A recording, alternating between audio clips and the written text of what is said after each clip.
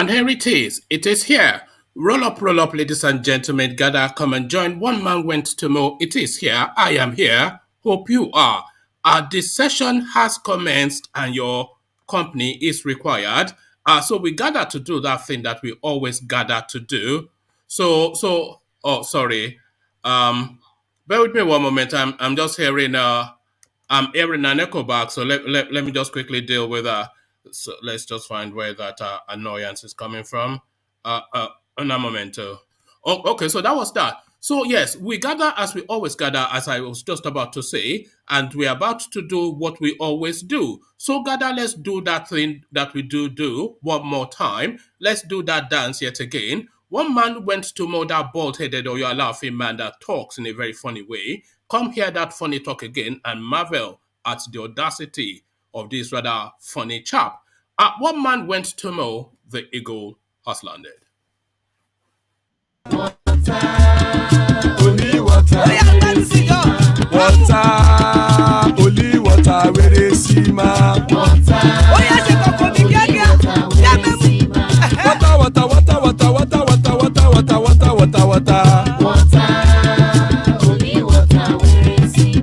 Hapa o naido, hapa o naido. Hapa you don't come o.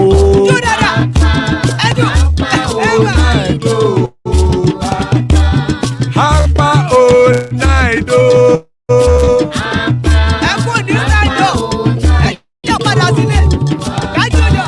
Oro kẹ̀kẹ́ ẹlẹ́mùyé o. Ilé sọ́díyà kẹ̀kẹ́ ẹlẹ́mùrè o. Bobby master kẹ̀kẹ́ ẹlẹ́mùrè o. Chifu wẹ́lá tí kẹ̀kẹ́ ẹlẹ́mùrè o. Eruku lẹ̀lẹ̀ ẹlẹ́mùdé.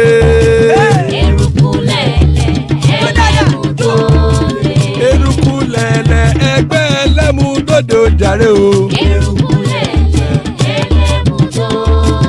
Eruku lẹ̀lẹ̀ Ghana ti dé ẹgbẹ́ bọ́dì o.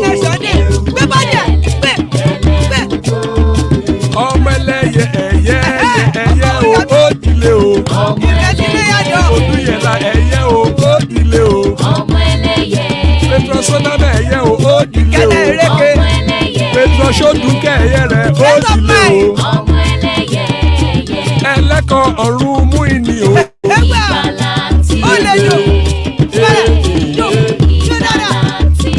Àkùkọ ọ̀run mẹ́kọ̀.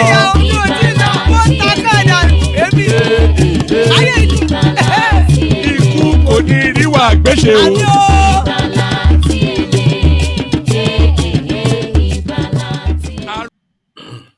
And there you heard it. And there you heard it. Iku kò ní rí wa gbéṣe, and so say all of us. Powerful, as I always say, potent prayers by the Kegites. So Iku kò ní rí wa gbéṣe, as guys I bring you this. GAC speaks on replacing Sanwo-Olu with Muri Akunola as Lagos State Governor. So here it is right there, and but they're about to happen again. Because now, Sanwo-Olu, you have to understand, is tainted goods, it's damaged goods, it's a busted flush, and they're looking now just for all the chances to secure that Lagos State space, which we discussed yesterday, but that might well be up for grabs. I think they've read it in that particular way as well. As again, GAC speaks on replacing Sanwo-Olu with Muri Akunola as Lagos Governor. So Tinubu strikes again, or does he? We find out shortly.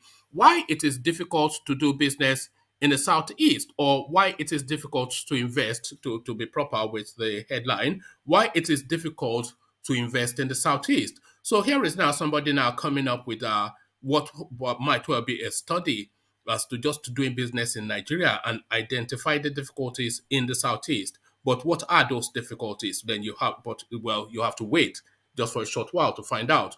But the teaser, the headline, why it is difficult to invest in the Southeast. So quite why that is, we'll find out shortly. So now, this one now, a popular mainstay of the Lagos space is now under attack. Local herbs, Agbo Jedi,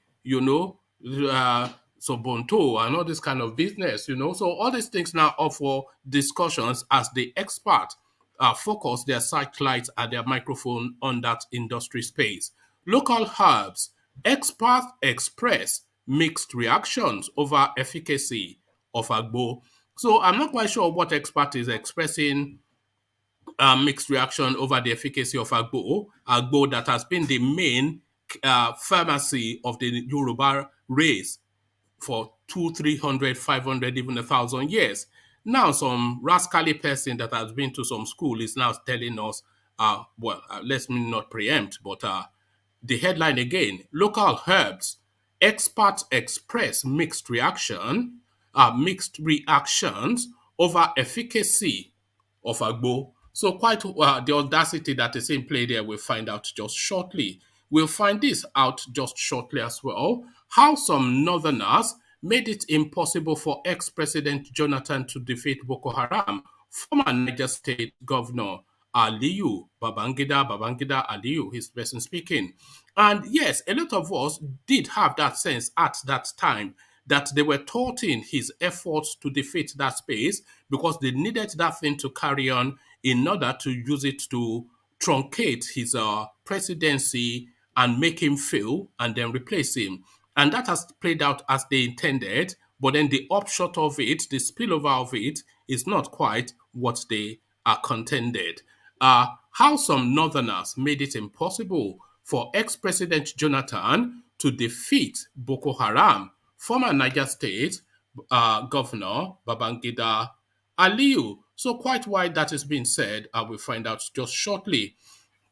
And we land on this one, why we cannot support Tinubu, any southern candidate for presidency.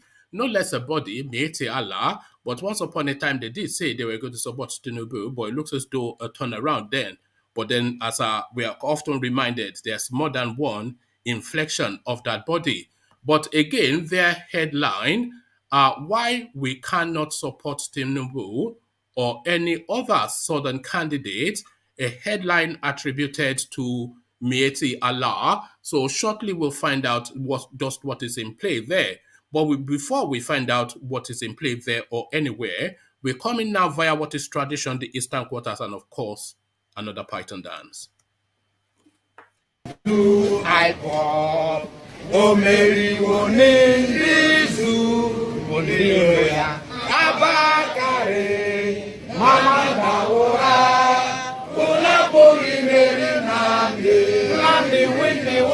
Python dance 1, Python dance 2, now Python dance 3. Unapoli Mary Nandi win the war. Python dance 1, Python dance 2, now Python dance 3. Unapoli Mary Nandi bo onye du aimo. O Mary Nizu Mbiro ya Abakare. Mamanda ora, Unapuri Mary Nandi win the war. Python dance 1, Python dance 2, now Python dance 3. Unapuri Mary Nandi win the war. Python dance 1, Python dance 2, now Python dance 3. Unapuri Mary Nandi win the war. Python dance 1, Python dance 2, now Python dance 3. Unapoli Mary Nandi win the war. Python dance 1, Python dance 2, and Python dance 3. Unapoli Mary Nandi win the war. Python dance 1, Python dance 2, and Python dance 3. Unapoli Mary Nandi. And there you heard it. They continue to insist in the East. Nnamdi win war. Python dance, Python dance. Nnamdi win a war. Python dance, Python dance. So Nnamdi wins the war. As guys, I bring you this.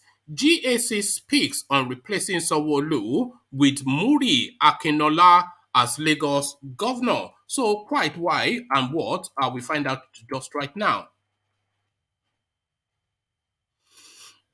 The Governor's Advisory Council GAC has debunked rumors that it has concluded plans to replace Babajide Sanwo-Olu with Hakeem Muri Okunola as Lagos governor in 2023. GAC, in a statement over the weekend signed by its secretary Alhaji Mutiu Are, said it has not discussed the issue of a second term for Sanwo-Olu, neither does the group possess the powers to determine who the next governor of Lagos State will be. Correspondents report that GAC is the highest decision-making organ of the ruling All Progressive Congress APC in Lagos, and Muri Okunola is the incumbent head of service in Lagos State. Following some reports that the body has chosen another person to become the next governor of Lagos State in 2023, the group has urged members of the public to deny the group has urged members of the public to deny any such report, stating that some unscrupulous politicians are the ones spreading such rumors. It added that Governor Sanwo-Olu is performing creditably well. So that is not a ringing endorsement, by the way. Creditably well is a pass mark. That's not excellence. Creditably well is 55%, is 45 to 55%. That's creditably well. It added that Governor Sanwo-Olu is performing creditably well and should be allowed to focus on governance as he still has some time left of his first tenure. Below is the press statement from the GAC.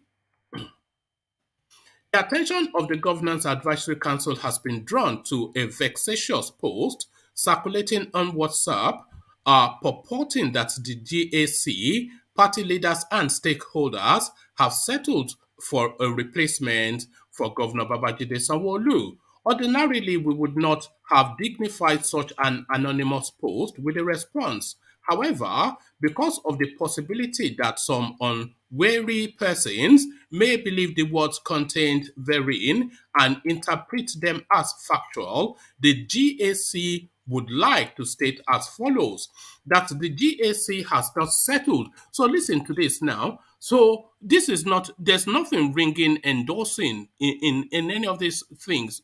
Just listen carefully to this and read between the lines.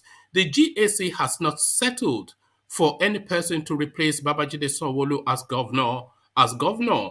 Therefore, it is absolutely false and preposterous for anyone to suggest so.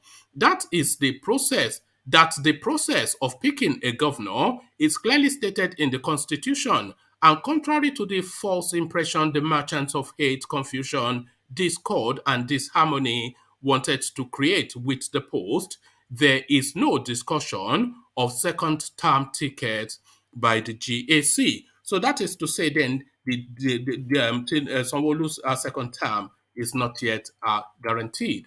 It should also be pointed out that it is not within the realms of the GAC to engage in picking replacements for a governor. Importantly, the Independent National Electoral Commission has not signaled the commencement of the process for governorship election in Lagos State. Governor Sanwo-Olu was elected for a 4-year tenure, which is still ongoing. The matter of replacement of the governor does not arise and is patently sub judice. Governor Sanwo-Olu is doing a wonderful job delivering infrastructure projects for Lagos and working daily on making the state better for all its residents. Finally, we urge those behind this dangerous, dysfunctional, and misguided post to desist forthwith. So there you are. That is a denial, not a denial. That is my reading of that. So that still opens that space then to inform that because a name has even been picked, Muri Okunola or something. So that might well be the governor of Lagos State again. Tinubu moves to strike again is my reading of that. What is yours? Why it is difficult to invest in the southeast? Most Igbo businessmen are not investing in the Southeast because doing business there is more difficult than any other region. The managing director of FIT Consult Limited, operators of HELIU residencies, Chief Loretta Oniagolu, has stated Oniagolu was addressing a team of architects from the Enugu State chapter of the Nigerian Institute of Architects, as well as student architects from various tertiary institutions in Enugu on an education tour of HELIU estate located along Enugu Port Harcourt Expressway in Enugu. She said investing in such businesses as real estate and large scale industries attracts lots of frustrating hiccups. According to her, a combination of state government's insensitive financial charges and communal constant disturbances discourages such investment. Anagolu, however, admitted that Enugu State and Southeast has highest return on investment with the highest rate of with the highest rate appreciation rate of property in the entire country.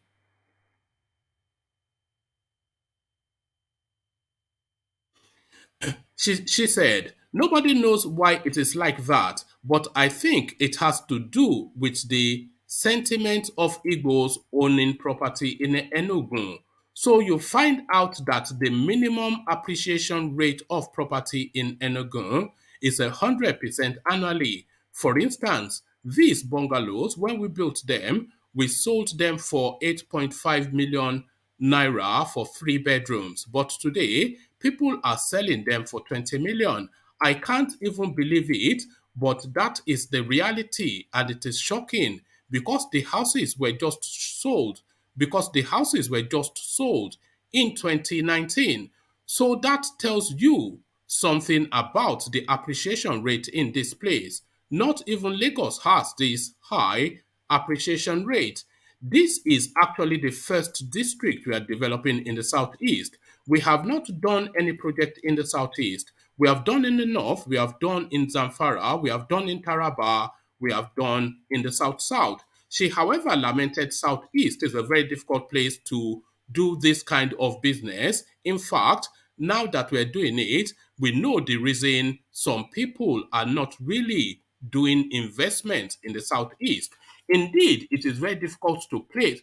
Indeed, it is a very difficult place to do business. It is extremely difficult to do business here. And I have to be honest with you. For people who have funds and they are accusing a lot of Igbos who invest in Lagos in the West and North and so on, when you see the way they are going to treat you and the way they are willing to bend over backwards to try and bring you into their space, you won't have option but to do business with them.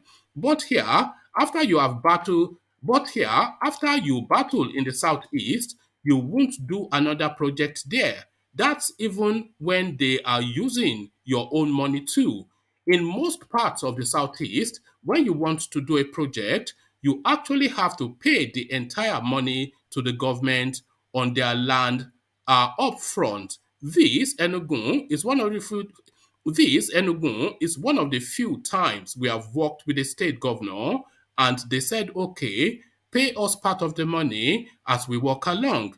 And so we have an arrangement. They take a share of what you have as they go along instead of us paying the entire 4 billion upfront.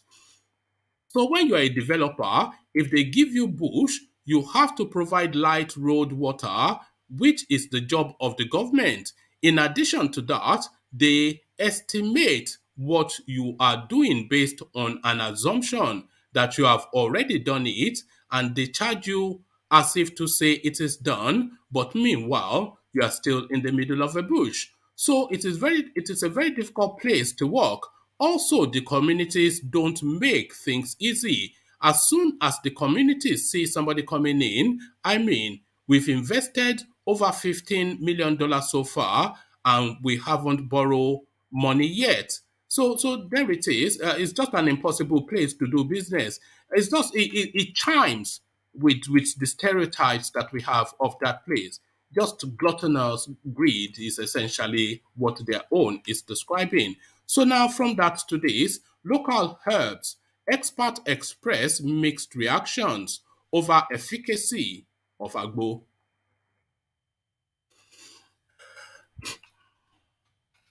Medical experts have expressed mixed reactions over the efficacy of local herb. Medical experts have expressed mixed reactions over the efficacy of local herbs combination, popularly known as Agbo in the Yoruba language, as an alternative to orthodox medicine for the treatment of different ailments.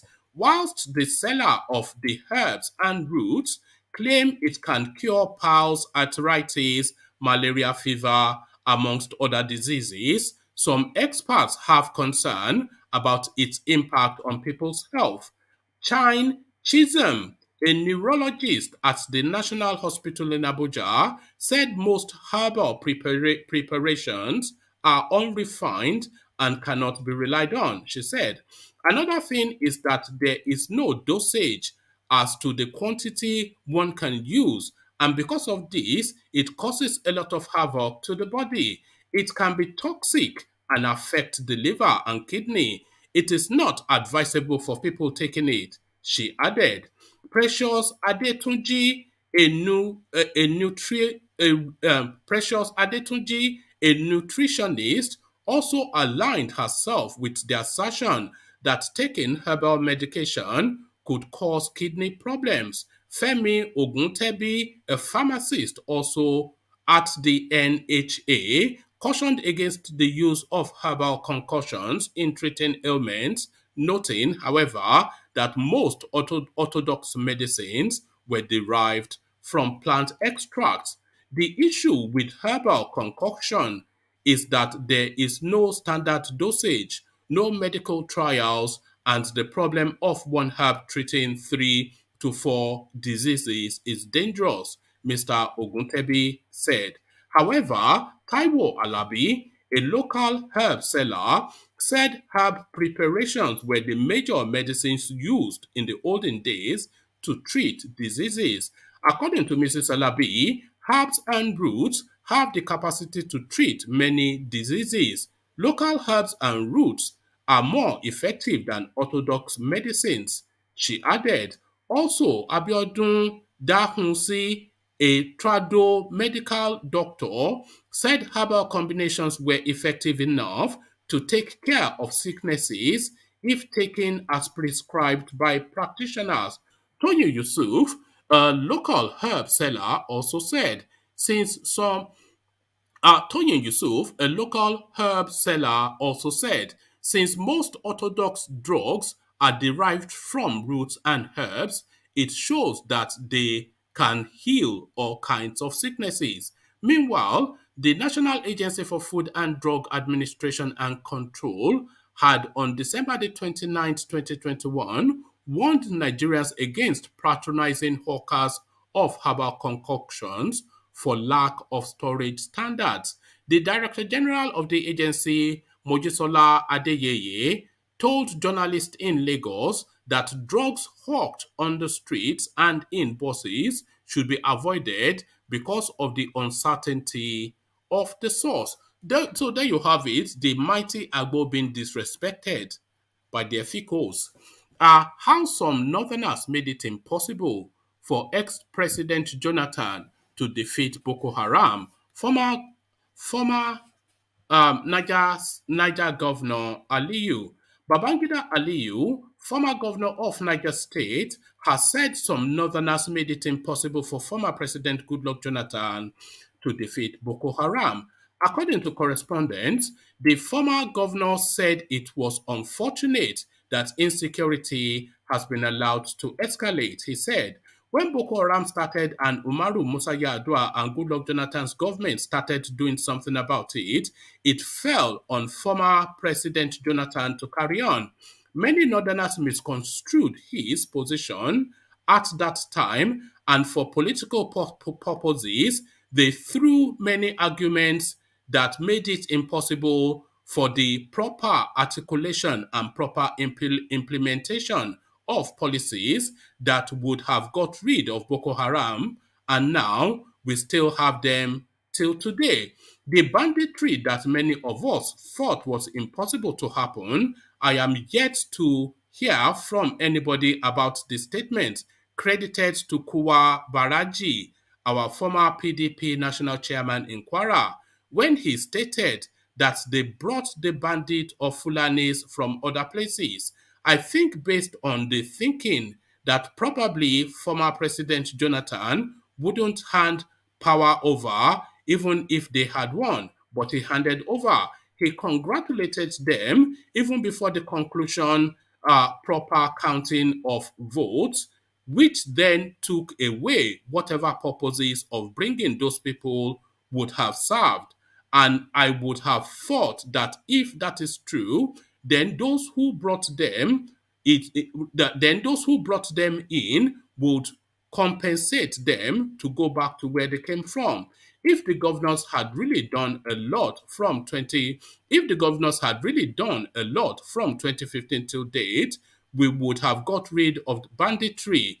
Today, it is so unfortunate that you probably have to be praying when you leave Abuja for Kaduna or Kaduna for Abuja, or indeed, particularly in northern states. Now, even in the daytime, you can't drive freely or comfortably. So I believe that the first port of call for fighting insecurity is the governors.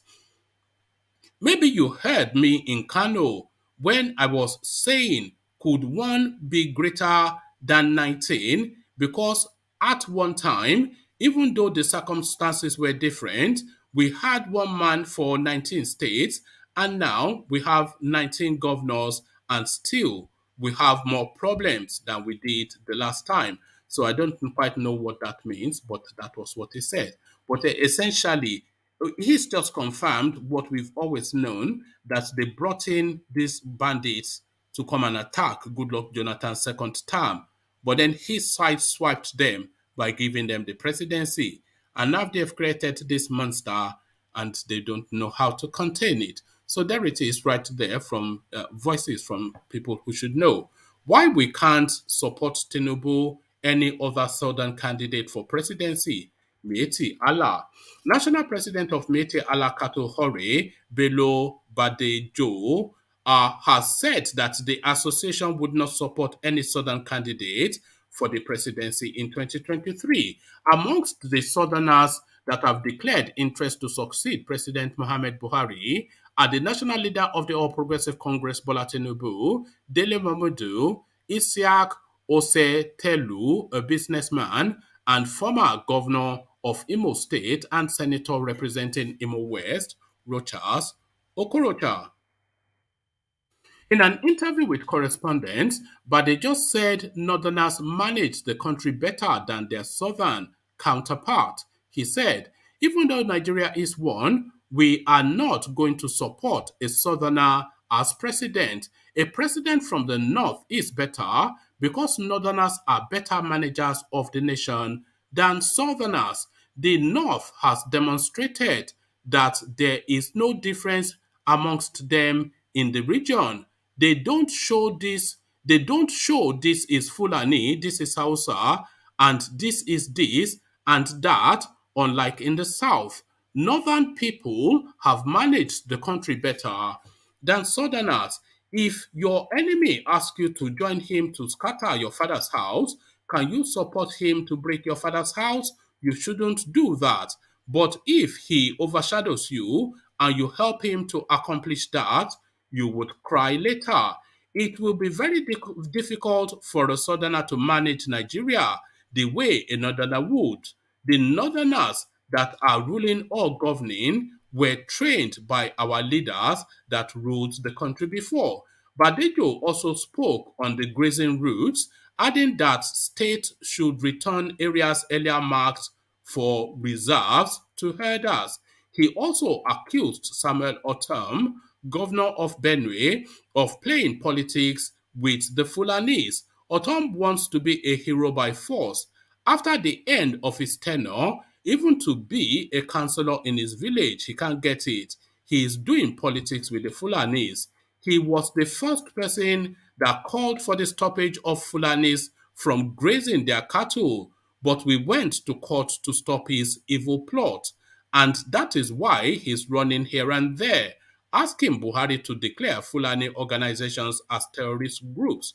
He said, so there you have it, the southerners, the northerners are better managers than the Southerners. This is the word according to this Aboke fella. So now let's now see what the room has to say. Charlie Boy, I see you. Let me just bring everybody in. Solly, I see you. Tony, I see you. The mighty Ajale Koko, I see you. Thomas, I see you. And Baba Kure, I see you. So good to have you, gentlemen. So let me go. Let me. So can you mute yourself, please, Tony? And let me go straight away to Baba Akure, who seems ready to go. And Ola, I see you too. So let me go straight to Baba Akure then. So then he said it, but what is your reply? The Northerners are better managers than the Southerners. This is what the lead of Mietiala insists. What says you?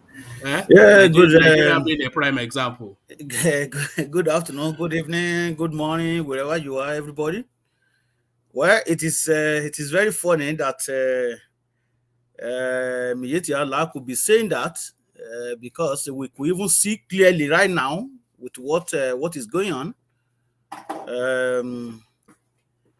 Maybe he's talking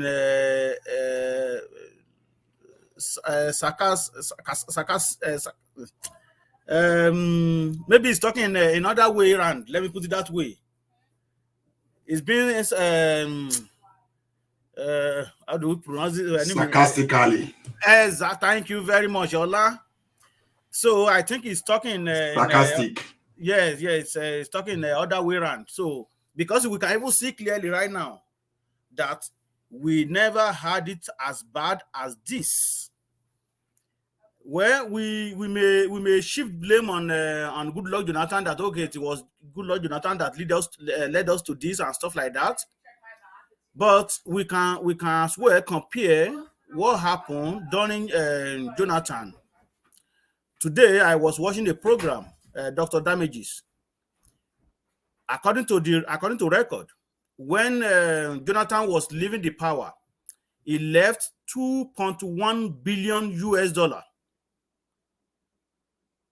Now, the record show that we only have $35 million in our SS crude oil account. Then I said to myself, 35 million, is that money for 200 million people? That is where we find ourselves because the so-called boo-boo put incompetency individual into the power as the minister, as the advisor. Even I was looking at this lady today, the so-called Minister for Finance, that cannot even finance his own personal account. That's going to finance the whole country as a minister.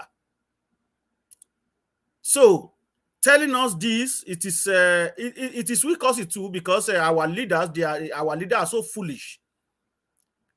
Even some youth also are so foolish because our leaders are the people that put us in this mess.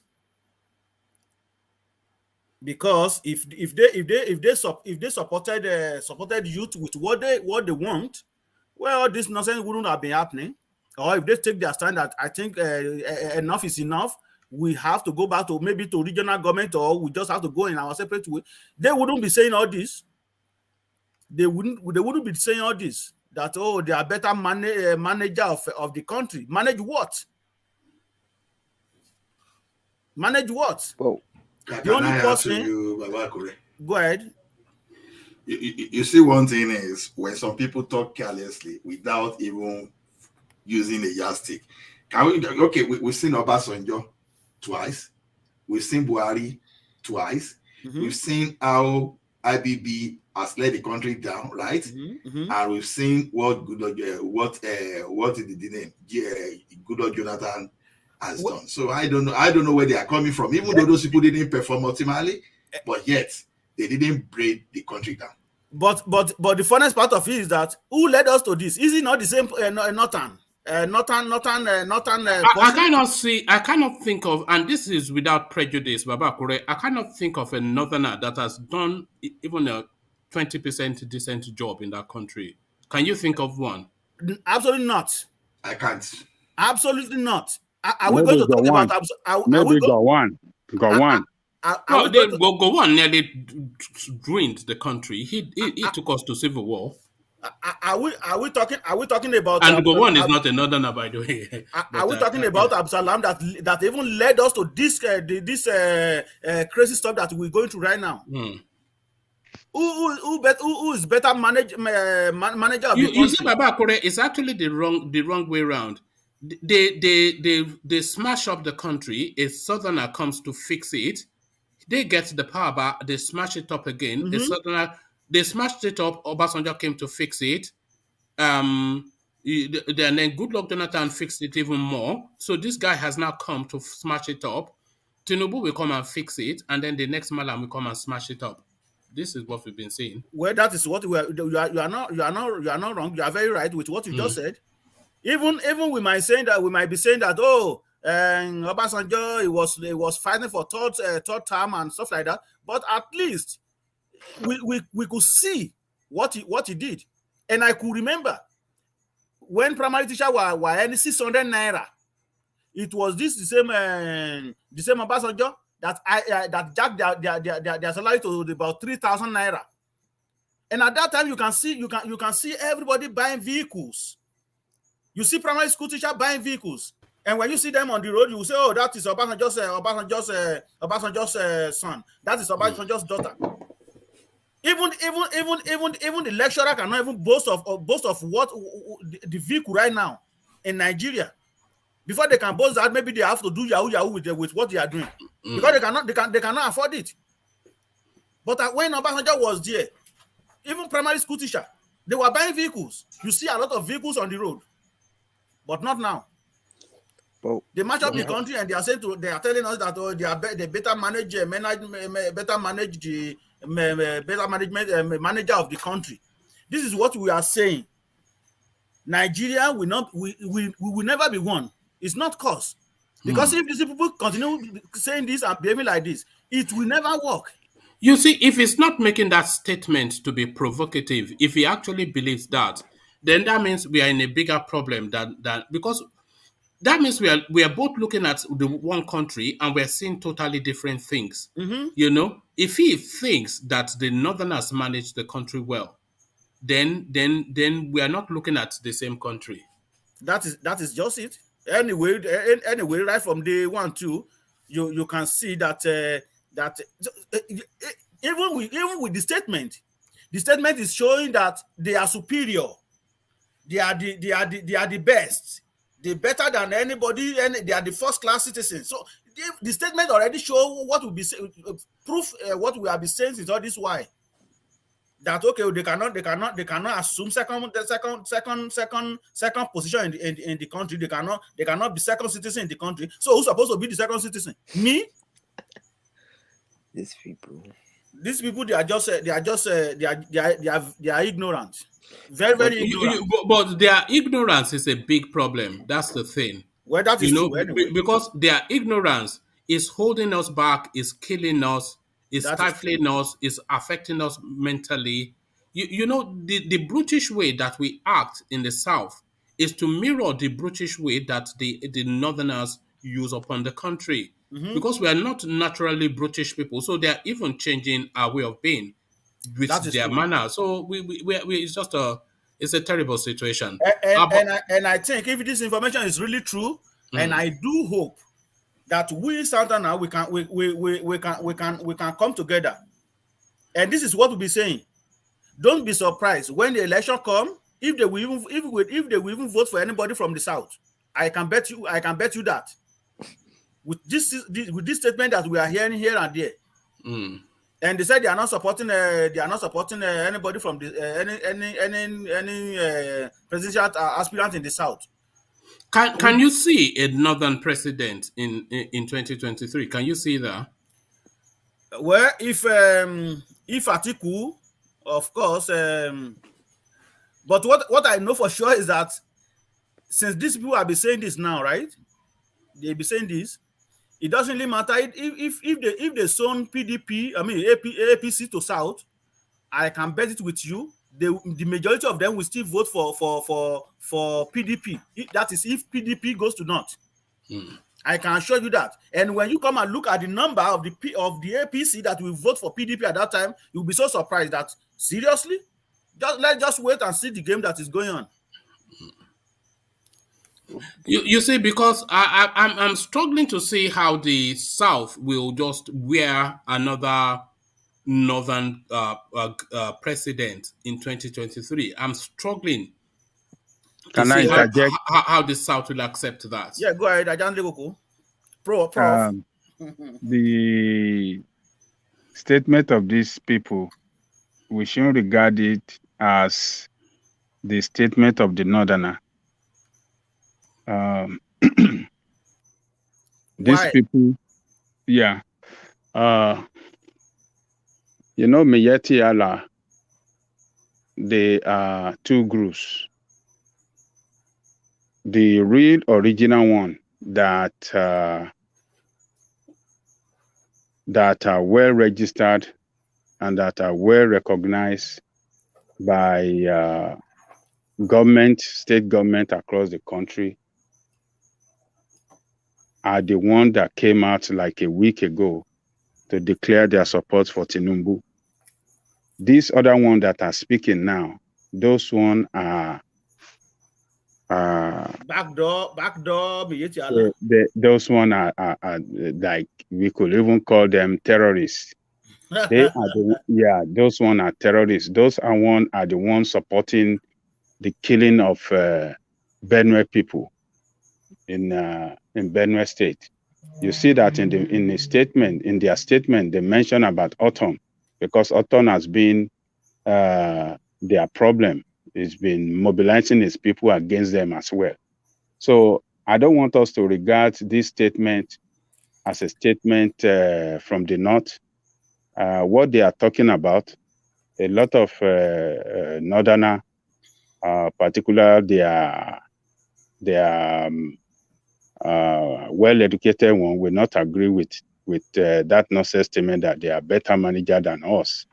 And the history has shown that they don't have any records to show that they are better. They manage the economy. They are not better even good managers. Never mind better. Can I interject? Yeah. Okay. Let Ajando go Well, is on what he's saying. I wanted okay, come in. to interject on.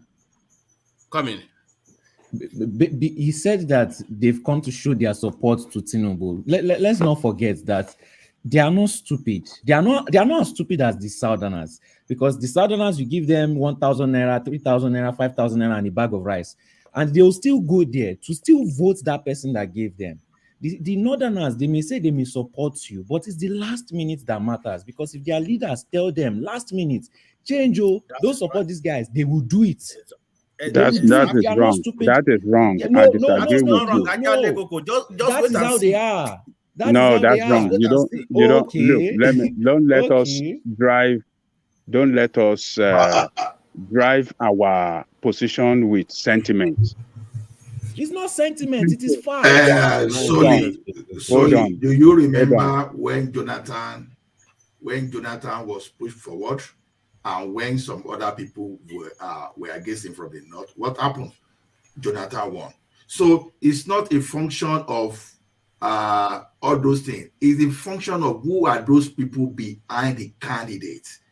Because don't think that the Southerner, you see Tinubu you are talking about, for example, the Northern candidates that are vouching for Tinubu, that are supporting Tinubu, they too, like others, they want to hold their political base ground firm too. So if they are pushing Tinubu forward, don't say because they are going to put Atiku forward.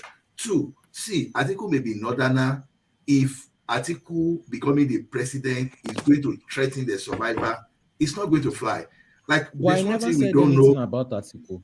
No, I'm just giving. I was talking about Tinubu specifically, and there's a keyword that you said. You said with Jonathan, some Northerners. I'm not talking about some. I'm talking about majority, the highest group. Those are who are the people that are showing support for Tinubu right now. And you cannot Political depend on their support because their support can be switched at the last moment. That's not a good kind of support to have. What antecedents are you basing that assertion on? What point in history? What point in it's just history are their you making? it's just their nature. I'm not saying What do it's you kind mean? of support. That's prejudice now. That's No. prejudice now. They Are you follow prejudiced? their leader. They follow their leader. Even if you want to talk about northerners that are not that exposed, the northerners that are exposed and speak out about it and show their exposure are shunned from the society. Solely, They let me are. tell So you they this. cannot even fully express. No, wait, they cannot even fully express their exposure because obviously when you are in Rome, you behave like the Romans. So they conceal it. Okay, Solely, let me tell you this. When Abiola contested, he won a lot of states in the north.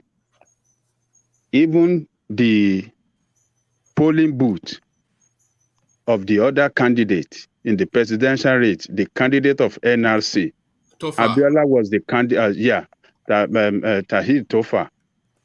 Abiola defeated him in his own polling unit.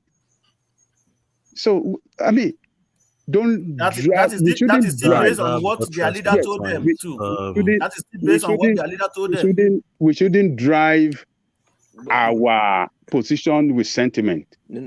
Same thing happened. Hold on. The same thing happened during the time of Obasanjo. These were the people behind Obasanjo. We Yoruba did not even vote for Obasanjo. That is they true. voted overwhelmingly twice for him. And I think Obasanjo came up against Buhari then, didn't he? Was he against Buhari? Was against Buhari. He defeated Buhari. I mean, look, when we are making our point, or when we are, talking and trying to say something against the North, or some of these rascals, this organization is a terrorist organization. I don't believe they represent the North, and they don't represent the entire of the northern people. So they represent. Shouldn't even be a problem if not for let me finish my statement. The issue of let me finish my statement. Who are Mayati Hala? These people. You see, when I try and control it now, people will say I'm just being. I have told you that Mayati Hala, they are two. The main one. The main one even supported Jonathan. Jonathan is one of their patrons. Some of the governors are some of our governors are their patron. So they know them, they negotiate with them, they sit down with them. So this particular one is a terrorist organization. They are anti-South and they speak out all the time, attacking South. So these people, we should not take their statement serious. They don't represent the entire northern people, and they don't represent the interests of the North. They just represent the interests of terrorist organization from the North. That's it. Can I say something? All right, thank you. That's my point. North, they have power in Nigeria, and can we call them one of the elites, northern elites? They are not. It depends on how you're defining elite. You can't they can't even describe them that they are far from there. You can call them leaders because they are speak for a group. Elite. But they are terrorist elite. They do have a form of impunity, so that's a form of being an elite. Do you know why I disagree with your statement? You see, not to always control us. You know why? Every time South become president, why is that? They're not find a way to control us. They find a way to do it. Then that method statement is too. I had nothing about South. All right. I want to move the conversation on, but thank you, gentlemen. Before I go on to the next talking point, there's about 17 people thumbed up, 120 thereabout watching. So please correct that data so I don't have to come and shout and scream again. So, I mean, you should at the very least, thumbs up, because I'm not quite sure why I'm having to push that all the time. So just thumbs up the stream, please. Let me take you then to the next talking point, Baba Kure.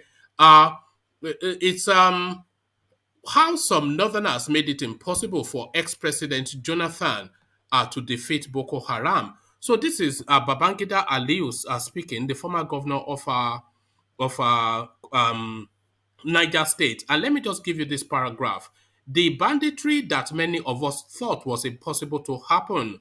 I am yet to hear from anybody about the statement credited to Kuwa Baraje, our former PDP national chairman in Kwara, when he stated that they brought the bandits or Fulanis from other places.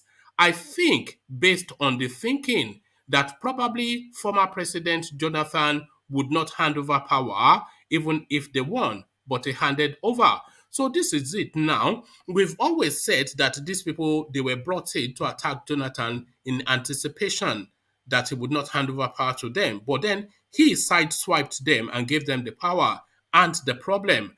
But now it is being stated almost virtually categorically now from various sources that these were imported Fulanis, armed and imported to come and wage against Goodluck Jonathan's. And if you are bringing in foreign Fulanis to come and attack the Nigerian government, you are bringing them in mass numbers and you are bringing them in heavily armed. So these were heavily armed troops of people that they were using to come and attack Goodluck Jonathan's second term, but alas, they came in for Buhari's first term. What are you then making of this revelation? They deliberately set out to frustrate Jonathan. Now they've created a monster. Well, we'll be hearing from every quarter, like you said, that they know what they were doing before in order to frustrate the government. We hear that during Buhari stating that they will make Nigeria ungovernable for Jonathan. So this could be the result of what they said at that time. Then I'm going to connect this one with the issue of, with what Solly said the other time, that they always Northern Part always listen to their leader.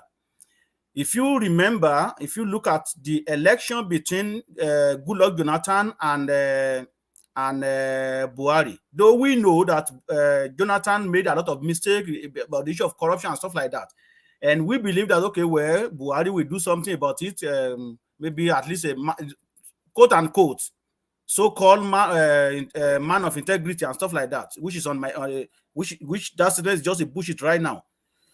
So we can see that Northern Part of Nigeria, even against Goodluck Jonathan, even most of them that they are from the same party voted for APC just because they want that man to get out of the place. What are the reasons? They said Yaradua did not finish his term, his eight-year term in the office. But the Constitution of Nigeria never said that it is must that one president must spend 8 years. You can be voted out if we have good system. There is no law that, okay, well, once you win this election, then the second time is automatic. No, there is no law that said that. The electoral law never said that. So they made the mistake, believing that, okay, well, maybe Goodluck Jonathan will not leave the power at the end of the day. But now we can see what is going on. The problem is even affect North more than South. So what ALIYU is saying is not something that is so new to us. We'll be hearing this for a very long time, but it's just that the whole thing came back to haunt them. Like we always say, they said when you point one finger, when you point a finger to somebody, 4 of them will come back to you. So one will only go to the person that you are pointing the finger to. So that is what is going on. It doesn't the issue of terrorism and stuff like that doesn't affect us like the way affecting southern part of Nigeria, like the way it affected northern part of Nigeria. So what ALIYU is saying, it is something that we'll be hearing for a very long time. But what can we do about it? Government will have to clean the mess. particularly the boo that is on the power right now. But I don't think he could do anything about it till he will leave the power. All right. Thank you, Baba Akure. But Baba Akure, it bothers me somewhat that we do these sessions and encourage people to thumbs up, and they never do, even though it's at no cost to them. So if it's of value to them, then they should be doing that. 140 people watching, and just about not even up to 30 people thumbs up. Maybe large percentage of those who watch, maybe they are government official. You don't know. Yeah. So I'm going to take an intermission to give people this chance to thumbs up.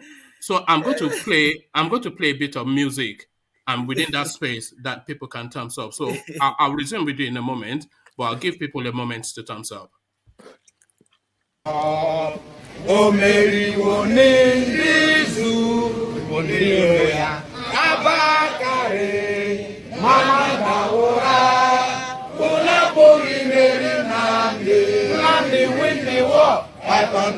Pythondas 2, now Pythondas 3. Unapoli Maryland.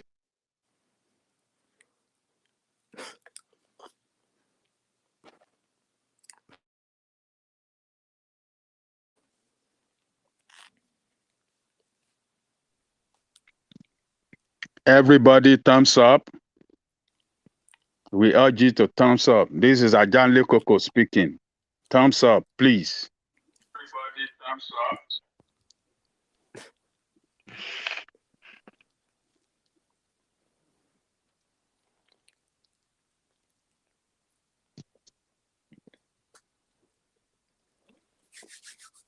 Baba Akure.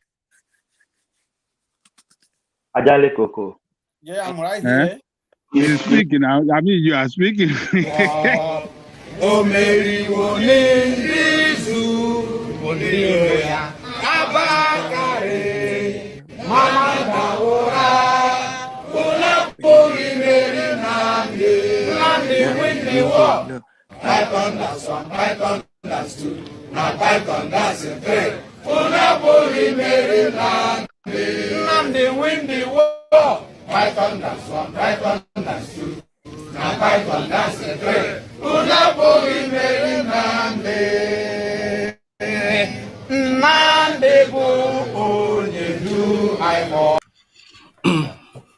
All right, sorry about that, Baba Akure, but it grates on me somewhat that do you want me to be? I'm not going to beg you to thumbs up. Just do it as you're coming in.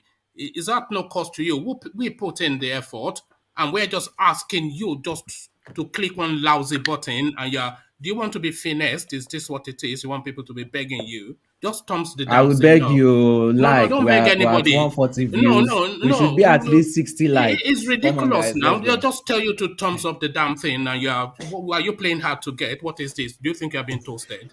Are they waiting for it? That is exactly the problem of the country. See, what you are seeing is the problem of the country. We stand by, we stand aside, we don't participate, we don't do something that will move the country forward. Look at the ordinary thumbs up. It doesn't cost anything. It's zero naira to you. I don't even know why I'm having to anyway. Let me because I don't want to be just some crankly person, but sometimes it just irritates me. I have to say that, But sorry about that, Baba Akure. I just like I said, it irritates me somewhat. But you were speaking to the space of the Northerners. Let me take you. This is an interesting one. Local herbs experts express mixed reactions over the efficacy of Agbo.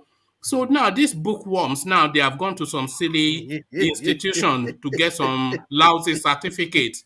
The Agbo that birthed their great-great-grandfather and their great-great-great-grandfather to lay them that they live to 150. These ones are now telling us that it doesn't have dosage.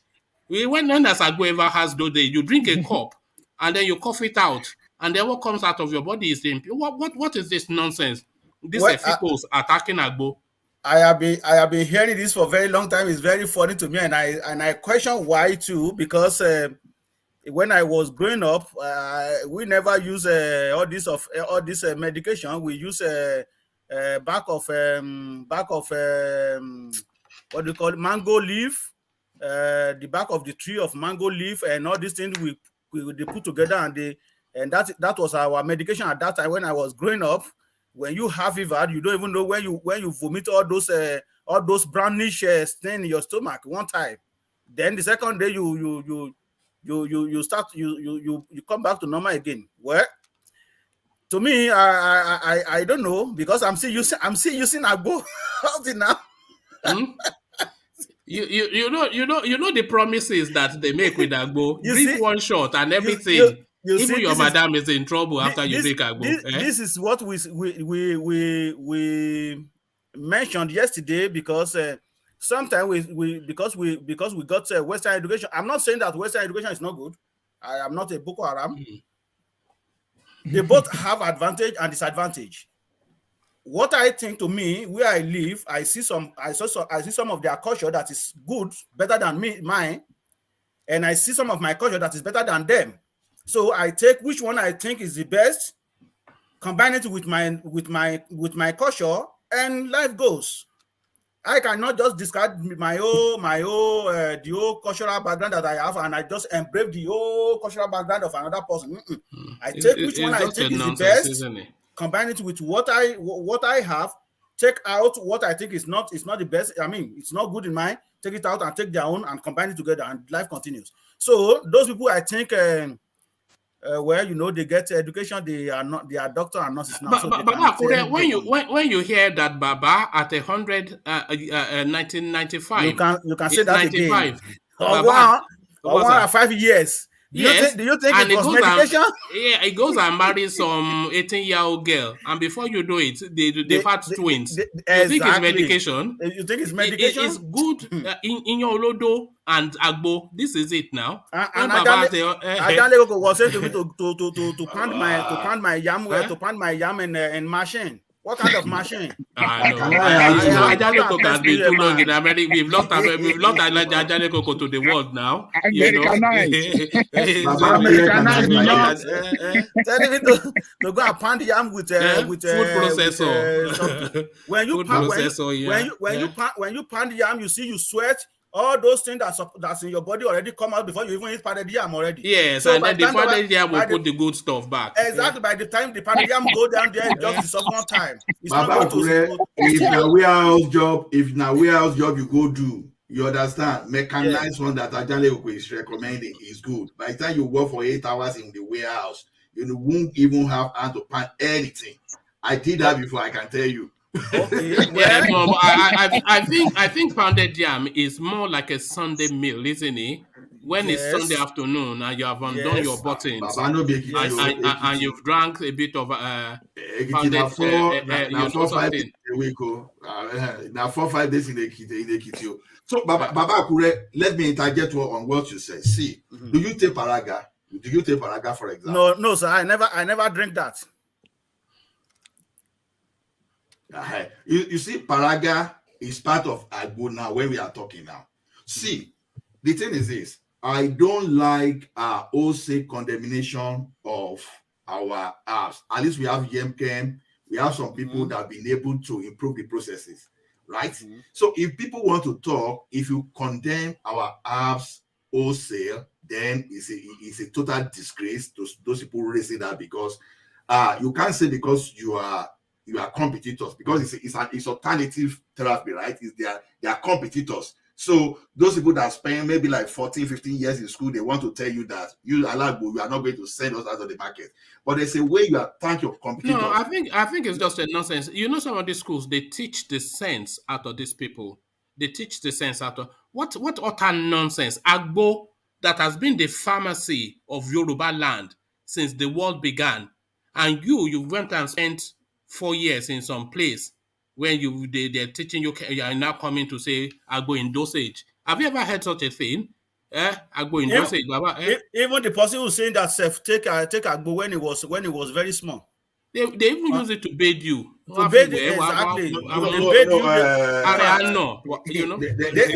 See, those people living in Ekiti are different from those people living in Lagos. So, well, that is those people living in Lagos, you'll be eating chemical, you'll be eating of fake food, and Baba in Abule has been Yes, eating. so I'm not sure. Aaron Banks? Have you been to? I don't think there's a motor they park in refrigerate Lagos. their food, use microwave, they use No. canned food, Exactly. tin You food, tin microwave, you tomato. bastardize the food you eat in Lagos. And if you drink Agbo wrongly, it can backfire.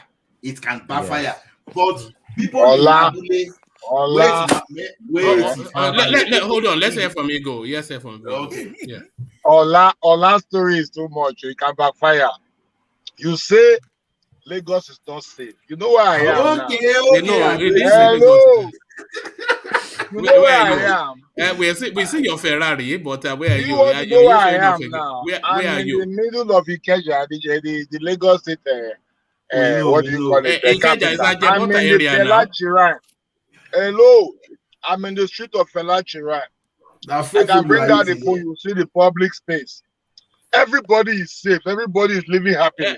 But you're not in Motion now. You are in Ikeja. So what are you talking Of about? course, you say nowhere is safe in Nigeria. Forget about Muchi. Go to Muchi must Obalende. not be Ikeja. I'm in Ikeja. Go to Obalende without your fine car. I just came back from Obalende. Obalende, I have some workers in Obalende and Adeniji and CMOS. I just came from there. Nobody So please, nowhere is my safe. position is that we have a better country, and I want us to salvage the country whichever way. We should be the supporter of our country. We are not to talk about Agbo. Talk about Agbo. We don't want to talk about your country. That's not what we are talking Talk about Agbo. That's not Talk even about what we are Agbo. talking about. We don't want to talk Yeah, about. no, I'm still bringing it up. See, I'm still trying to clear some points. I know you are talking about Agbo. Yeah. And the issue of Agbo, You sound like the person. Do you hold grudges? Agbo, You sound like you hold Agbo grudges. is Abba medicine in this country. It works a lot. It might not work for you, but it works for many Nigerians. Agbo. We are not talking about your own type of ogogoro, the one that they make with ogogoro, because is that the one? Of course, there is ogogoro and also there is water. An excuse to get drunk. An excuse to get drunk. It works for Nigerians. You know, you stay too much in white country and you eat all we all agree that fake food. I will stay in white country. Okay, let me go and bring you my own Agbo. Me, I have Agbo now. Hold on. We all agree that Agbo works, but we are saying that's why I asked Baba whether he can Paraga. Right? Because Paraga is a bastardized Agbo. Because anybody can just go and carry some roots and pour any chemical, and before you know, a bastardized. See, those one I don't see those one as Agbo. But when you are talking of dongoyaro, you are talking of ewuro, you are talking of that is right. You are right. So you are talking of. See, I can tell you from my head. You are talking of mango, mango leaf. Look at this. Ego, is this not Agbo? This is Agbo now. So you pick mango. This is it now. Look. This is it. I'm holding it now. You know what Agbo looks like? One man, I'm saying what you are holding. That one is a bottle. Agbo, they mix it here. They bring it from different bottle here. Look at they this mix guy. 1, 2, 3. This is what I'm saying. That is Ogogoro. That is Ogogoro. It's not Agbo. It's not an excuse for you to drink Ogogoro. You use local pot. You use local pot for taking Agbo. This guy knows nothing. You use cocoa leaf. I know nothing. Agbo is working very well in this country. It's a traditional. He's working here too. Look at it now. What are you in this country? It is good you acknowledge it. It is good you acknowledge it. So you don't just think Nigeria is a fake country that we don't have anything. We have Nigeria is a shit old country. Trump said so. No, don't say it. We have everything here. Nigeria is better than America and England. I can tell you. Look at that. This is why you are trekking to Libya. This is why you are trekking to Libya, Abi. Because it's better. You are trekking to Libya to go and swim. That's why they don't hear anyone can trek to Libya. It doesn't matter. You are trekking to Libya. You are looking for how to survive. But if Nigeria is better, you said Nigeria is better now than Europe and America. I said we only America. have bad leadership. I said, but it's a very nice country. No, you said it's better than Europe and America. You said it's better than Europe and America. So why are people trekking to Libya? Why are people trekking to Libya when Nigeria is better than Europe and America? You go to club. Listen, yesterday I slept with my friends. that came from the US. So happy we ran the whole Lagos all the night. Safely. I'm telling you, of center of the night.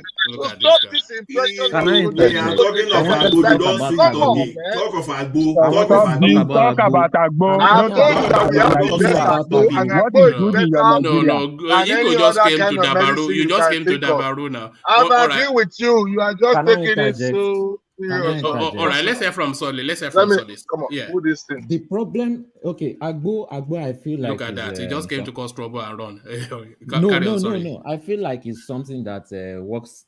Yes, it's a couple of herbs that works with the digestive system and allows you to bring out all the toxic things inside. However, Agbo is too, people tend to over talk about the power. Maybe Agbo is just for cleansing your inner part of the body. Some people will say it can clear HIV. Some people will say it gives you energy. Some people just to make it sell, which is the problem, which is what I feel like, and I understand by it, that doesn't have a dose. People who have Sorry. He something has that never Agbo he has cannot never cure. had a dosage, and Yoruba people have been. In fact, Yes, the whole of Nigeria have been using it, yes, and people live but forever, and we are fitter than virtually everybody on the planet, yes, all on yes, Agbo. So when but did dosage start coming into Agbo? but there are new diseases, there are new infections, there are new Look at this medical guy. problems that come in Look at every this year. guy. And Agbo is not developing because nobody's putting it in the lab to extract its true potential. Look at this We are guy. just all freestyling it. Now, people who have No, people sorry. Want to get there finally. They are getting Laboratory finally. Agbo. now. Can I Want to get finish? there. Can I Oh finish? God. Can I Why do we finish? don't Another want Let to me start finish another yourself? first. one bites the dust. Let me finish. Baba Let me Akurejeri finish first. laboratory Let ní me Àkúrẹ́. finish Ká máa now. gbàgbó lọ. Let me finish. Let me finish. Okay, Yes, go ahead. it is. You want to hear It is something you can put in laboratory. This Elewe one, Omo to go to wait laboratory. now, wait Yeah, now. Elewe Omo. Yes, these are Look at this African. guy. You say the African things are better, so why not work on it? Why not investigate why it is the best and try to bring out its best potential out of it instead of just Some people are managing what working you on can it, get? like Yemke. No. Okay, but the problem with it is that people who have serious issues that are supposed to get real medical help and go to hospital will be drinking Agbo to their detriment. Some people have died because instead of going to hospital, they were drinking Agbo and depending on the power of Agbo that they don't know. They don't know the true That we can potential. agree upon. Don't condemn Your Agbo, say that's hospital, what I say. I never your condemned hospital. Agbo. I never condemned No, not Agbo. you. I'm Not just telling you. you the Not you. gingers. Those Do people you condemning know? Agbo. Sorry. Do you know that there are elderly women, well in their late 80s, early 90s, in the southeast, in fact, not the southern regions, all the way from I Yoruba know land my to great hold on. grandmother. They're still going to the farms. They are Yes, still going to the farms to put in a day's work, not to go and sit down. They'll bend over and hoe. People in yes. their 80s. This My is Agbo great, now. my What are you talking about? You think paracetamol can do that for you? I never Paracetamol said it is. will look at this guy. I Solely, never I said solely. it don't was think bad. Soli See is I Agbo never as your said disputing it what was you are lettuce. bad. saying. You See want to Agbo as your paracetamol? He's lettuce, just Look at this trying guy. to as your make a lettuce sense and of all those when veggie here. That if you see that those veggie here that you cook and you extract the water and you drink. You see, some of those Agbo, when you get the authentic root and leaves, whether you put a cup and you drink, see them like where you cook your lettuce and all those things, you extract the juice and you drink. That's the way you see all those things. So people like Ewe Dongoyaro, for example, like Ewuro, if you like, drink gallon of Ewuro from now to tomorrow. I don't see how Ewuro. You will just pee it out now. So You understand? I don't know, but I don't see how we feeling. I don't see how we feeling. We purge you because if we When even use it to make soup again. So there are a lot of Agbo that no matter how you eat, you will get to a level you will get tired. There's no way you can measure the dosage of those one. But if you are talking of your paraga that you go buy ogogoro from Ota, no, that one is just no. Hold on, all those paraga, all those soaked in ogogoro agbos. Those are just excuses to drink. That's not really. Exactly. These are just people wanting. But back to Baba. D, you wanted to come in. Let's hear from D, and then we get back to Baba. Correct. Yeah, I just thought what Soli is trying. Soli is just trying to make sense of when it comes to quantifying. Then when do you know when like the expiry things like The that. I think that's what expired. he's just trying to say. Not like he's going against. Yeah, definitely it ferments, Agbo, it expires expiry. when it's not good. Let me They are give you an mostly French in example. Nigeria. I have a friend that just lost one of their relatives due to somebody giving them a herb that has expired. So because nobody was really around in Nigeria to look after the man, so nobody looked at what they brought to him. When they check the thing on the container of the herb, it has expired since maybe 2019. So Agbo has sometimes expiry date. that's what I'm saying. Not all One herbs man, has why did expiry you go date. and take So vaccination? it's You should just have things taken like that. He's Agbo. trying to, not like he's disputing what you guys I'm are saying. compelled to now because they are forcing me to. Yeah, you know. So So you not should have like taken he's Agbo. disagreeing with you. He's just trying to make points like that, which is actually sensible. I This don't must think be what he's saying this is must that be a wrong. generational thing because I've never heard anybody say expiry date with Agbo or dosage. That is which You what, drink what it, kind what kind of Baba agbo are we Akure. talking about? What kind of agbo are we talking about, Seth? Are we talking about the one that they broke up into pieces and they put into the pot? You see mud pots? They put inside mud pot and they put water in it and cook it. Is that what you're talking about that expire? Or the one that somebody fabricated and put in the bottle? Regardless of whether Agbo you cut dongoyaro, you put mango leaf, put anything, they have lifespan. Everything has lifespan when it comes to things like that. Those Agbo are If you go dodgy. to the They are north, fresh. they would if you go to the north, they will tell you that keep your Viagra, Kayamata. Have you heard of Kayamata? Kayamata, Yes. they just released Look at this guy. You're talking about you don't know look at that. Well, I don't know what type of agbo you're talking about. Though when I was growing up anyway. One man, for example, the Agbo you showed us just now.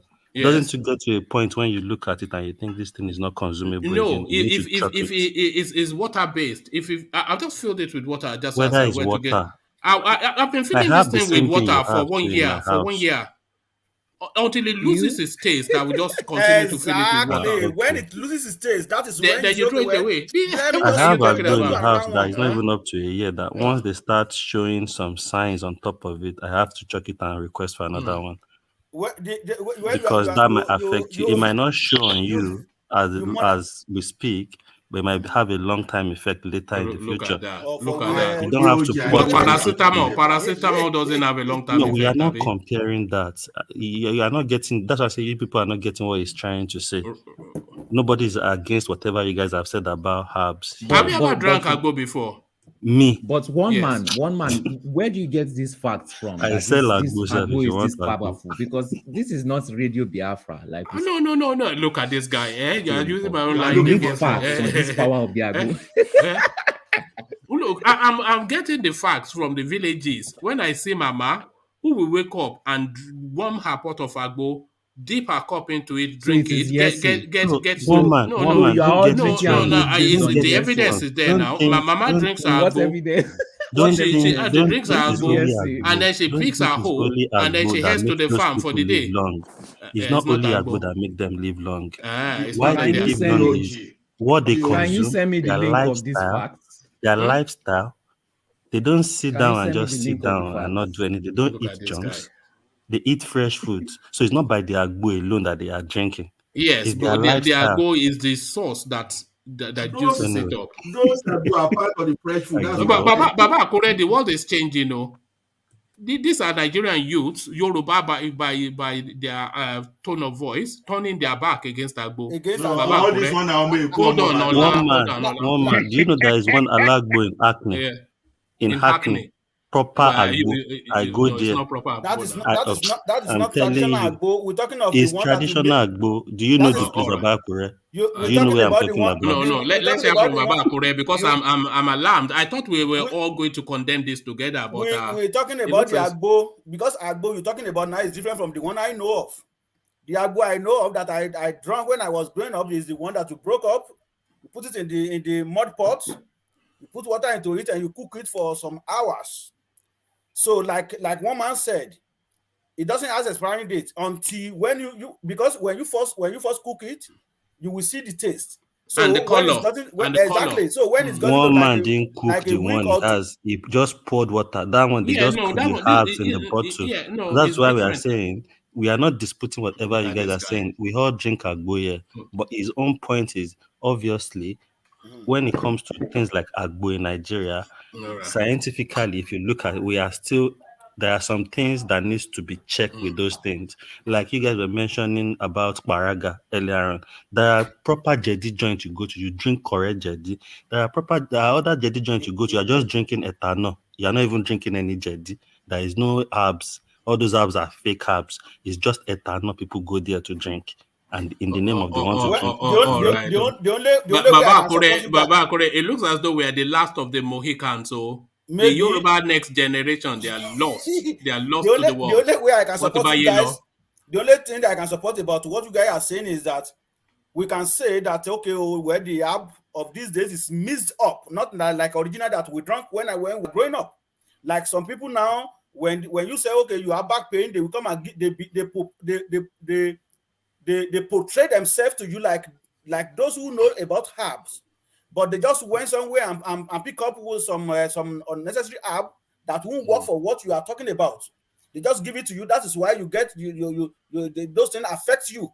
But yeah, when you they give them fake herbs. Exactly. They give them you have to be herbs. properly trained. It's not the business of, you have to know leaves. That is where they call them Iyailewe. You have to know leaves. So what you guys are talking about now, is those who gave you wrong herbs. When you get those who really know about herb, if you say, okay, well, you have a headache, if you say you have jaundice fever, if you say you have ordinary fever, they know what type of leaf. And they will tell you, drink this in the morning, and then before you go to bed, drink this. Exactly. And then when you wake up, look at the color of your pee, drink this. Exactly. So they know what they are giving you, not just this fake. Like the way we have fake pastor, the same way we have fake herbalists, the same way we have fake fake Opanda, fake Eru. Baba, let me tell you something. Now, good evening. Please, can I just contribute a little bit to this Agbo Wahala? Yeah, let's hear from Tony. We've not heard from Tony. Thank you very much, sir. First of all, the taste, according to one man, is correct. The taste, when the taste changes, you can even see put some other whiskey or whatever to flush it out, and then you put out that thing again. So then it just shows that we are further drifting away. We are in the Irish Sea, and then we are drifting away to go and crash land, from our old tradition. After the condemnation of our religion, they have taken over our religion, and now our tradition, our food. What is ethanol, my friend? Who was talking about ethanol? You want to bring chemistry to African culture? One man said, people that said, hold on. People that said, don't interrupt me, sir. So people that said up to 140 years back in the days, by just consuming our food items and our herbs. You know what I'm saying? So let us embrace our culture. Let us be speaking with one voice here. Whether regarding the Northern something, because Ajani Koko is trying to portray the Northerners now as saints. You know what I'm saying? So let us continue. Get to the north from Agbo. Yeah, because the previous discussion. You know what I'm saying? That because that's the only thing he wants to say. When people like Soli, who used to be pro one Nigeria, are not coming back, that they are turning back because they are fed up with the system. You know what I'm saying? So we should try to embrace him. Let us talk from his stand of, I standpoint of view. Nigeria, I was not one Nigeria. I was. I've been at Thomas, your brother, because you have the same voice. All right, let's move away from what that. is Nigeria going to do with let's get back to Baba Akure, who has like Tony said. Thank you. Let's hear from Baba Akure. Yeah. Like Tony said, I think we need to embrace our culture, because if you come over here, you will still see Aboriginal people. They still believe in the herbs. They still believe in the sun. They still believe in all those things that's tradition to them. That is their culture. But somebody come here now because somebody give you a fake herbs. Then you believe that herbs are not working. They are. Really I'm not saying anyway. You are not listening to what I'm saying. Hold on, just let him have. I think you can't be getting me wrong and respect me. You can't be speaking in the wrong direction. Steady down. You can't win every point. I am saying that somebody gave people wrong herbs. That is why I'm not specifically talking about you. I'm saying when they give you genuine, okay, you have headache, they give you herbs for headache. You have jaundice fever, they give you herbs for jaundice fever. You have ordinary fever, yellow fever. I mean ordinary fever, not jaundice is yellow fever. So they will give you herbs for that. There are some times when I had some fever, my father-in-law said, okay, well, like one man said, the man said, okay, well, you have to drink this in the morning, and then you have to drink this one in the evening. And out of all this, I noticed that they use the back of plantain. It's part of what they use at that time to cook these things. So when you get somebody who really know what they are doing, you will be healed. But when they give you, when you meet somebody who's fake, like fake pastor that we have around now, that they don't know anything, they just want to take your money away, just want to get money from you, extort you. They give you wrong apps. So that is what brought this thing up. It was so funny what you just said. You see, Africa losing the culture. The Western came to Africa and started culture and our language, but they still keep their own. Most European countries still keep their own culture, even though they came to Africa our own culture. It's not fair. You know that you're right about that, Baba.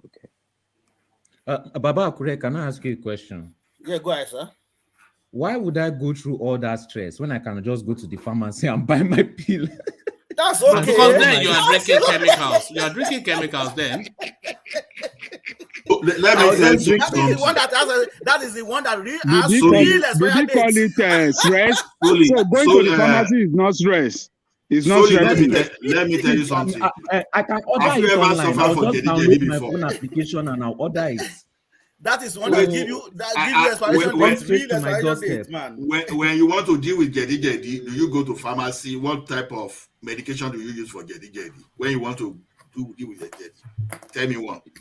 How do you deal with Jedi at pharmacy? Jedi does means that you have something in your stomach. There are drugs for that. Something that you soak inside water and drink, and before you know, you either puke out everything. Now I've never, because I complained to I doctor don't know. before. I don't have Jedi. I don't usually have Jedi. Now, Adebota. We have too many Adebotas in this place. Baba Akure, remind me the name of this app. You know this app, by the time we rub it, we put water, it draw like this. You know, when it draw, it has some kind of sweet taste and sour taste together like that. Okay, Mr. Ola, let me tell you what I'll do. When you drink that tea, yeah. You say if I have Jedi, I'll just simply type my problem on Google. When Google tells me, can you hear one man? I'll look for which, let me tell you. I'll look for which drug to buy. Google will tell me the drug to buy. I'll look for my nearest pharmacy on Google. And Ola, in less than 15 minutes, my problem is solved.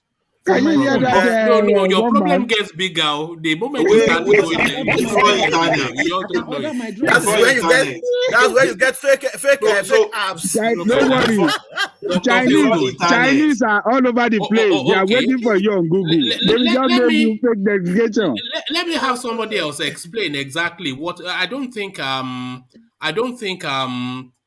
was D that was speaking. I don't think he fully understands what is being said. But listen to this. This person now will explain to you what we're saying. Mo máa ń pè yẹn ní pọnkìrìyàn. Yes, so tó bá lò ó máa wà òkè gan. Òun jẹ́ tòròbòyé. Tòròbòyé lélẹ́yìí bóyá obìnrin yẹn ó máa ń nírun ní abẹ́, so tọkùnrin bá gbọ́ ṣẹ́gun á tún díẹ̀ tó yẹ pé Jesus. Ìyẹn ló ń jẹ́ tòròbòyé. Máa ń ṣe bóyá gálàsì lẹ́fẹ̀ẹ́ gẹ̀ ní àbọ̀ bàmà tàbí ránṣẹ́ tàbí fọ́ọ̀kọ̀nà. Ẹgbẹ́ tí bá gbé pọ́nrán ọkùnrin sọ́wọ́ báyìí tí bá bá yọ style ọkùnrin yẹn máa láìkẹ́.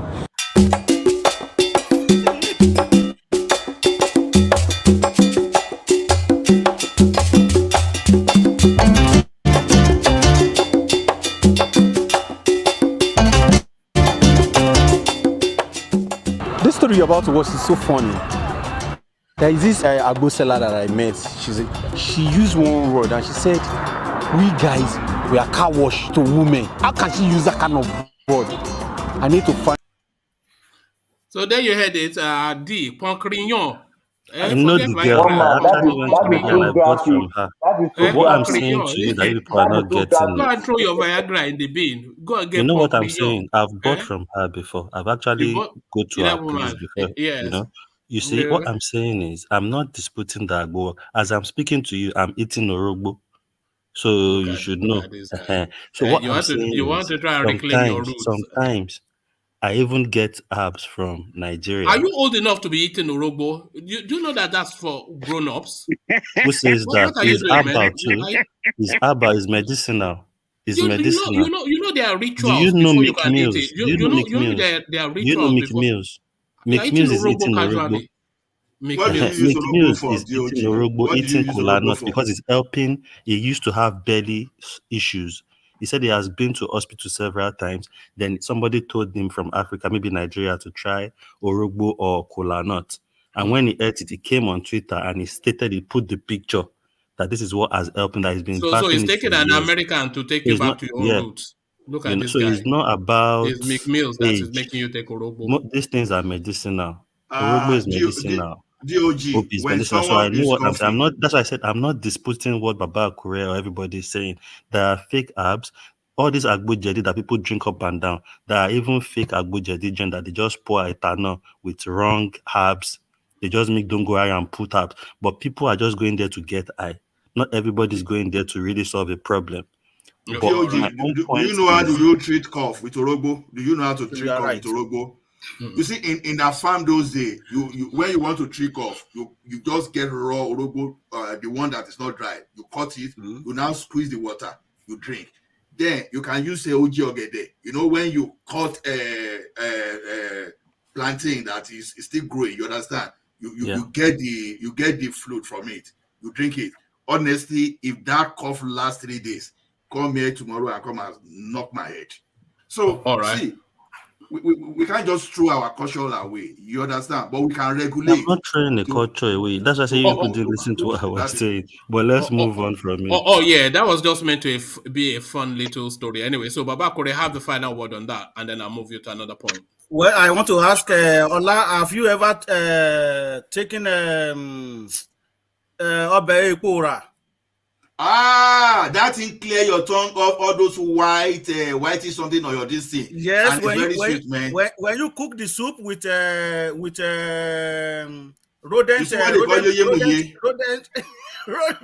when you cook that with rodent meat, Okuru, say Okuru, oh yeah. If you have any fever, right, just use that to eat pounded yam. I'm telling you. And you're good to go. But does it have an expiry date? Because Solly is worried that it will have. Does it have expiry date?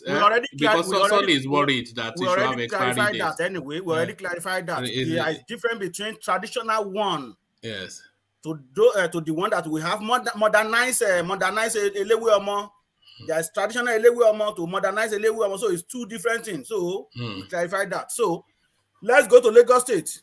All right. So to Lagos State, and it looks as though the moves now, the vultures are circling around Sanwo-Olu, because Sanwo-Olu, make no mistake, is a busted flush or it's a tainted thing. It's damaged goods.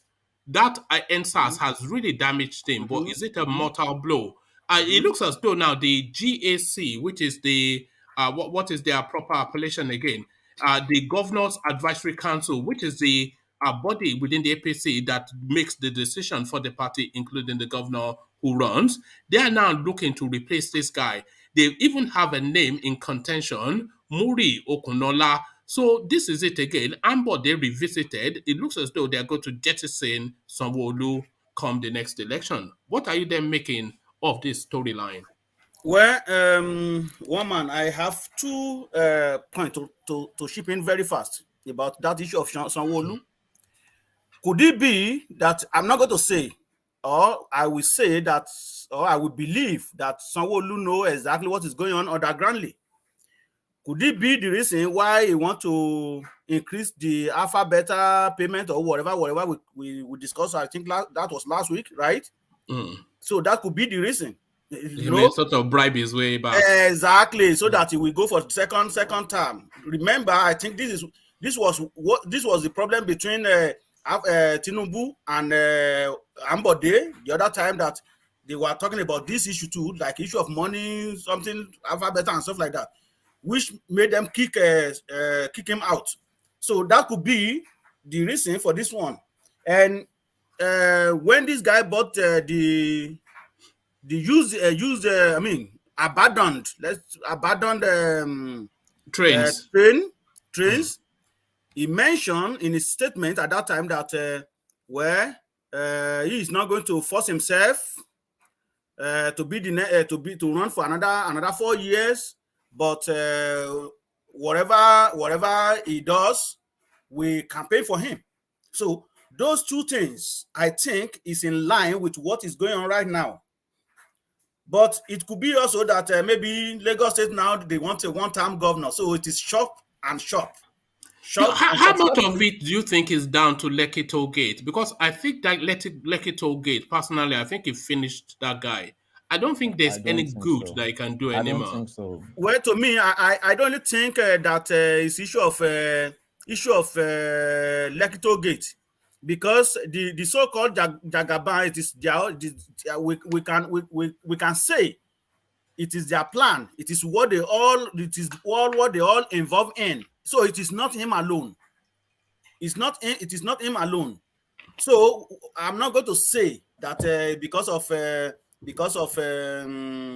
NSAS.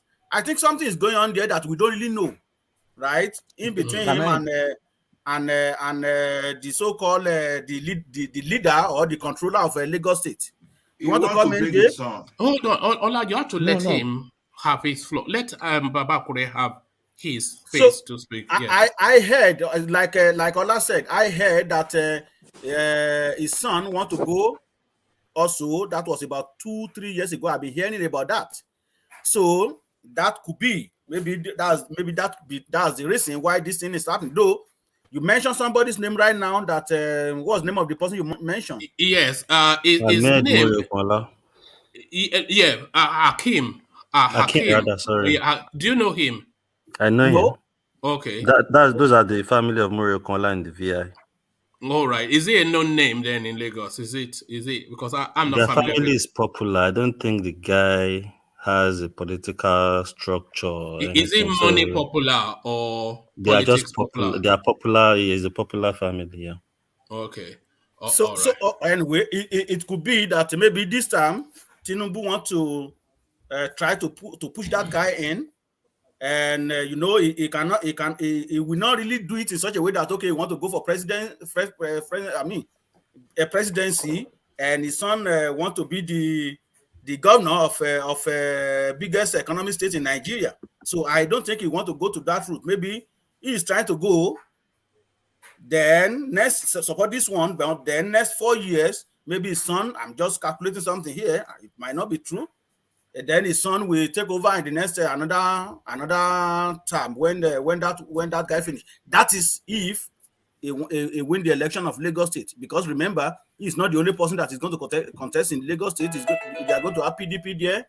They are going to have other parties that will contested against APC. So, but to me, I am not going to say that what you are saying is wrong, because based on the two incidences that happened last 2 weeks, it's already pointing to that direction of what you just read out. Yes, and Tinubu, he still wants to have total control of Lagos State, whoever is in situation. Remember, he fought Fashola to a standstill, but Fashola managed to hold on. He defeated Ambode, and this one now, he's just saying, Baba Sokwe, this one is just... I don't think I don't think we've ever had a governor that lacked backbone more than this guy in Lagos. And the funniest part of it is that one man is that this one doesn't even he is not even strong enough. He's not strong like Fashola or Ambode. To fight, yes, he's not strong to fight. Now. He has no fighting in. He just go with whatever anybody tell him. Baba Sokwe now. Baba Sokwe. So I think that is maybe he has already aware of something that is going on. That could be the reason why he's doing this, to do that, and awarding contract or proposing of third Miller Bridge, so that they will believe that, oh, he's doing something to woo people and bring abandoned trains to Lagos State. So that could be to woo them, because he mentioned in his statement that whatever he does, we campaign for him, so that he's not going to fight for next 4 terms. So to me, I believe he knew what is going on undergroundly. Look how long it takes just to build a simple way of doing in Lagos. No, it's not taking an inordinate length of time, given that it's a third world space. Can I interject? Yeah, come in. I feel like one man. I had a suggestion, please. Yeah, go after go after whoever was. I want to say that now, so that you can act on that.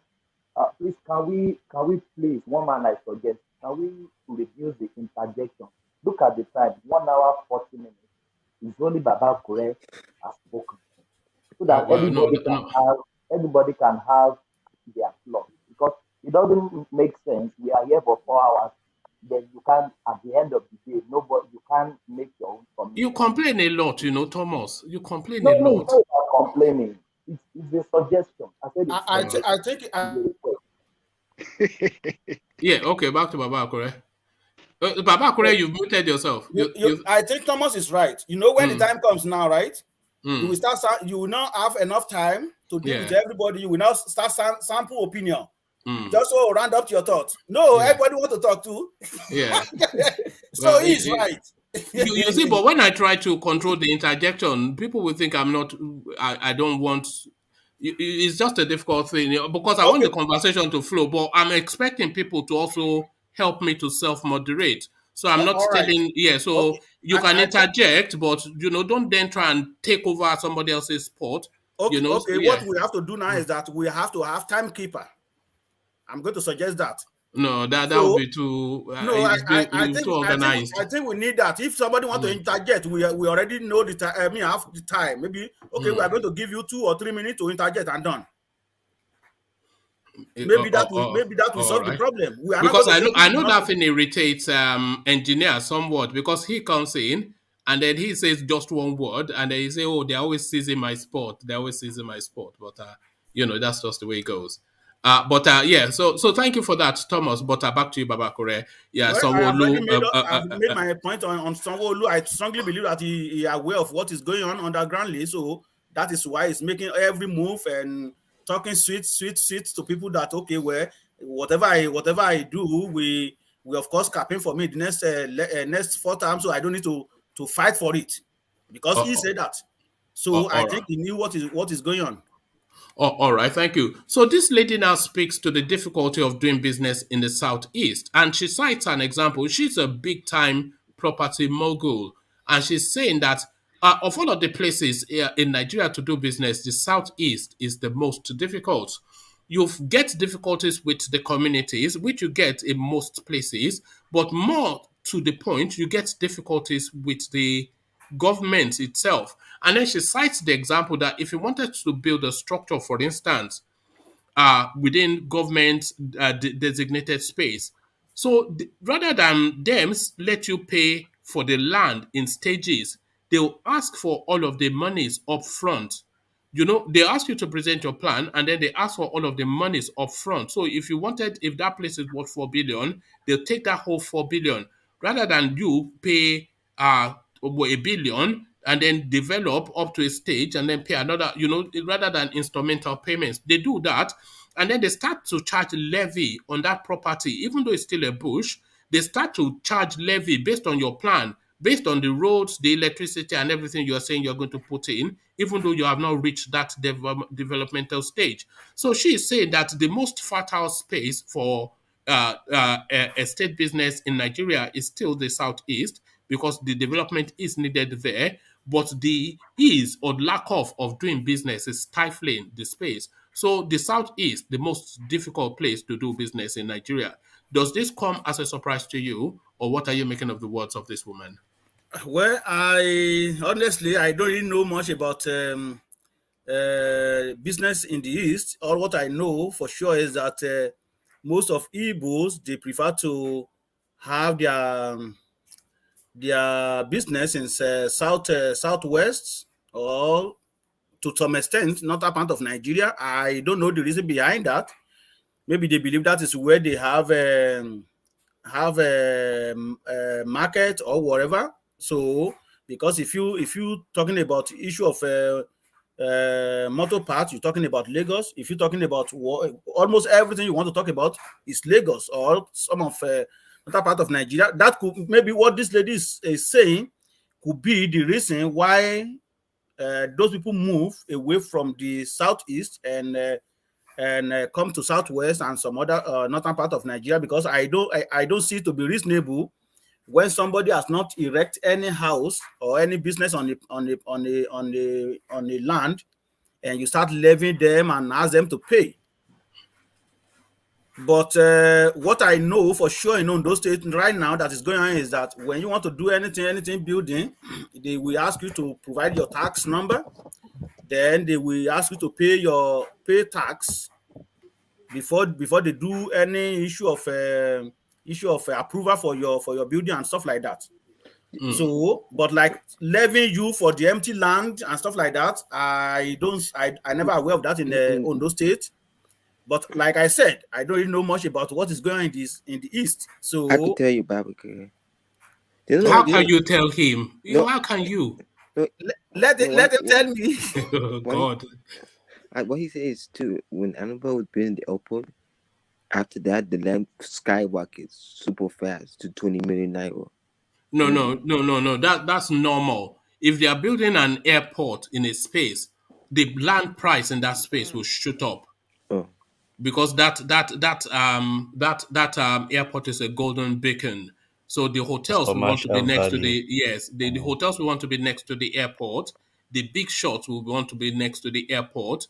All the accoutrement of life everybody wants to be next to the airport. So the property, the land value is just, this is the thing. Before they do that plan, they will go and buy up the lands themselves and then put the airport there and sell it back to the public. But that's just normal practice. But you said that this person want to buy government land, right?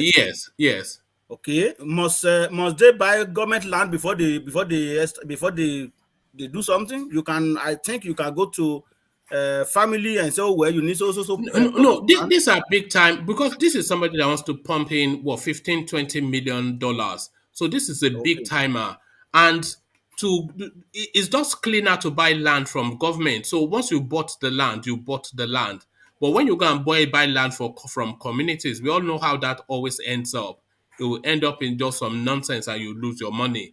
So they want to buy land that they know is guaranteed and is secured. And when you buy land from the government, you don't have to go through the process of registration, because it's already registered government land, and the amount of land that they need, because they want to be building all these 60, 100 unit estates, just mass, so so that's why well, if that is what is going on, I think they need to change that mindset. The government really need, and people need to tell the government, and the lawmakers need to change all that crap, because that is making it difficult for people who really want to invest in that area. I think, or I would think, that is the reason why a lot of Igbo prefer to buy lands in the southwest and other part of the country rather than east. So that is my take for that. But Barker, that's people's hometown. You can't just go come in just buy land in someone's village. You can't. This is what you do. You can just come in and buy land. You can't do that. Like that. You think all these universities they are buying land in is not my hometown? No, I mean you can just go to someone's village and just buy land. You can't do that. But all this why not? Lagos is my village. Lagos is my village too. Have you heard of the term willing seller, willing buyer? Have you heard of that term, Charles? Sorry, Lagos is a city, not a village. It is my village. No, Lagos is a city, not a village. A village is you see, you are the one that called Lagos a village, or sorry. Now you say that when Ajale Koko is present, but but thank you, Baba Akure. So let's follow Thomas's recommendation and swiftly speed it up. So thank you, Baba Kure. Let me then go on to Thomas, who patiently waits for his turn. And Thomas, to you, I'll take you then, Thomas, to the space. let me take you to the herbs because you've not spoken on the herbs. What are you making then on these efficos trying to diminish the potency of agbo, the efficacy of it? They want us to be doing agbo It's in dosage. one man. It's ridiculous. That is why we normally said, what what God has given to us, we throw it in the bin. We adopt something else that is not even make sense to me. Even doctor told me here that even paracetamol, taking paracetamol had side effects. Even paracetamol, Panadol, they have side effects on their own. So somebody will be criticizing Agbo that our fathers from decades, hundreds years, thousands years have been drinking. Nothing happened to them. They live long, strong, wax strong every day. I don't think Agbo has any dosage to me. I could remember when we were young, my mom would cook Agbo early in the morning. She would told us to drink this very hot. He said if it is cold, if it won't work, you have to drink it hot and you sweat out. That sweat is the main medicine of the Yeah, Agbo. it's the toxins So coming out. yeah, the toxins coming out of you is the main. And before we go to bed at night, we will drink part of it. We cook it, Yes, we but people boil like it, we put more Solly water. and D, people like Solly and D, they grew up on Ribena. So these are Ribena children, you No, know. no, I still even say, even though there is no like US that they have like agbo that can sell to them in the US, but here we still take agbo. We buy lemon grass, All right. yeah, all sorts of things. We cook it together, and it works. Even works for some people for COVID here. If they are coughing too much, they drink those things. It's still working, and it doesn't I don't have know about any that. dose. You want to go No, for no, it's COVID? no, Look, no, I don't not know for about that one, COVID. no. I mean, no, Because no, that's no, dangerous no, territory. no. Let me explain what I mean. COVID is just a disease. You just treat the symptom. It doesn't have any. It doesn't have any cure for now. So if you can't speak very well when you have COVID, just boil that lime, lemon, pineapple, lemon tree. Just boil everything together and drink it. It will open your throat. That's what I mean.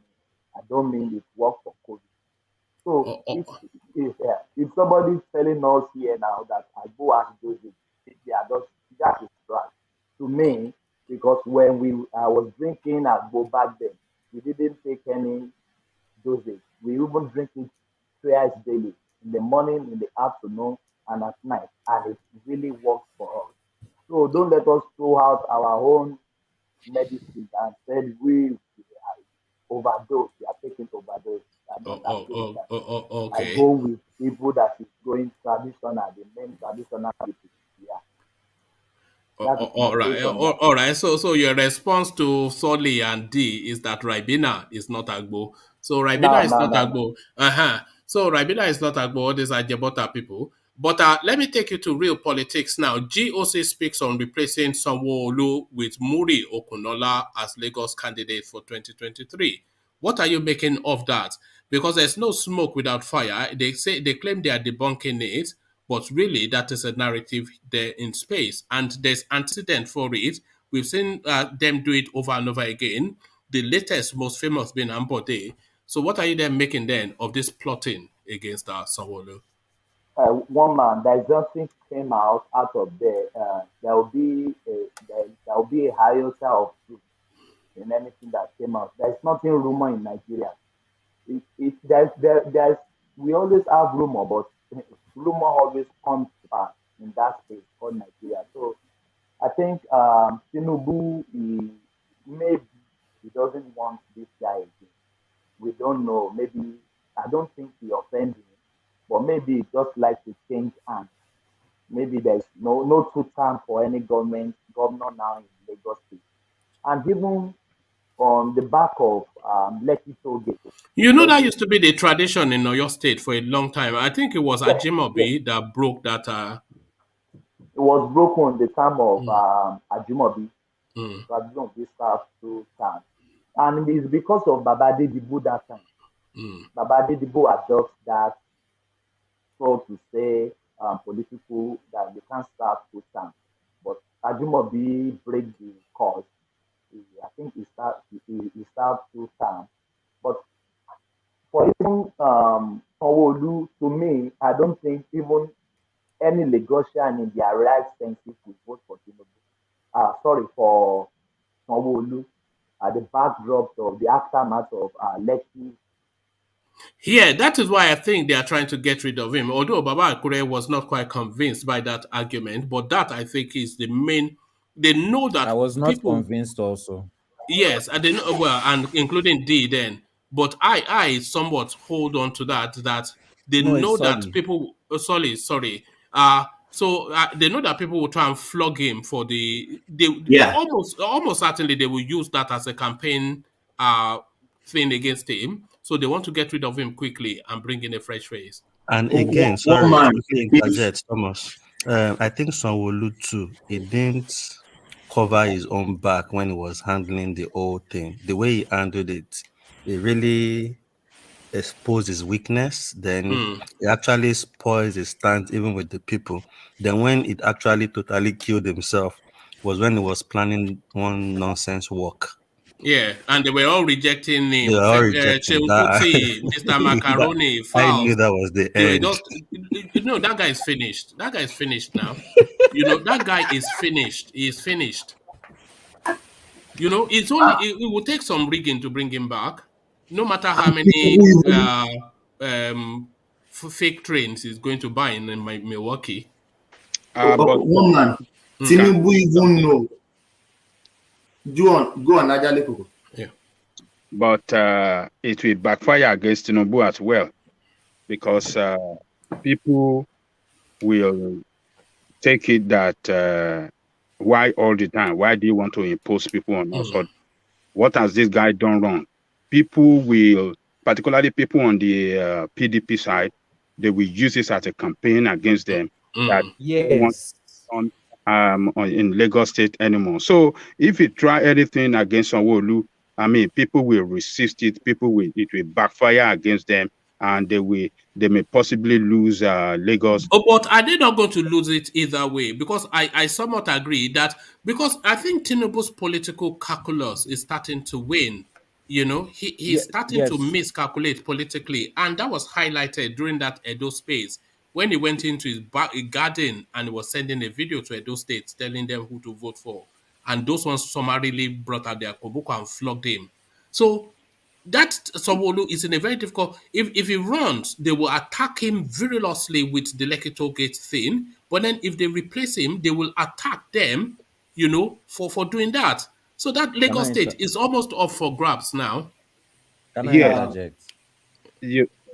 Sorry, let's hear from Ajale Koko. Sorry, hold on. Yeah, let's Ajale Koko respond to that. Yeah. Yes, it will still be better for him to keep Sanwo-Olu there, because Sanwo-Olu could still show some project that he embarked upon and he has completed, and the one that is ongoing, as an advantage against the other party. That look at the train, we are giving you train. Look at Fort Mainland Bridge. We have signed the contract. It's going to be ready so yeah. Look at this and that we are doing. So anything against Tinubu will harm them more than keeping Sanwo-Olu there. So that's the way I see it. Can I interject? One man. Can I interject? Hold on, Thomas. Let's hear from D, or was that Solly? Yeah, go on. Solly. Yeah. So how I see it as a Lagosian is that Tinubu is going for power for Nigeria, but he will still not want to let Lagos go. But he cannot still have that full power that he has on Lagos while running for the presidency. If he's going for that presidency, he's risking losing Lagos. And he does not want to risk losing Lagos in case he loses that presidential campaign. Now, someone like Sanwo-Olu is a problem for him because, yes, he follows instructions, but he does not know how to lead himself.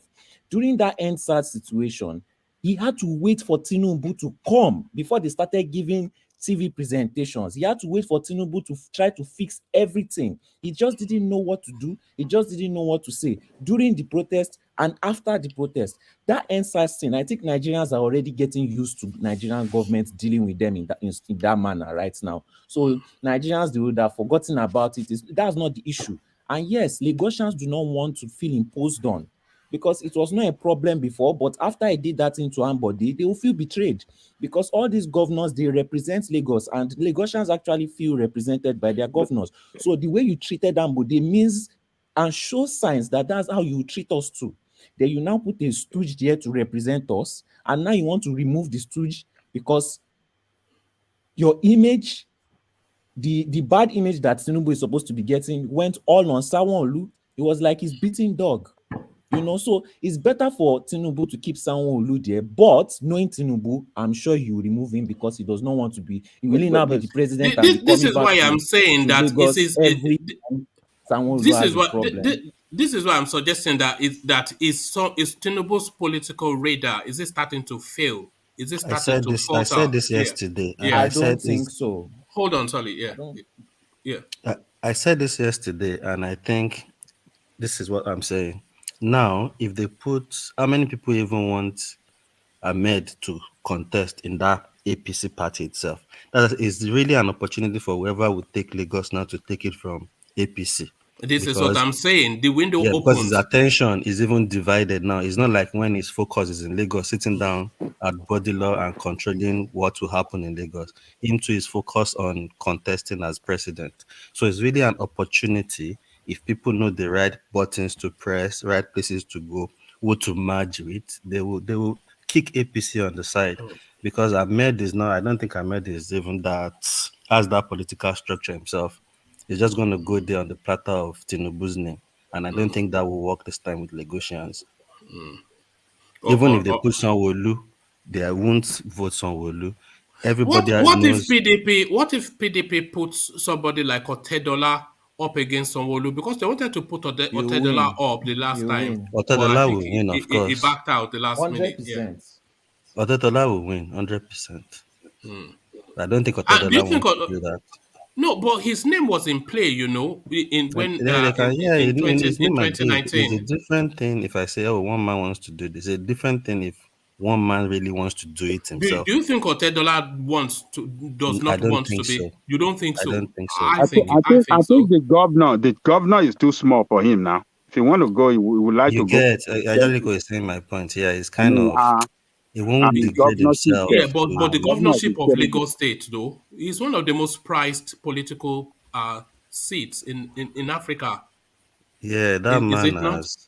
I think he's gone a bit beyond that level now. What he's thinking about is he might want to sponsor somebody or back somebody financially, but for him to go, he won't want to do a dent his image. Politics is dirty. They will. But smashing and calling names. Both bombs. No, but I thought Tinubu was going to pick his son for governor. Yes, that's the rumor, but he cannot find a slot. It needs to. Everything is about timing in politics. So the timing has not opened up for him to slot his son in. I think that is one of the permutations in this play where they're shuffling governors. Maybe they want to shuffle quickly so that they're able to shuffle to his son. That's another consideration. But Thomas, do you consider that? I said it yesterday too. I don't think Sheyi will be able to contest for this coming one. It's not not this coming. It's too early. The guy they talk about, maybe they want to substitute him because one man, if APC bring back Sanwo-Olu, if Lagos State has a free and fair election without rigging, if PDP can back their own campaign on only Lekki to Gate shooting, they will win that election. Yes. They will win that election because as I'm speaking to you now, I'm furious. I'm still furious about that. People are not letting that Lekki toll gate go now. No way. One man, no way. Forget about Ajaliko said infrastructure. People are very painful. They will not look on his infrastructure train if any party came out like PDP campaign on Lekki toll gate, and there is a fair and free and credible election in Lagos State, PDP will won that state. All Because right. this yeah. All right. Consider this, Thomas. We are all suggesting, at least most of us are, that Sanwo-Olu is a busted flush, is damaged goods. What if they replace Sanwo-Olu and bring back Ambode? How would that impact on their chances? So Ambode Mark II, the return of. How would that play? I will still prefer, yeah. I will still prefer Ambode Do you or think somebody Lagos will? else. Do you think Lagos will prefer that? People Lagos like Ambode, one man. Lagos like Ambode. I love Ambode. I love that guy. I don't know why. I can't even say why I love him. I love that guy. He's a man of action. That's the thing. He'll wear his shirt and jeans, and he will take you to the site where he's building something and show you the progress. Yeah, I love. So if I think people are telling APC now, don't bring this back guy. Don't bring it back, because even though Sanwo-Olu didn't shoot people in Lekki, but only because he invited them. Only that invitation, he will bastardize APC in the coming election. That's what I'm saying now. You know how we would know Ambode's Sanwo-Olu's future if when the election comes, if they return him unopposed to be the candidate, then you know that he's still in favor. But if they allow a contest, if he has to contest again for the APC ticket to run again, then you know they are trying to get rid of him. Yes, you are right, 100%. They normally say consensus, or what they call that English. They will just say, this is our candidate. They will not do any primaries. But ABC should not try it. Even if any party, even if it is not PDP, campaign on the backdrop, on the aftermath of NSAS, they will sweep Lagos if they have a free and fair election. If Jagaban of GBT, it doesn't rig. I don't think they can go and start campaigning about use that as the main point to campaign against the NSAS thing. They'll be stupid not to. No, they will use it, but there are several other channels too. There are other things they need to target to the market people, you know. Because if you look at it, I even think, to be honest, it's just that because it's the governor, he has to say he's the one that invited them, the soldiers, to come. That's why he has to say that. I don't think he was the one that invited them. He was. Yeah, but nobody will care about. Nobody will care about that, though. That's just the. Yeah, that's what I've already said that the issue affected him and the way he handled it himself. Obviously, if Tinubu say, okay, soldiers are coming, I've spoken to Buhari, because why I'm saying this is, I have somebody that works with the toll gate. They were ordered to remove the camera by Tinubu, so they know something wants to happen. No, you can't say that now. How do you know that? I say I have somebody that works there. That's a very grievous. I know somebody that works there that sent us a text that they sent them to come even before the shooting, that they've come to remove all the cameras and everything in Lekki Toge, but nobody was saying maybe something like that will happen. That was even before the shooting. I'm telling you what I know. Me, I knew that will happen. Before the shooting, I knew that will happen. I told people it will happen. They were laughing at me. I've been in. So they took the cameras off, So I think Dini and Soli, the video they brought to the panel, they keep on repeating the video, repeating same video. When it's time for that shooting, the video went blank. They said when the shooting starts, they destroyed. Yeah, but was that video from CCTV or somebody's smartphone? It was smartphone. It was DJ. What's her name again? DJ Switch that was doing live. Then I didn't see my own from smartphone. I saw my own on Twitter. I saw when they were removing the cameras. That's a military strategy. I knew that. No, we are not talking about removing the camera. That's why I said the person I have somebody that worked with, is it NLC or whatever, he sent us a text that they've come to remove all the cameras at the toll gate before the shooting at all. So everybody was thinking, oh, what will happen? What will happen? Then when the shooting started, this is why they took the cameras off, because they would have referred to the camera if investigation is going on. You see? So that's why I'm saying, I've said earlier, Sanwo-Olu didn't undo himself well, even if he was orders, because he's the state governor. So he's the chief security officer. So you obviously say, oh, I'm the one Is that Sanwo-Olu a leader? Is Sanwo-Olu a leader? He's not. He doesn't even have that command in his when he stands. He doesn't carry. He doesn't have authority. Yeah, it doesn't. You don't see him and you think this is an authority figure. Exactly, and that is what is killing him. Because somebody like Fashola, even if Tinubu has said, okay, soldiers are coming, and that happened, I think he would have approached it in a different manner. Maybe because it's his son, he knows law and he knows what to do, and he's intelligent. No, I think it's more his character. You understand? You yeah. can't push. So I think around. because he's the state security officer, obviously we say he's the one that invited. He doesn't have a choice than to say I'm the one that invited them, even if it was Tinubu that said. You remember that clip that we saw in Magodo when the Sanwo-Olu, if that was Fashola, do you think that officer would have responded the same way? They won't even send those people there if it was Fashola that was there. They won't try. The thing. Ambode is too weak to be the governor of Lagos. But there's nothing he could do. But there's nothing he could do. He couldn't do nothing. One man, because Fashola will give a direct order.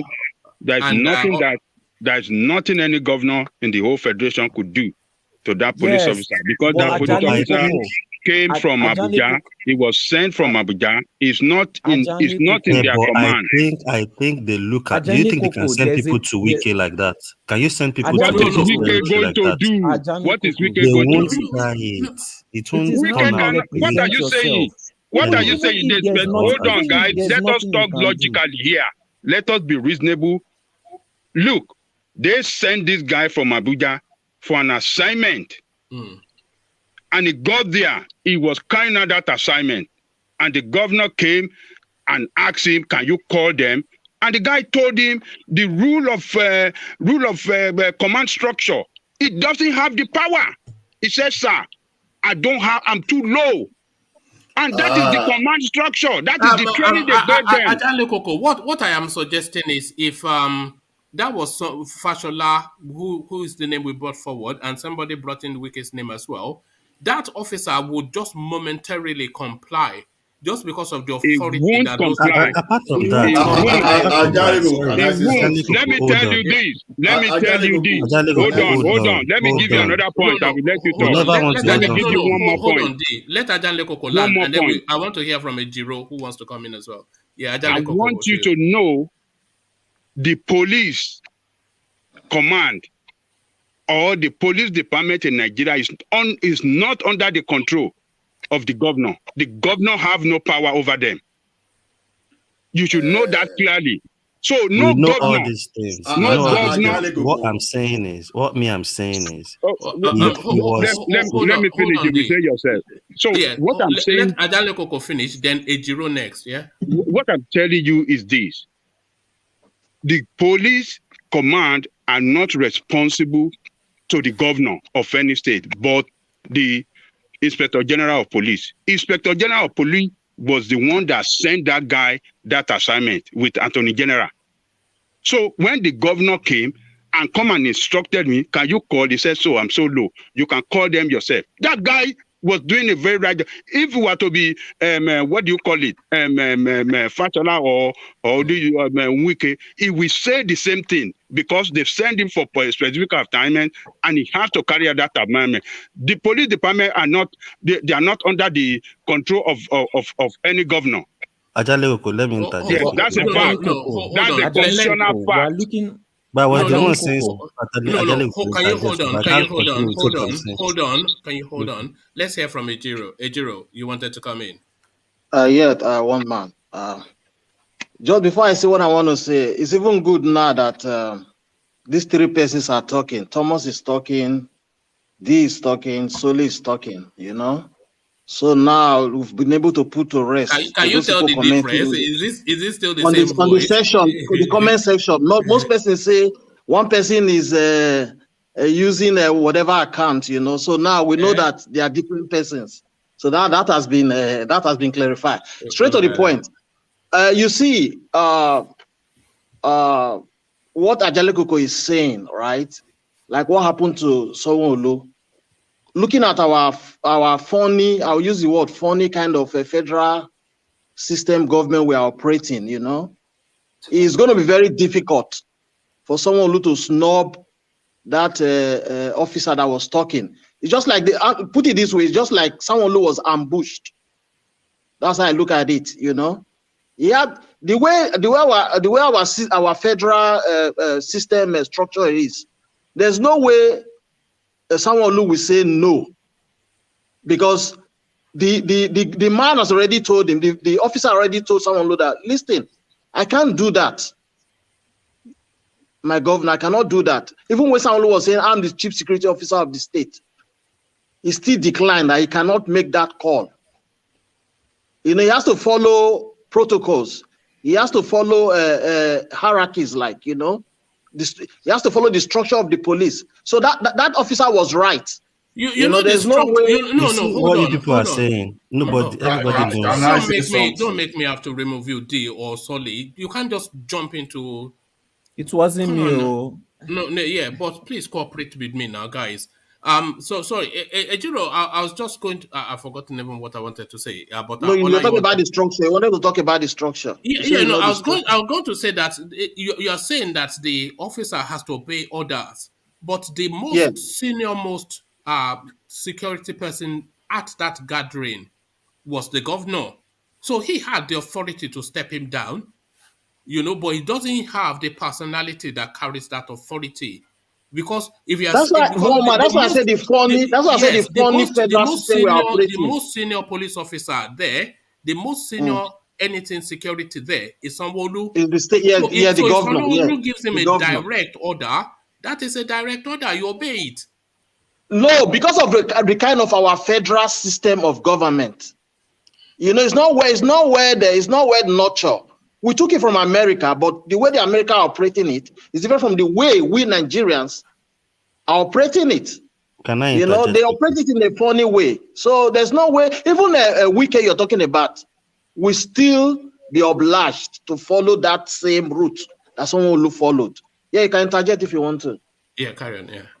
I think one man just said everything I want to say, because what I'm saying to you guys is, if it was Wike or Fashola, they won't try sending police to go and make that move there, because they know the type of people they are.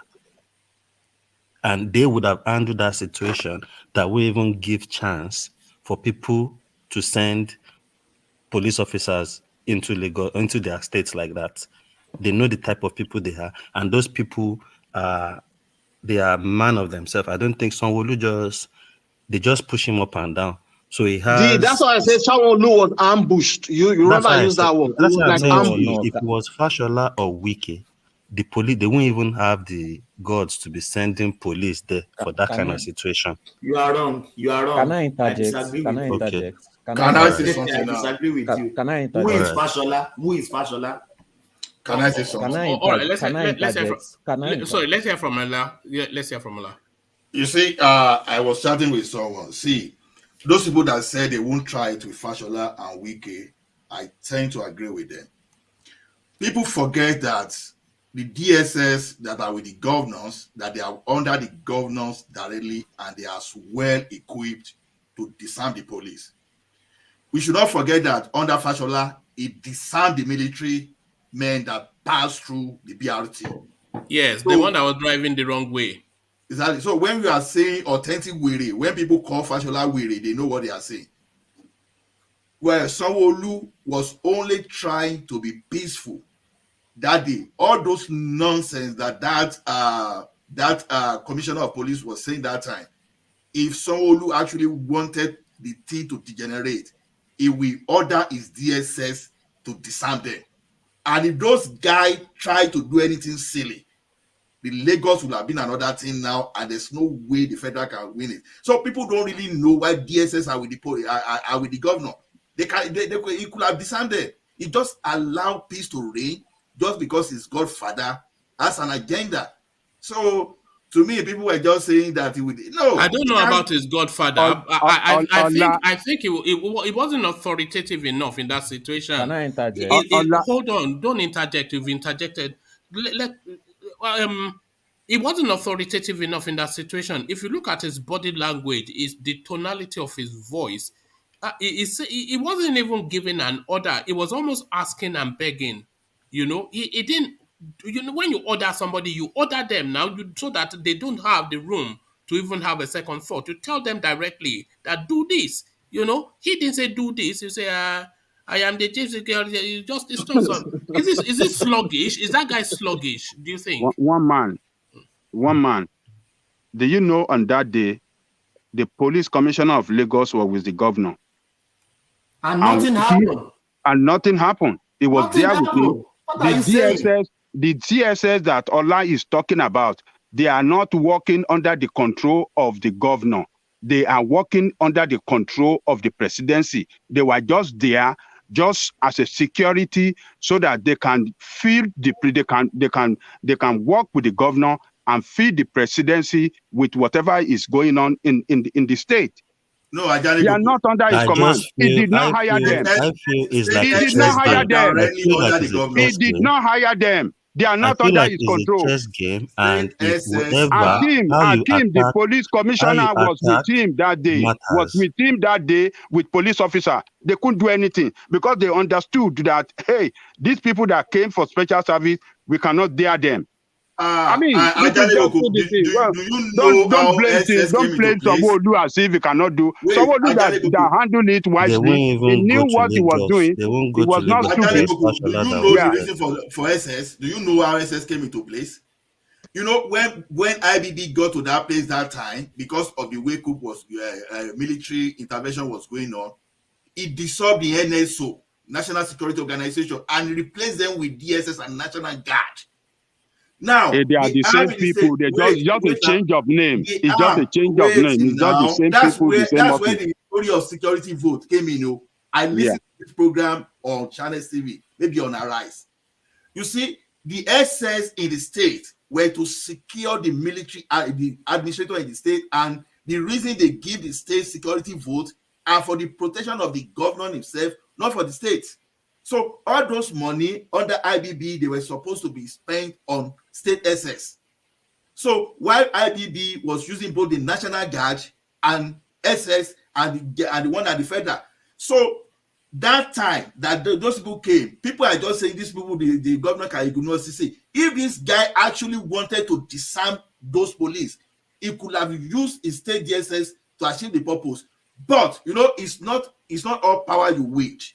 You look at some kind of political situation. Look at when Wike was harassing Amechi as the state governor in the River State. What was Amechi using to counter him? Because this guy was using police, and mostly Amechi was using his security men, which were mostly SS people.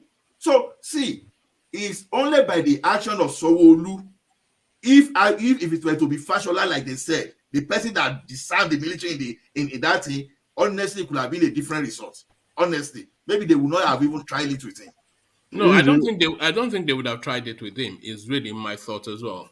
That's the thing. They won't try. They won't listen to the key point I told you guys is that the police commissioner of Lagos State was the governor, and nothing could happen. So that should tell you that yes, they saw those guys from Abuja, that they are from the power above and they cannot do anything with them. So we just don't blame Sanwo-Olu. Can I just repeat something for Ejiro? We hear from you and then we go back to Thomas. Yeah. Go. Okay, thank you very much, sir. So Ejiro, Oshari, how far? How about it? Ejiro, Oshari. Okay. Listen. So if now Wike, if was Sandam. It was Sandam police guy. I think you know that it was Sandam. Yeah? Okay. Thank you very much, sir. All right, thank you. So let me get back to Thomas, who has the floor. And Thomas, let me put you a position that was being brought forward by Greg Bayero. Is still within the Lagos State space and still Sanwo-Olu's future and just really the governorship. So he said, why why did Ambode not switch parties? So why did Ambode not switch parties is what Greg Bayero is putting forward. And I asked that question as well in 2019 because Ambode was extremely popular in Lagos, and what they did to him, everybody was annoyed about it. And that opened that window for him to switch to PDP. And he stood a good chance. You know, he could have defeated Sanwo-Olu now if he had gone to PDP. So why did he not switch party? And is it cause for regret?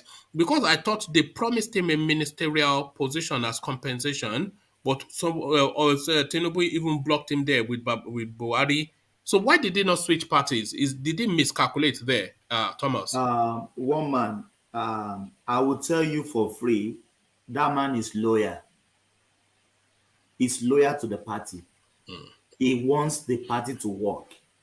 And you see that time, he didn't work against this guy, Sanwo-Olu. He don't even say anything to the Jagaban of GBT. The man is loyal, and the man is I respect that man. I respect that man. I respect him. I hold You him respect him for high not switching parties. You don't think he should have?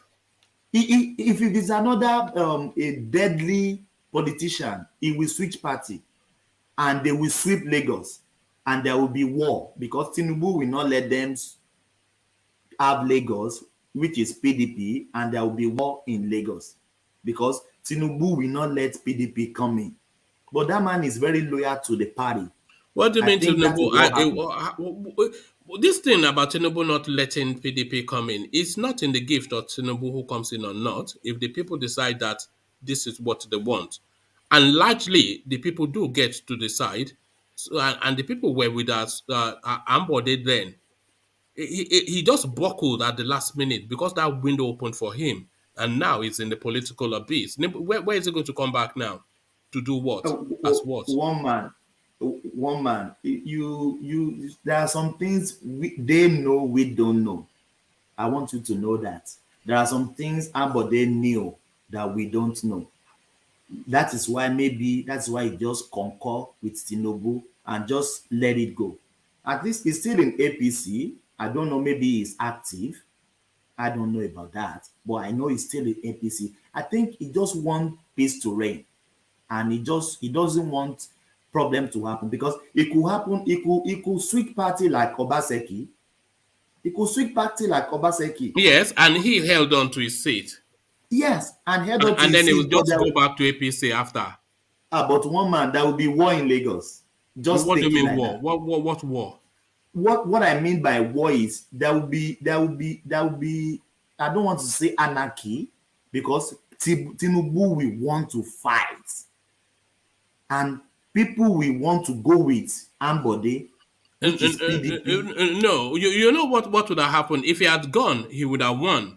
But they would have tried to sure? Yeah, I'm pretty certain. If Ambode went up against Sanwo-Olu in that 2019 election, with everybody knowing the track record of Ambode, nobody knowing anything about Sanwo-Olu, everybody is sympathetic to Ambode for the way he was treated. Everybody hating Sanwo-Olu as the Omodadi. It would take something for him not to win. He would have defeated Sanwo-Olu hands down. That is what I think. One man, you are right, but Jagaban of GBT, they can delete him. These people. Yeah, no, I don't think they can do that. One man. It's a public figure now. It's a public. They won't delete him under those circumstances. Now, one man. It will be too obvious. Politicians are dirty. They are dirty. They want that. Tinubu has taken Lagos as his birth heritage, like a legacy. He can do it. Don't trust politicians, one man. They can do anything. They will put him in his place. So I think the man is very wise to just lie low, let them have it. The war doesn't end. At least in the history of Lagos State, the name is there. Ambode has been the Lagos State governor once before, even if he cannot return, and he can't be poor again. with the force he attacked. I think that man is a peaceful man to me. I just take it like that. All right, thank you. So let me just say this. 188 people watching. Thank you. This is just one of the higher numbers. I'm not even sure if it's the highest, but one of the higher numbers that we are getting watching concurrently. So thank you. If you're new to the space, we do this every single day. So please subscribe and thumbs up. And that 188 people watching is as a result of this aggressive pushing for the thumbs up that I've been pushing. So it does work. So, and you can see the result on your screen. I'm not even making up the numbers. It's fluctuating now, but it was 188, 190. Now we start staying in the 200s and in 300s and thousands. It all about that thumbs up. So I wasn't just being unnecessarily precious about it. The impact, you can see it on your screens. So thank you for the people that have thumbed up, and you can see the results of all that on your screen. So thank you for thumbs up, and thank you, Thomas. As I go on to Ajale Koko, let me so come. much. Yeah, Ajale Koko, let me come to you now with via the north. This, we're still not sure what politics is being played in the north, because you are telling us that there are splinter groups within the Métis Allah organization.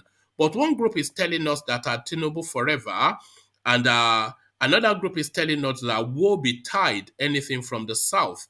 So there's two paradigms in play there. So is that the Tekia of the north? So the group comes out why we cannot support Tinubu or any other southern candidate for presidency in 2023. And the reason they are giving is quite simple. They are just saying that the people of the south, they don't have the requisite skill sets to manage anything. So what are you then making of this now bold statement by Métis Allah that we lack capacity in the south? This Métis Allah is not the main Métis Allah. I think this Métis Allah, like I said earlier, is the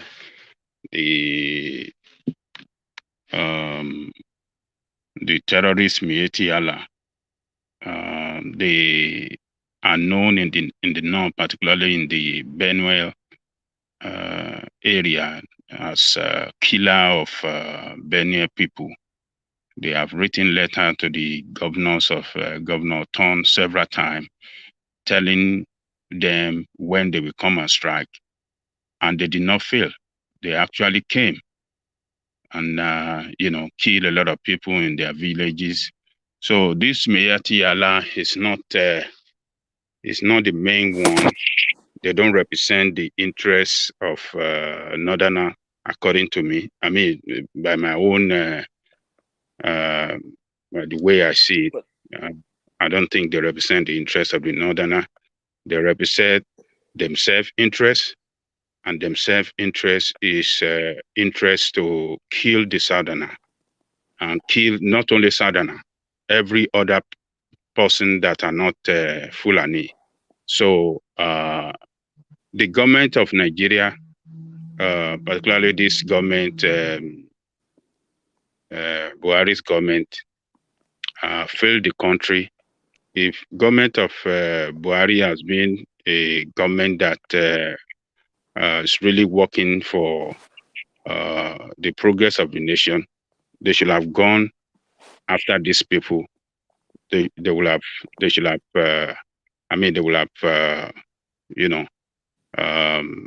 dealt with these people, and this language they are speaking would not be coming from them. This is a very, very divisive language. This is a language telling some hardliner and the hardliner in the north that hate Southerner. We have hardliner here too that hate the Northerner. So it's just telling them, not to vote for any Southern card, just to create hatred, ethnic line hatred. So or hate, as I may call it. So these people, they don't represent the real Métis Allah. The real Métis Allah, they engages with governors, and they, work out situation between the herders and the and how to find solution to the problem between the herders and the farmers. They engages with the economy, they engages with the community. So those one are the real one are the one that declare support for Tinubu. But this one, they are criminals, and we should not take them as if they are speaking for the northerner. They are not speaking for the northern. They're just speaking for them for their interests, and their interest is to promote hate among people in Nigeria. So that's the way I see it, woman. John Coco, I think they are the same. You know why I say that? I remember one time Mete was putting genocide to someone aside. I remember him saying that they're all the same. They don't have the same mentality. They are the same. They have a way of thinking. They don't Charles, let me tell you. Charles, let me tell you, they are not the same. The main one have called on the government. They have disassociated themselves from these people several times, and they call on the federal government to take these people out. That they are not part of them, they don't represent them. So what is the government waiting for? So the main one, I've spoken against them several times, that they don't represent their interests, they are not part of them. So what else do we want?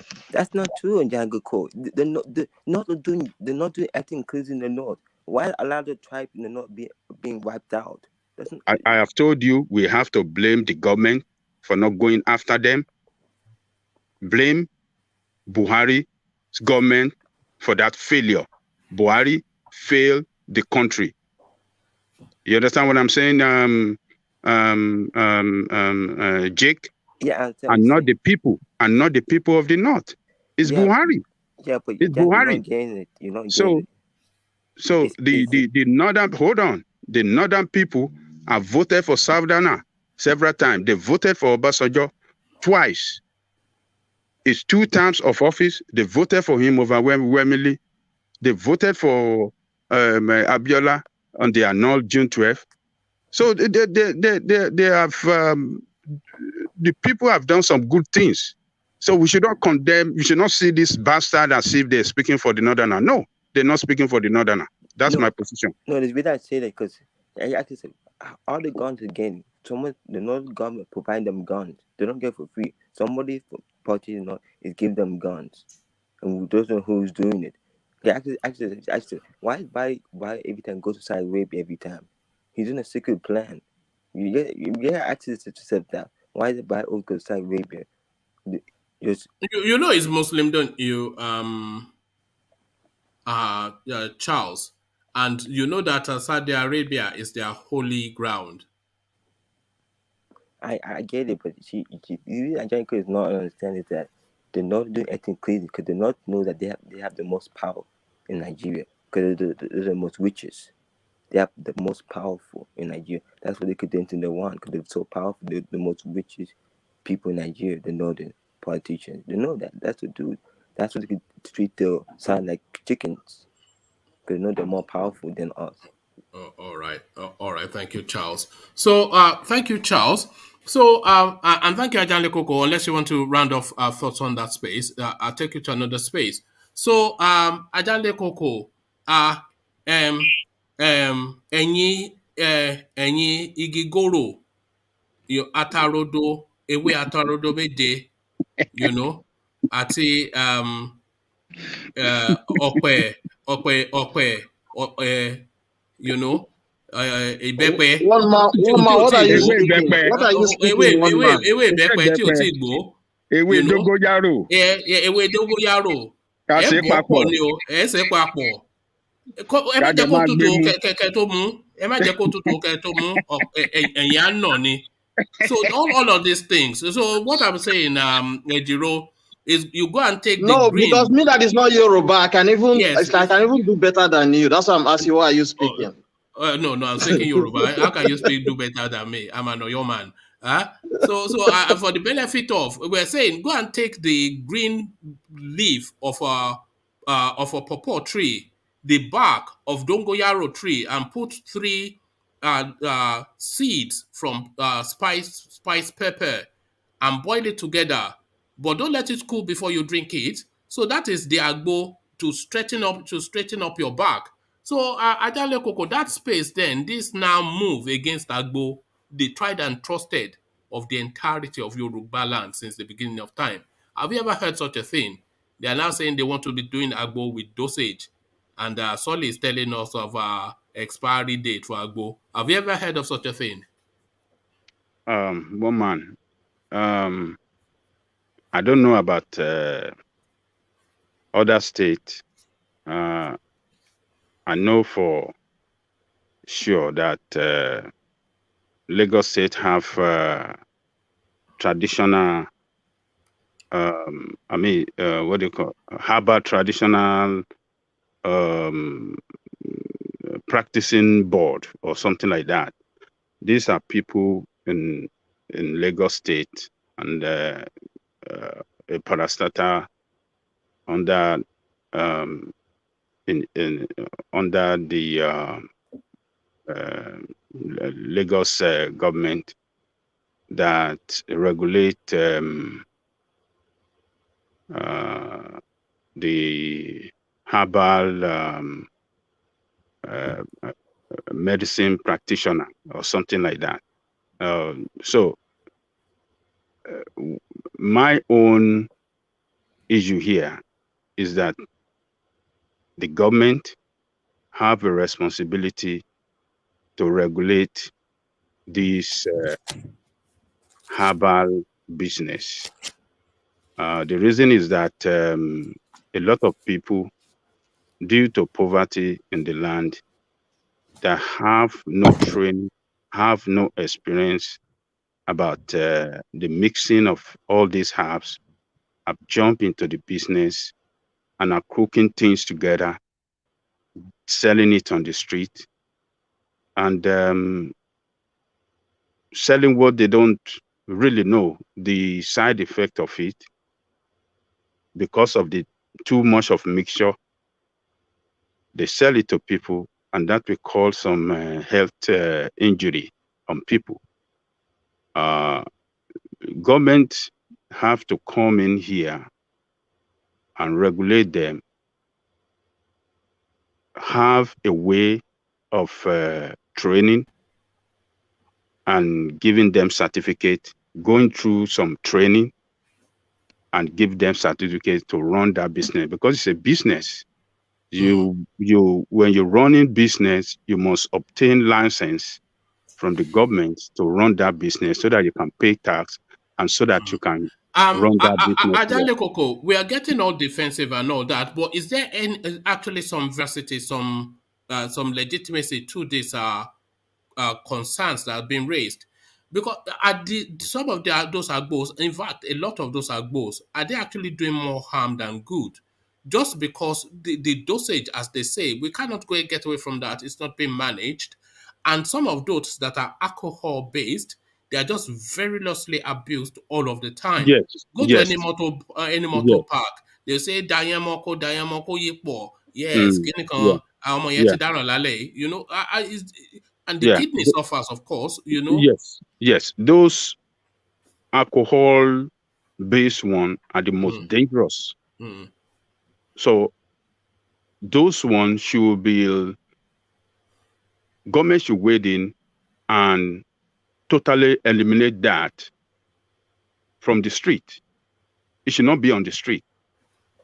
There should be licensed practitioner, herbal practitioner that can sell that to people. There's a way they should, organize and regulate this market, because it's a big market in Lagos and everywhere. But is it a dangerous market?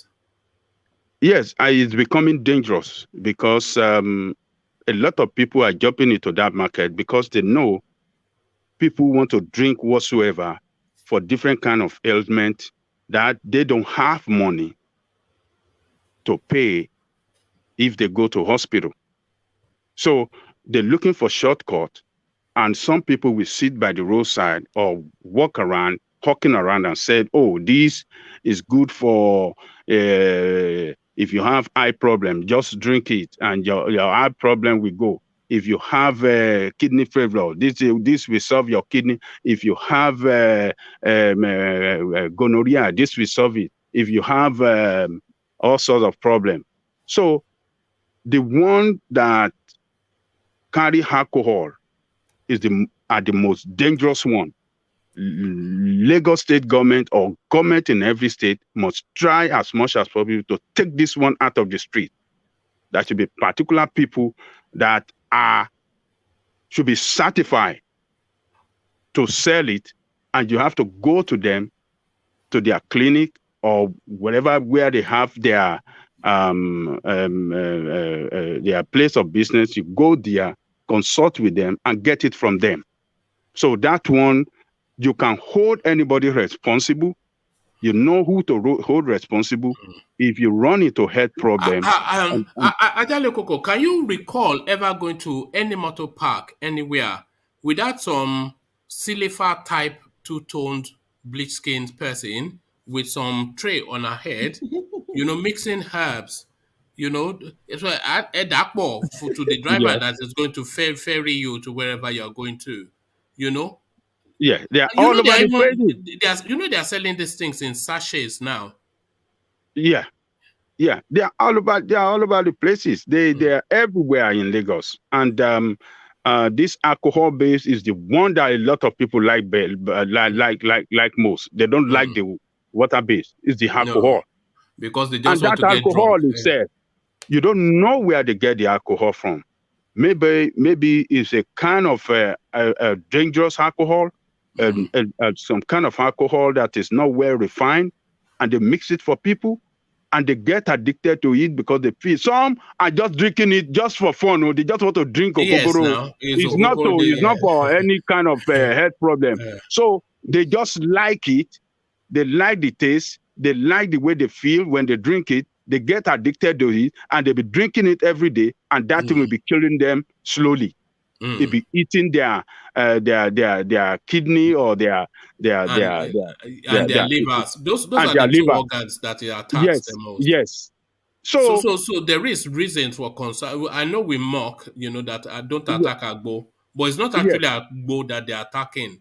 No, it's not actually Agbo. It's all these crazy people on the street doing dangerous, carrying out. Doing dangerous business and under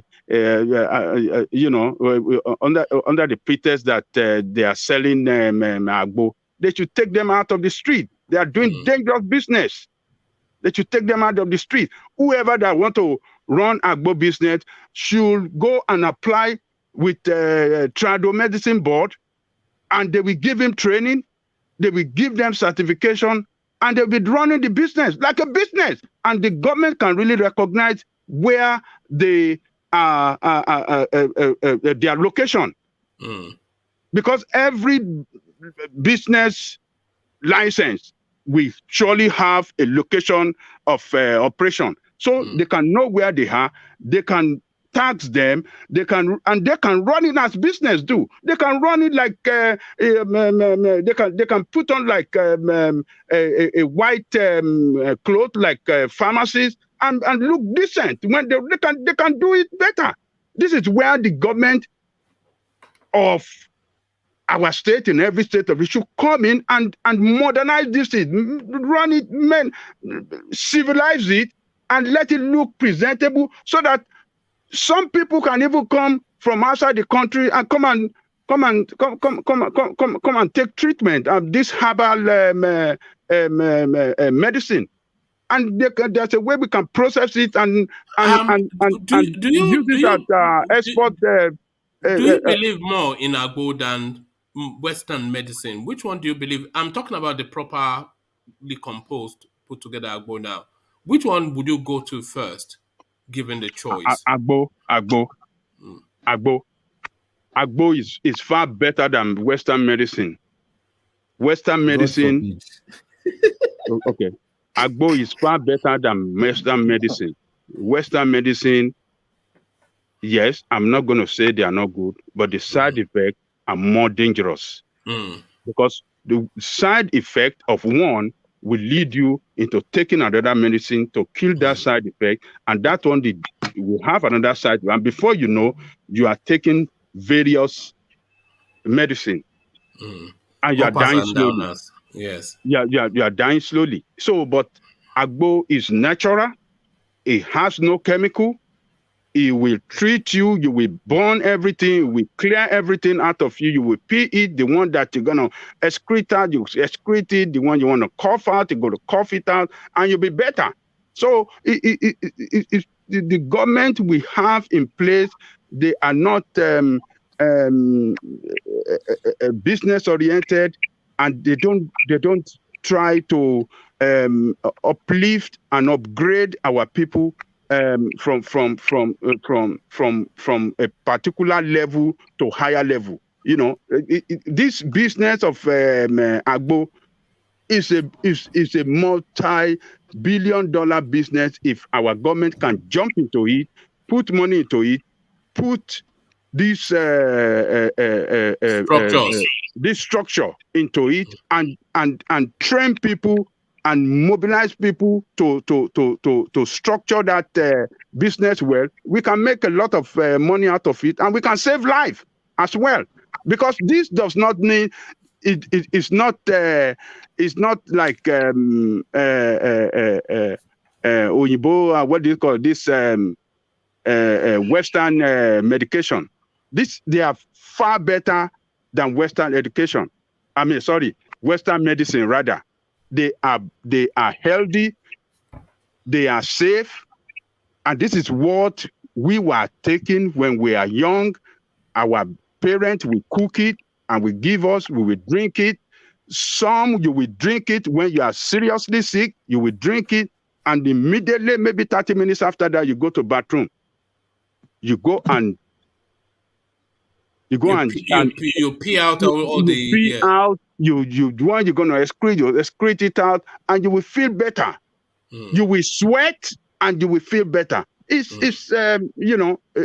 we don't have leaders that know how to develop our people and our potential. That is the problem. So I support the regulation of it, and I support the idea of taking these people out of the street, and especially the motor parks. They should take them out of the motor park, because they are just selling gogoro there. Forget whatever sticks they are putting in the thing. Every driver on the motor park will surely drink one ogogoro or the other, on the pretext that, hey, put me in it's just ogogoro you want to do. It's just ogogoro. Every day. Do you have to drink jedi medicine every day? Is it every day you have to drink jedi medicine? If you are drinking jedi medicine every day for 2-3 years, then that means that medicine is not working. Any excuse to, But the mighty Alexander Gomez agrees with you, and you don't get more Ajebota than Alexander Gomez, and he says, Ajale Koko, I absolutely agree with you. Agbo versus conventional medicine. Well said. Bless you. So if Alexander agrees, then that is the end of it. So because that means the alpha one of the Ajebotas is also of that thought. So let me now take you from an Ajebota to somewhat of I wouldn't say Dideni because it's the governor of Lagos State. But GAC speaks on replacing Sanwo-Olu with Muri Okunola as Lagos State governorship candidate for 2023. So now, this is a complex situation at the Sanwo-Olu situation, because a lot of people like Sanwo-Olu, but a lot of people don't. I know you like him, but I am undecided on him, and I don't think I especially see him as anything special. Because he doesn't come across as a punchy, forward-thrusting alpha male. You cannot describe Sanwo-Olu as an alpha male, but you need an alpha male to be in charge of Lagos State. So it looks as though the writing seems to be on the wall to the decision makers within the APC structures, and they are looking at the guy and they are wondering if he can still carry a campaign off the back of all of the taintings and all the mudding of his name that has happened. So now, the replacement of Sanwo-Olu with this new character, is this a clever move or a foolish move by the APC? It's going to be foolish move, is going to hurt them badly.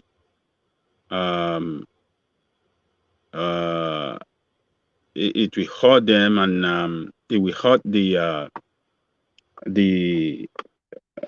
position of APC in Lagos. People will see it clearly that Tinubu's just trying to impose somebody of his own, a favorite on them in Lagos. Already campaign is going on in Lagos. People have been complaining of this imposition. So removing this guy, we get it clearer to people that this guy has come again. And I believe people will resist it. People will, maybe they will carry out a campaign against him. This Autoge campaign will spark up in Lagos. So, but if I really want to, I would really wish him. I would really wish he embark on taking this guy out, Sanwo-Olu out. You know why? Because that would be the end of him, maybe. That would be the end of him. That's where the end of his political empire. So I wish they can embark on it, but it will hurt them seriously. Is Sanwo-Olu an alpha male? By your reckoning, is Sanwo-Olu an alpha male? Well, Sanwo-Olu is. You don't think he is? You see, if you thought it was, you would have gone quickly. No. Sanwo-Olu is. I think it's a very calculative guy, and he doesn't like to. Do you think he's an administrator or a leader? Do you think he's an administrator or a leader? To me, I think it's both. You think he's a leader? You think Sanwo-Olu is a leader? Oh, look, why I said it's a leader. You see, a leader must not be, under democracy, a leader must not be a person that carry out action with brute force, or a person that want to like to. Do you think Sanwo-Olu commands authority? Does he command authority? He's presently the governor of Lagos State. Is in position. But his carriage, his personality, his presentation, does he say authority to you? Is there an authority? Does he carry himself? Does he present like an authority? Oh yes, he presents himself well to me. Like an authority. Yes. This is. Just as an example, like him on Lothing, Buhari presents as an authority. I don't know how you define your authority. Somebody that they have this charisma or this X factor to their personality, that when they are present, their present looms the largest. They command the space. Everybody looks with them with fear and deference, because you do need that element of a leader. You must be somewhat wary of him, if not scared of him. So you just, all of that makes that this guy is the man. So does somebody strike you as somebody that appears and people will say this guy is the man? But sitting outside him being governor, does he carry authority? Yeah, he carries authority, but not in a violent way, or not to oppress people, and not to lord his interest on people. He's a man that like to engage with people and like to negotiate, lobby, and achieve, get things done by bringing people around. That is a way a real leader must act all the time. You don't want people around you or people coming towards you to be scared of you. No, I don't like that. I should be able to be convenient around the governor. I should be able to call governor, Mr. Governor. I don't want to call governor Your Excellency. Those kind of nonsense authority that they try to assert in Nigeria because they are in a position of authority. I don't like it because people give them the power. You don't use that power at the detriment of the people. You must use it to better the life of the people. You must use it for the convenience of the people. And I think that Sanwo-Olu fit into that leadership. So he has demonstrated it when the issue of NSAS came up. He went to in the midst of those guys. He went to talk to them. They even gave him the name, that terminology, that Sorosoke. That was where that terminology came up, Sorosoke. So, and it was so simple. He was so free with it in their midst. Did you see what happened? You know they were singing Davido songs at him, Femme la bouche, shut your mouth. Yeah, that's a leader. Must be like that. You don't have to oppress them. It shouldn't be an oppressive leader. No, just like Buhari, it shouldn't be. He went with them. He even walked around with respect. Must you command? Does he command respect? I think so. I think he command respect. He's not just an authoritarian leader. So I like him for that. He's a man that is free in the midst of the people, and he like people to be free with it. He went to those guys at Alawusa to talk with them, and he went to the toll gate to talk with them, and then he told them, "Give me your request. I will take it to the president." And he took the request to them. The next day, he took it to the president. That's a responsible leader. That is a leader that believes in the authority of the people and not his own authority. He believed in the authority of people. He took the message of our young people to the president, and he came back and he reported back to them that he has done it. I mean, and that they should go back home, that the president is looking into, and the president is going to do something about it. It's a real leader. That is the kind of leader that I like to be around. That's the kind of person I want to be. I want to see in the position of leadership. Okay, using the Fourth Republic, this new dispensation of democracy that we're experimenting with in Nigeria, in the hierarchy of governors that we have had in the Fourth Republic, 1999 till date, where does Sanwo-Olu fall on that chart for you? So list them in order of 1 to the. There are only 4 of them. So yeah, where does Sanwo-Olu fall in the hierarchy for you on the chart? So I think Sanwo-Olu, to me, in hierarchy. No, sorry, let Ajale Koko go first, Charles. You mean in Lagos State? In Lagos State. I pick him first. Above Ambode and Fashola? Yes, I pick him first. He's just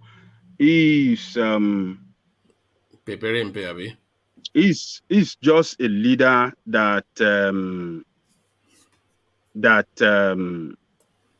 is a leader that he engages with people, and he like to solve problems. We saw what happened at the one you were talking about earlier, where the police Magodo. The Magodo case. He went there, he saw the problem, he went there, he went to meet with that guy. The guy honored him. I mean, he was bowing down, but was gently refused what he asked him to do. That, sir, I'm sorry, I cannot do it because I'm too low. And he took it like that. And he went into his car to make a call. A leader must respect people. He must respect. It's one of the leaders. Is the number one among them that I see that respect people. And he tried to solve problem. I like him. I place him first above every other person among all of them in Lagos. And it looked very genuine to me, like a person that really wants to solve problems, like a person that really want to work hard for the people of Lagos. So Unlike a person like him, you don't have to assert any authority. For what? What authority do you have? You are a servant. We are elected you to go and work for us. So you shouldn't use any authority over the people, or authority of molestation and terrorize the people just because you're in a position of authority. No, you don't have to do that. All right. All right. Ajale Koko, let me do a very quick round robin on that question just to sample what people actually think. So this is just a quick sample. You know how we usually do, just rat-a-tat start through it. So the question is, just in the Fourth Republic, so the contenders are Tinubu, Fashola, Ambode, and Sanwo-Olu. So draw a chart 1 to 4, number 1 being the best and number 4 being the least. So I'll go from Jake. In Lagos State, we're narrowing it to Lagos State. So who do you think has been the best governor of Lagos State? So 1 to 4. You're 1 to 4, Charles. I think Ambode has been the best governor. Ambode, yes. Yeah, because he had built roads, infrastructure for Lagos, and he also helped to build the rail train. He started the project.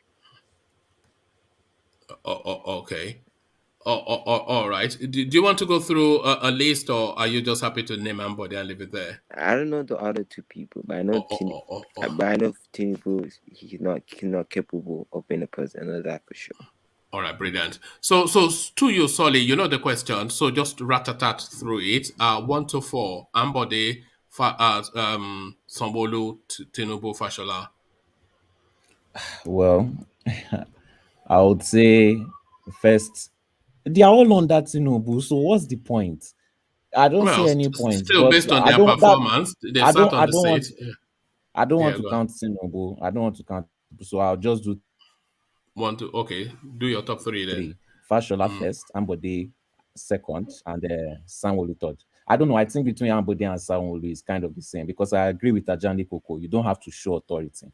I like the way he behaves with the people. I like the way he interacts with people. He goes on the street at random times to do random things. I like that. He doesn't try to oppress them with power. They already know he's the governor. They understand. He knows. But what sort of governance do you think Nigeria needs or should have? Is it that authoritarian hand of the Buhari Obasanjo type, or is this soft velvet of Sanwo-Olu? So what's the style? I think it's very hard. Very, very hard, because we have no. Because I think Nigeria needs an authority figure. I think they only have. Goodluck Jonathan was a soft glove sort of governor, president, and they flogged him out of. I believe we need a mix of both. We need someone like Sanwo-Olu, but when the time is needed. Nigerians enjoy people who kick them in the head. This is what I think. No, it's not like that. That's what I'm saying. You have to have a bit of both. You have to have the authoritarian attitude, and you have to know when people are trying you. During that moment when he was being pressured in that Magudu area, yes, he knows that he cannot win the case, but it's how you portray yourself. You are in front of your people. You portray yourself in an authoritarian position. When you are in that kind of NSAS situation, you don't go there with an authoritarian mentality. You have to know when to switch the sides. That is what makes you a leader. You know the subjects and where you are. You need a bit of both. We can't have just one, because they always go too far. All right, thank you. So to you, Tony, the same question. Just Lagos State alone, the best and the least governors since the Fourth Republic started. You know the contenders. What is your list, Tony? Yeah. Anyway, none of them is good, because there's no project. No, hold on. We'll come to you, Igor, in a moment. Yeah. So nothing is good, because as far as I'm concerned, there has never been a government in Nigeria ever since Obasanjo left. You know what I'm saying? So, but Fashola, for his simplicity, I love his style of government. Like it's good, that he was building. He would try to build hospitals, and then even his son, as a role model, also one of his sons was not so good, in secondary school. Then he decided to go and put him to learn mechanic, which was, very good. Then this Sanwo-Olu, what he started doing by this train, this mass transit program is very good also. So I want to see more people doing that providing electricity, and then clean up the old places, and etc., etc. That's it, sir. All right, thank you, Tony. Same question to you, Thomas. To me, Fashola is the best to me. Following by Ambode, then Sanwo-Olu, then Jagaban of GBT. That's my list. Thank you. Then I want to ask Ajale Koko one question when we finish, please. Very important.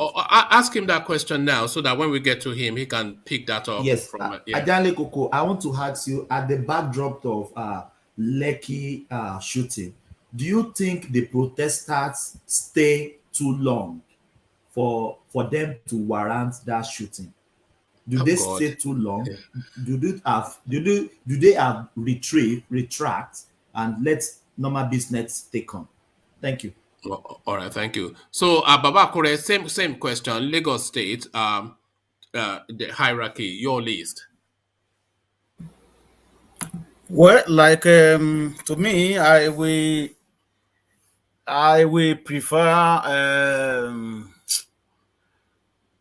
well, let me say Fashola as well. Fashola, then Ambode, then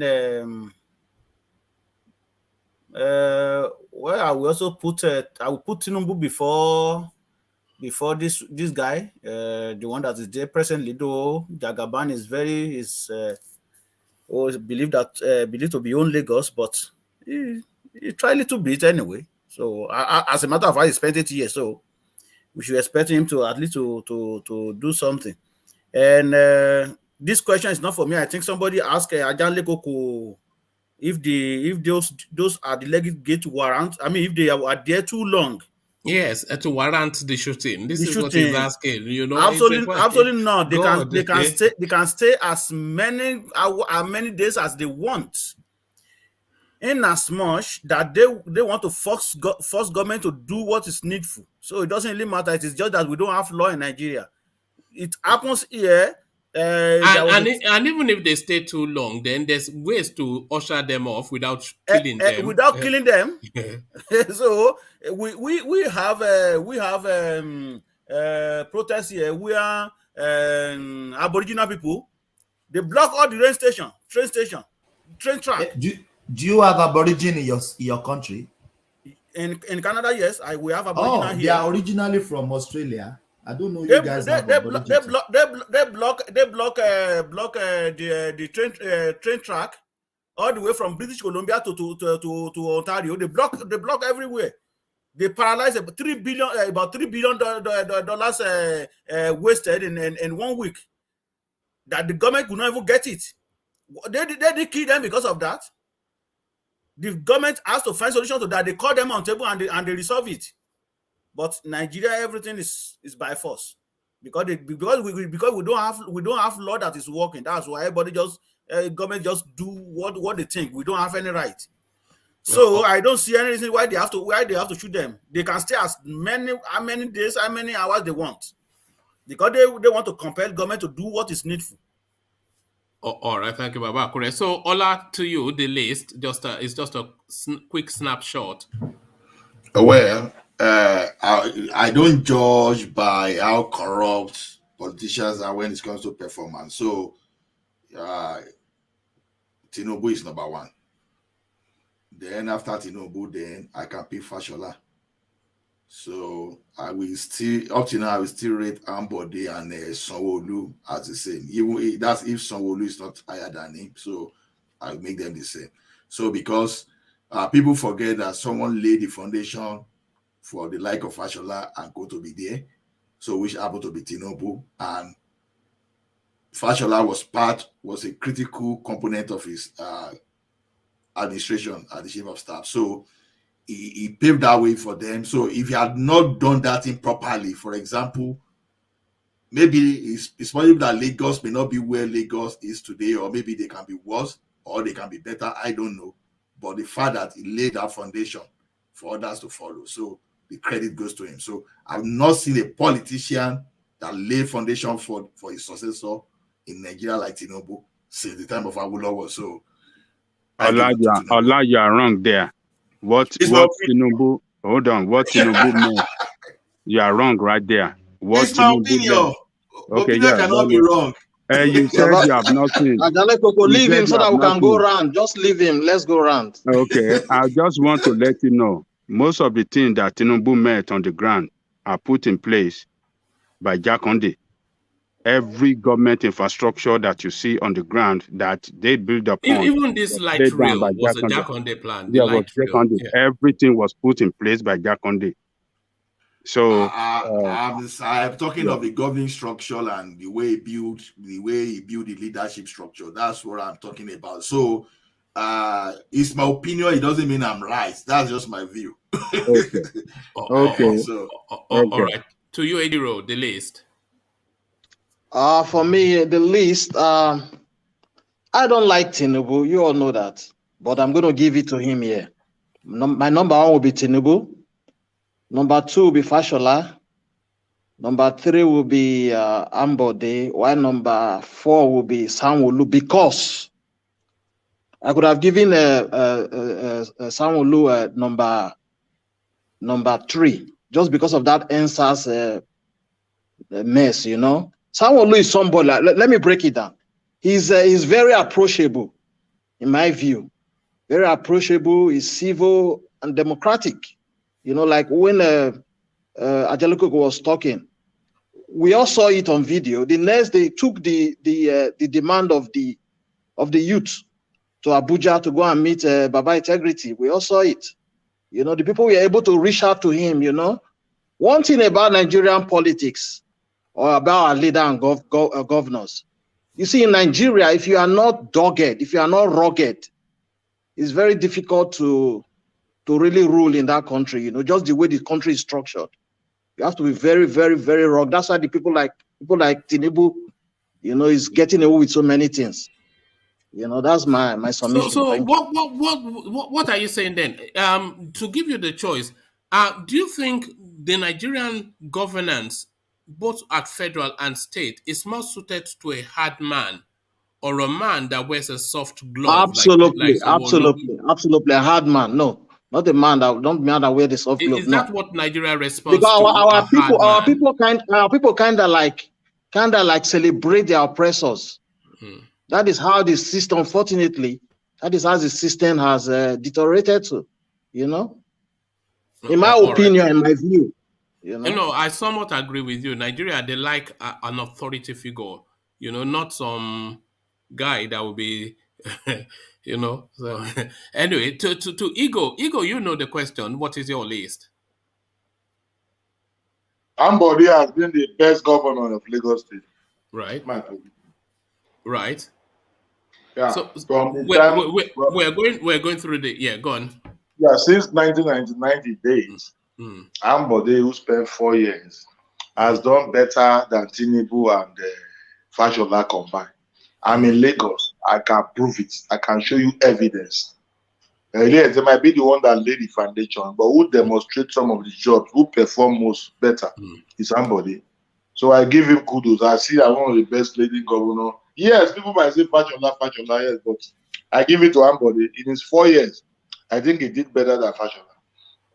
All right. And who comes up second? Second should be, what's his name? Fashola. For Tinubu. Okay. And then who comes third? Tinubu. And Ambode last? Yes. No, Ambode first. No, sorry. Sanwo-Olu. Sanwo-Olu last. Sanwo-Olu. Oh, okay. All right, thank you, Igor. You know, my just to give my own list is not too far from Ola's list as well. I also think that Tinubu probably has done the most because he, like, for reasons that Ola just expanded on. But I think in that stable that Tinubu has created, the best performer for me has been Ambode. I just see that guy as a superstar. Fashola by default, just for force of his personality, will edge out Sanwo-Olu. Sanwo-Olu to me is just it's a yam head.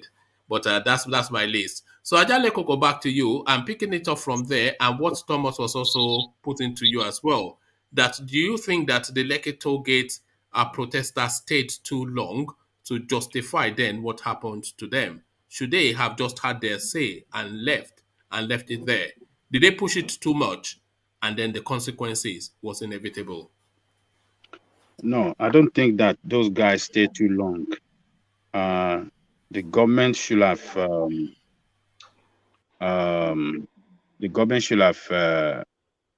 engaged with them, take their time to engage with them, and do everything within their capability to negotiate them out of that road. That is what the government should have done. But just as you guys, some of you are saying, including one man, that Nigerians like hard-handedness. That is what they demonstrated. That is what you get in hard-handedness. You like government that is very hard on you, yeah, they will come after you and kill you. And that is what they did for the NSAS. And why I place this guy first is because of his style of engaging with people. It's approachable. It always like to use a peaceful means of achieving result, and that is way it's supposed to be under democracy. But because our people believe until when you use force, that is when you can achieve result. The using of force is what happened on NSAS. So if the government have been patient, negotiate with these boys, yes, they will have cleared the road. But on the other side, there's no government that want to allow people to take them for ransom. I mean, take them for ransom for a long time. But still, under democratic rule, the government, they are not carrying gun. They are not doing anything. They were carrying Nigerian flag. They are jubilating. They were just, you have sent your request. The governor have taken it to go. They should have allowed the governor of Lagos State. If the federal government did not come in, if they have allowed Sanwo-Olu to negotiate with them and talk to them every day, I'm telling you, within 3 weeks, they will have negotiated them out of that place in a very peaceful manner, because they will have reached some agreement that this is what we'll have done. And federal government on its own side, if Babangida, Baba Integrity has acted immediately by banning that SARS officer and show something to give assurance to our boys on the street, yeah, it will have been done peacefully. So, hard and force does not achieve anything. So, but if you think that Nigerian people cannot be handled in a civilized way, that means that you are supporting criminality as this man is doing. And criminality or use of force cannot achieve result. If we just continue to compound the problem, but people will come out against the government, demonstrate, and the problem will never get solved. Have they solved the problem now? The use of force have not solved the problem. It hasn't, and it's never going to solve. So democracy, leadership have responsibility, to lift their people off, to advance their people, and to change the mentality of their people. In the way they reason, the way they do things, that is what that is the role of leadership. So our leaders have not really shown to us that they are real leader. They are responsible and they are dependable. They have not really shown us that they are responsible and dependable. So, and that is what Sanwo-Olu is showing us, that I am responsible, I am dependable. I will not use force on you. I will negotiate with you. I will use peaceful means of resolving problem, and that is what I like in his leadership. We see the way they do things where the country where we live, they don't use force on us. They don't. Well, they do. They water cannon you, and Yeah, okay. remember when they rolled out the National Guard when you were protesting in Yeah, America the last time to yeah, go and shoot you. yes, water cannon and stuff like that. But you know, we have to shift away from the use of force on our citizen.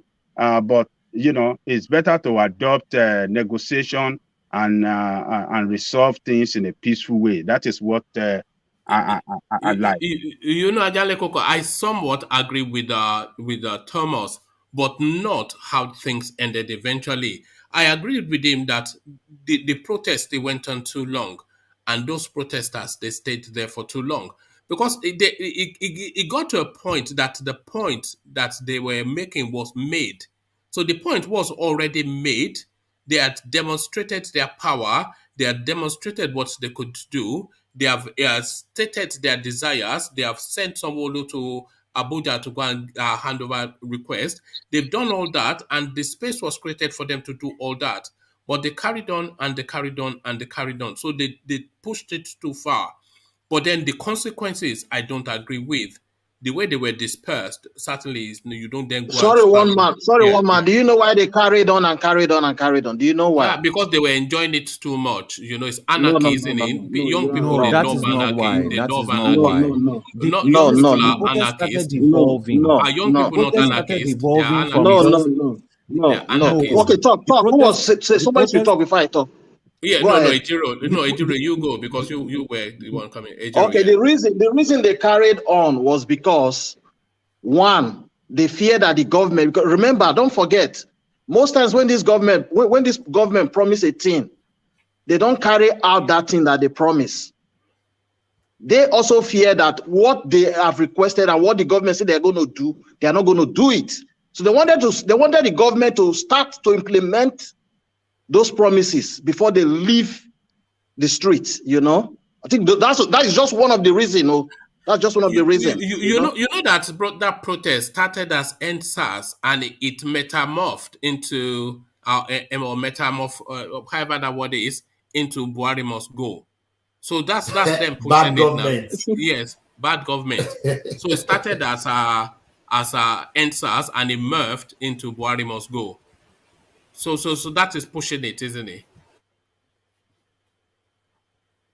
Ejiro. Technically. One man, you silent Ejiro. No. No. Did you silence me? No. It didn't silence me. No. Technically, what you said now compared to what you were saying before is a two different thing. What you said now, yes, is part of it. It's part of it. Because the main reason was because they don't trust the government that those demands will be implemented. So they wanted the government to strike or to kick off with those demands before they could have. Okay, we'll just say, okay, now we've reached, I think we'll strike a balance. Not just telling us on a mere lip saying we're gonna effect those demands and they are not doing anything, you know. So this was the issue of trust. That was why they remain on the street. All right, but you know, where the government failed was to roll out the troops, but the government was well within its rights to force them because they were starting to affect business in the most important commercial state in the country. That you are right. Yes, you know, yes, you're very they were correct on just it went from something that everybody had But sympathy that is what protests always cause. Now, one man. That's what protests always cause. When it's too long, business will be affected. Yes, in Hong Kong, you turned see into what a happened. nuisance. That's what happened, you know. All right. Thank you, Ejiro. So there you have it, Ajanle Koko. Everybody feels that the state's too long. So, but the Lekki toll gate should not have happened. But Ejiro, Alex, Ajanle Koko, let me take you to the southeast. It is very difficult to do business there. Is what an investor speaks to, and the bureaucracy, the greed of the governance, and the local communities is what she is citing. She's an indigene of the space, so it's coming from within. So, what are you then making of this assertion that the Eastern Quarters is the most difficult place in Nigeria to do business? The governors of the East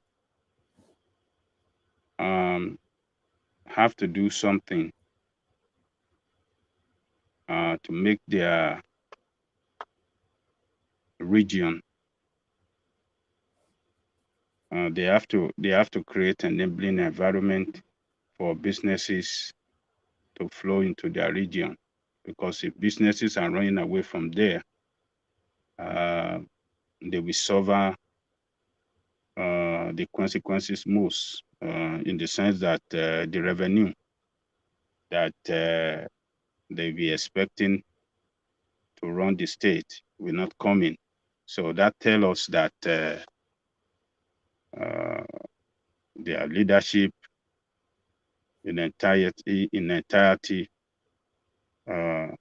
they are all failure. But that problem is not peculiar. It could just be worst in the east, but it's all over the country. It's all over the country. It's not a peculiar problem in the east. I mean, to the eastern Nigeria. It's all over the country. Nigeria at the moment is very, very hostile for business. It's not a friendly business environment. The entire country. You know, they will kill you with taxes, and you don't see what they do with the taxes. I mean, when government take taxes from businesses, I mean, you should be able to see what they do with your taxes, and they should be able to help you as well. You know, do something in the society that can enable your business to grow and expand. But they will keep on taking taxes. They won't build good road. They keep on taking taxes. There's no good soup. They keep on taking taxes. No good hospital. They keep on taking taxes. No security for your business places. So these are it's peculiar to every part of Nigeria. But if the eastern part is so bad now, we have to consider so many factors. The Biafran factor should be considered, that in a place in that region where they are agitating hand and they're carrying arms, you know, and the government of Nigeria setting through over there to engage with unknown gunmen. A lot of people being killed every day. It's so scary. People will not like to take businesses over there. So the federal government does not help. The state government does not help. This is where we have failure of leadership. Leadership must engage with their people. When the people are putting forward some requests, the leaders of the state must engage with them. Engage with your people. These are your people that are closer to you. When you don't engage with them, when you dismiss them, they will react in a violent way. This is what happened in the East. The governor does not engage with their people, and they call on the federal government to bring soldiers there, and they were killing people everywhere. So who is going to take businesses there? Nobody. People will not take business there. It is a peaceful place. It's in a peaceful environment, enabling environment that businesses thrive.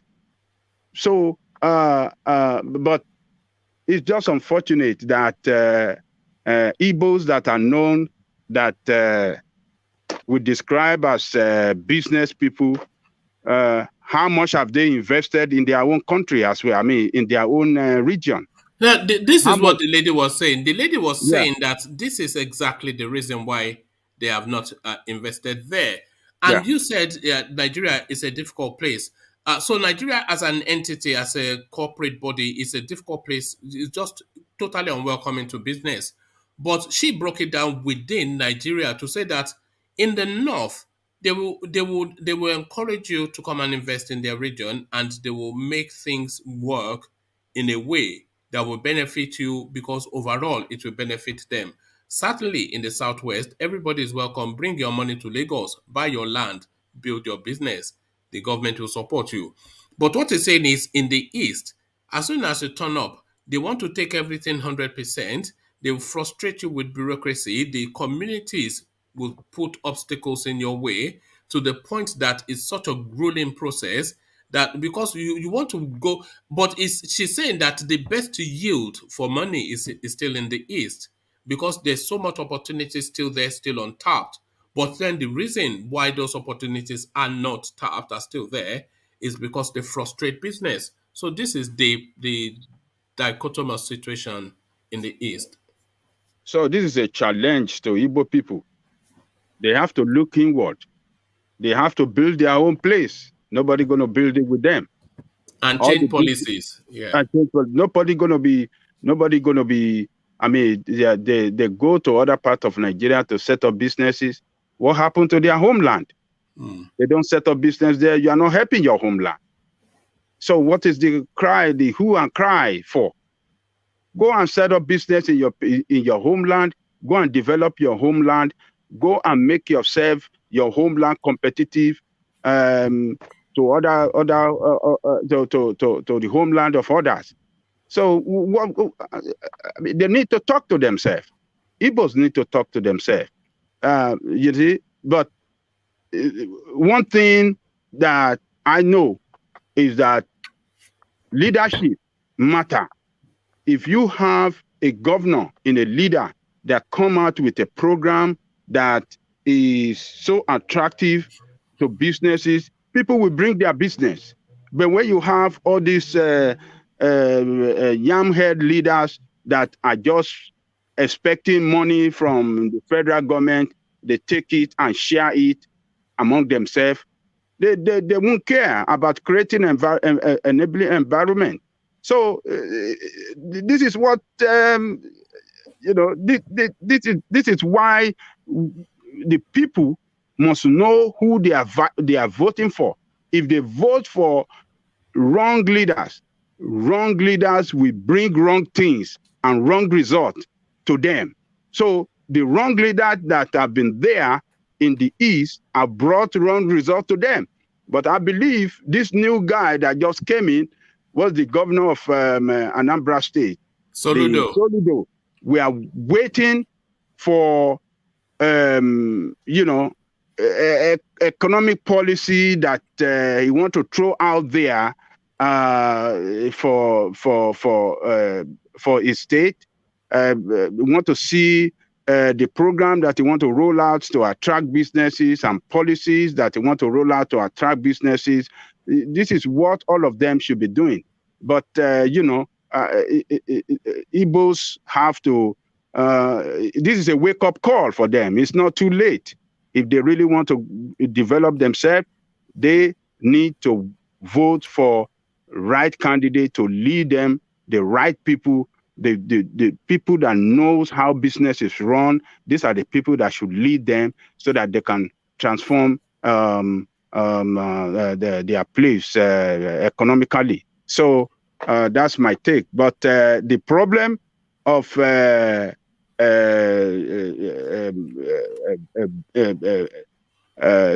problem of business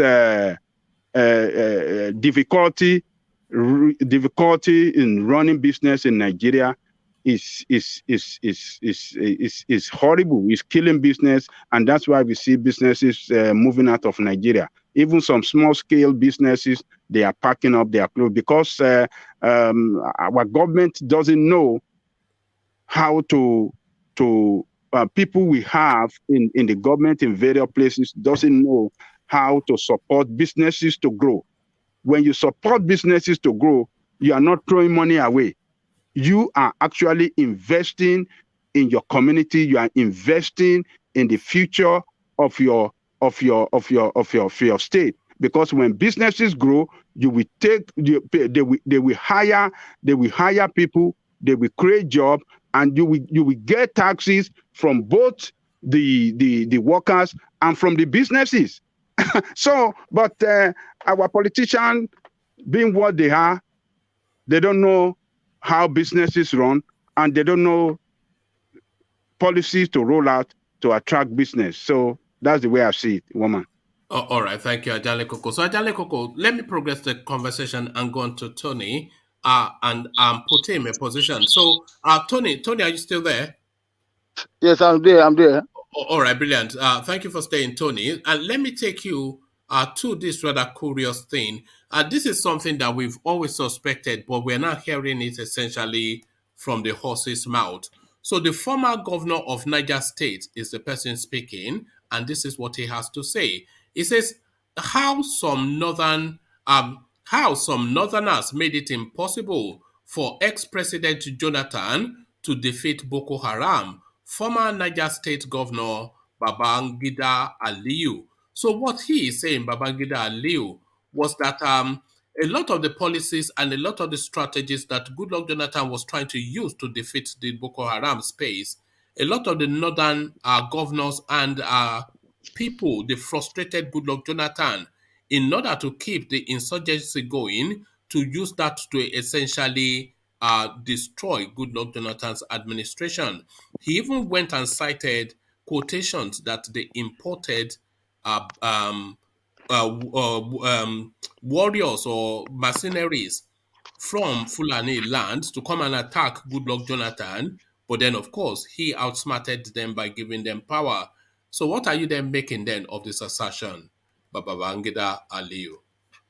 Yes, sir. That is one of the things that we always say here. And then I think whether not solely or I've been Thomas also may mention that today. These people, they are too intelligent for us. They know exactly what they are doing. It just they don't want to distract us. You know what I'm saying? These people, they are very dangerous. They are masters in this game. They want, they know exactly what when what did she was going on? Why did he speak that time? So now the political something is heating up, and then they are trying to be like we are friends to the south or whatever. Meanwhile, background, then see they are planning some evil things. Don't mind them. All right. Thank Thank you. All right. So still within that place, Meteala comes to say that the South, they are not very suited to management, and they cannot give their support to a Southerner to be president of Nigeria because the Southerners, they don't have the required skill set to govern a country like Nigeria. So what are you then making of this comment by Meteala? Yes, exactly what that guy was saying again. The solely or that, so I don't know who was speaking earlier on. That I also interjected. These people, they are so dangerous. So, like what Ajani Koko is saying, so Ajani Koko is is pretending not to know that these people they all stand together. They stand together. If one man speak or one woman speak, they will always back him or her up. So it's part of the political game. These people, they are so we are infidels to them. Whether Okorocha, whether Tinubu, are infidel, everybody is infidel to these people. They know exactly what they want to do. They want to retain the power. And then meanwhile, there's another new thing today that happened. Governor Bala Mohammed of Bauchi State is now saying that Northerners are still qualified to be the president, that they haven't completed their terms yet. So they said that for the 21 years of the presidential seat, that they have only covered that we covered the 14 years out of the 20 years, so that they still have the right to continue. So that's how we show you that they're all working together. Do you know why he's saying that? Do you know why he's saying that?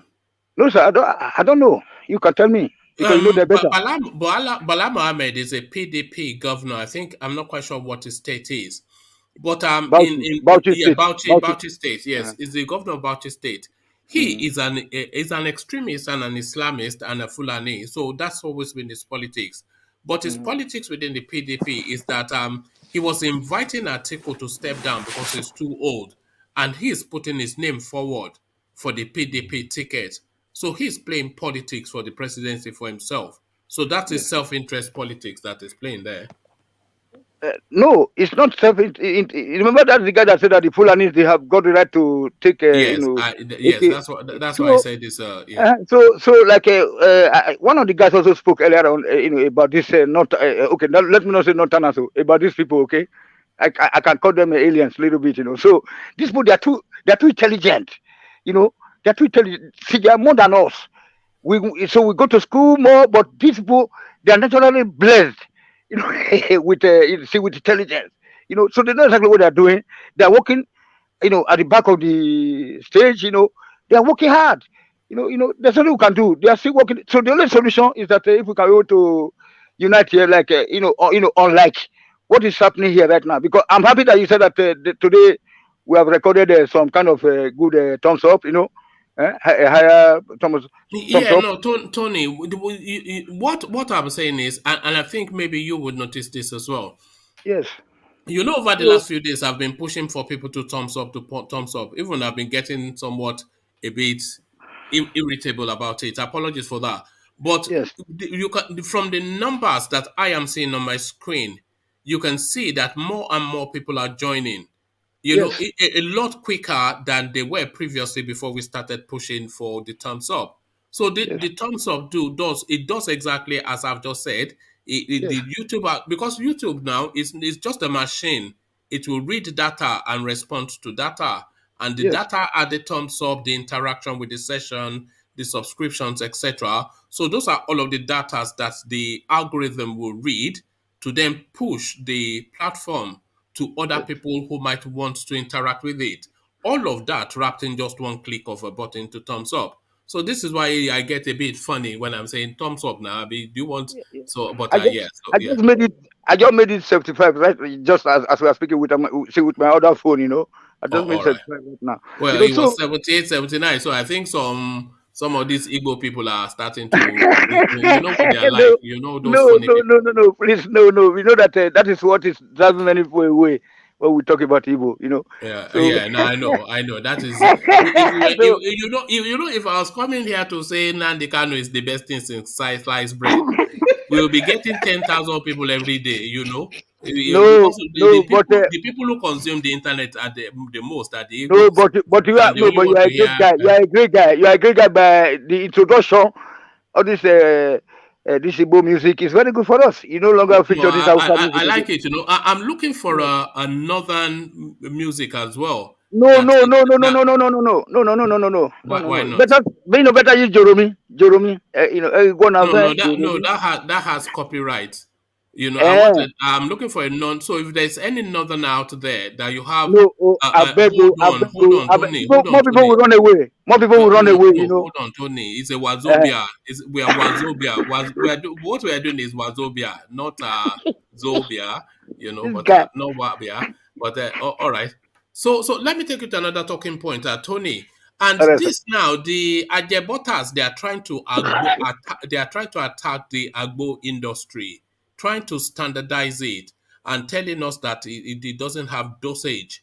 So what are you making of that? They want to standardize Agbo, they want to qualify it and codify it and fight in so many ways. So what are you then making of this attack on the Agbo industry? Yeah, anybody that attacks this Agbo here is Ajepako.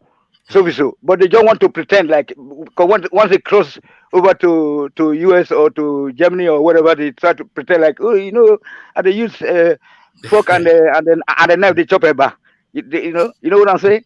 So you see, but back home, I use fork to eat eba because I just don't like. It's only because I don't want to then go and wash my hands afterwards. So I just use a fork. No. But that's what you enjoy it more because not only we that eat with hand, even all these Pakistanis and all these Arabs and the Indians. Yeah, the Pakistanis they even eat rice with hand. Yeah, so I don't know what. Odd. Yeah, I don't know what's wrong with us. We black people, we need to wake up, as a Charles always say. Especially let us appreciate Charles Abego because that guy was born in the U.S. But you see, he's so concerned about our, about the negative development in Nigeria. So we should try to encourage him. Whenever he speaks, I always feel it to, feel my stomach, to my stomach like, I would say, oh, God bless this guy. May God grant him good health because he's so concerned about us. We are born in Nigeria. No. Charles is everybody's favorite. Yeah, I think maybe it's only Ajan Lekoko that people like more than Charles, but that's just a little bit, But everybody loves Charles. Yeah, but Ajani Koko will soon diminish because he's now switching back. Like before we said we will not discuss about these politicians. What I say, but at the end of the day, then we are changing to be discussing about them. Let's not discuss about them. Let us be looking for a way out. not But if we're a political platform and we're not discussing politicians, then what we will be discussing? We'll be discussing the politics like a like Iraqi style, like a coalition, abroad. How we can be able to go back. We as Nigerians will be discussing Iraqi. No, Okay. no. Iraqi style of coming back home to take over. You know that we need to turn this brain drain into brain gain. Don't forget.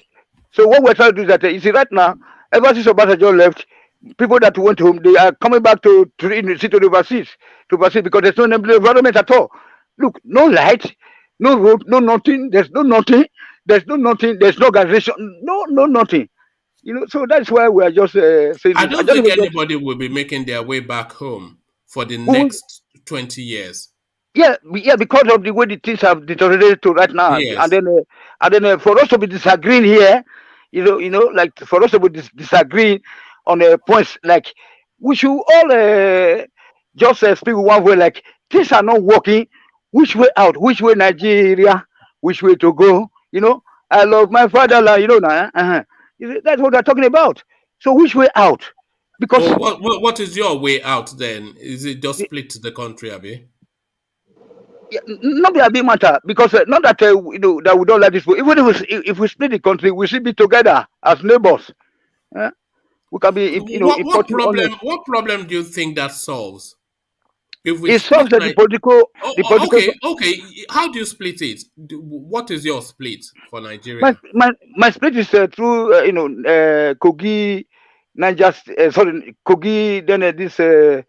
Just north and south, Abi. North and south. Is that what you're saying? Yes, Kwara, Kogi, which they stole from us. Then they have to bring it down like that. Okay, so your split is north and south, yeah? Yeah, that is the best. But if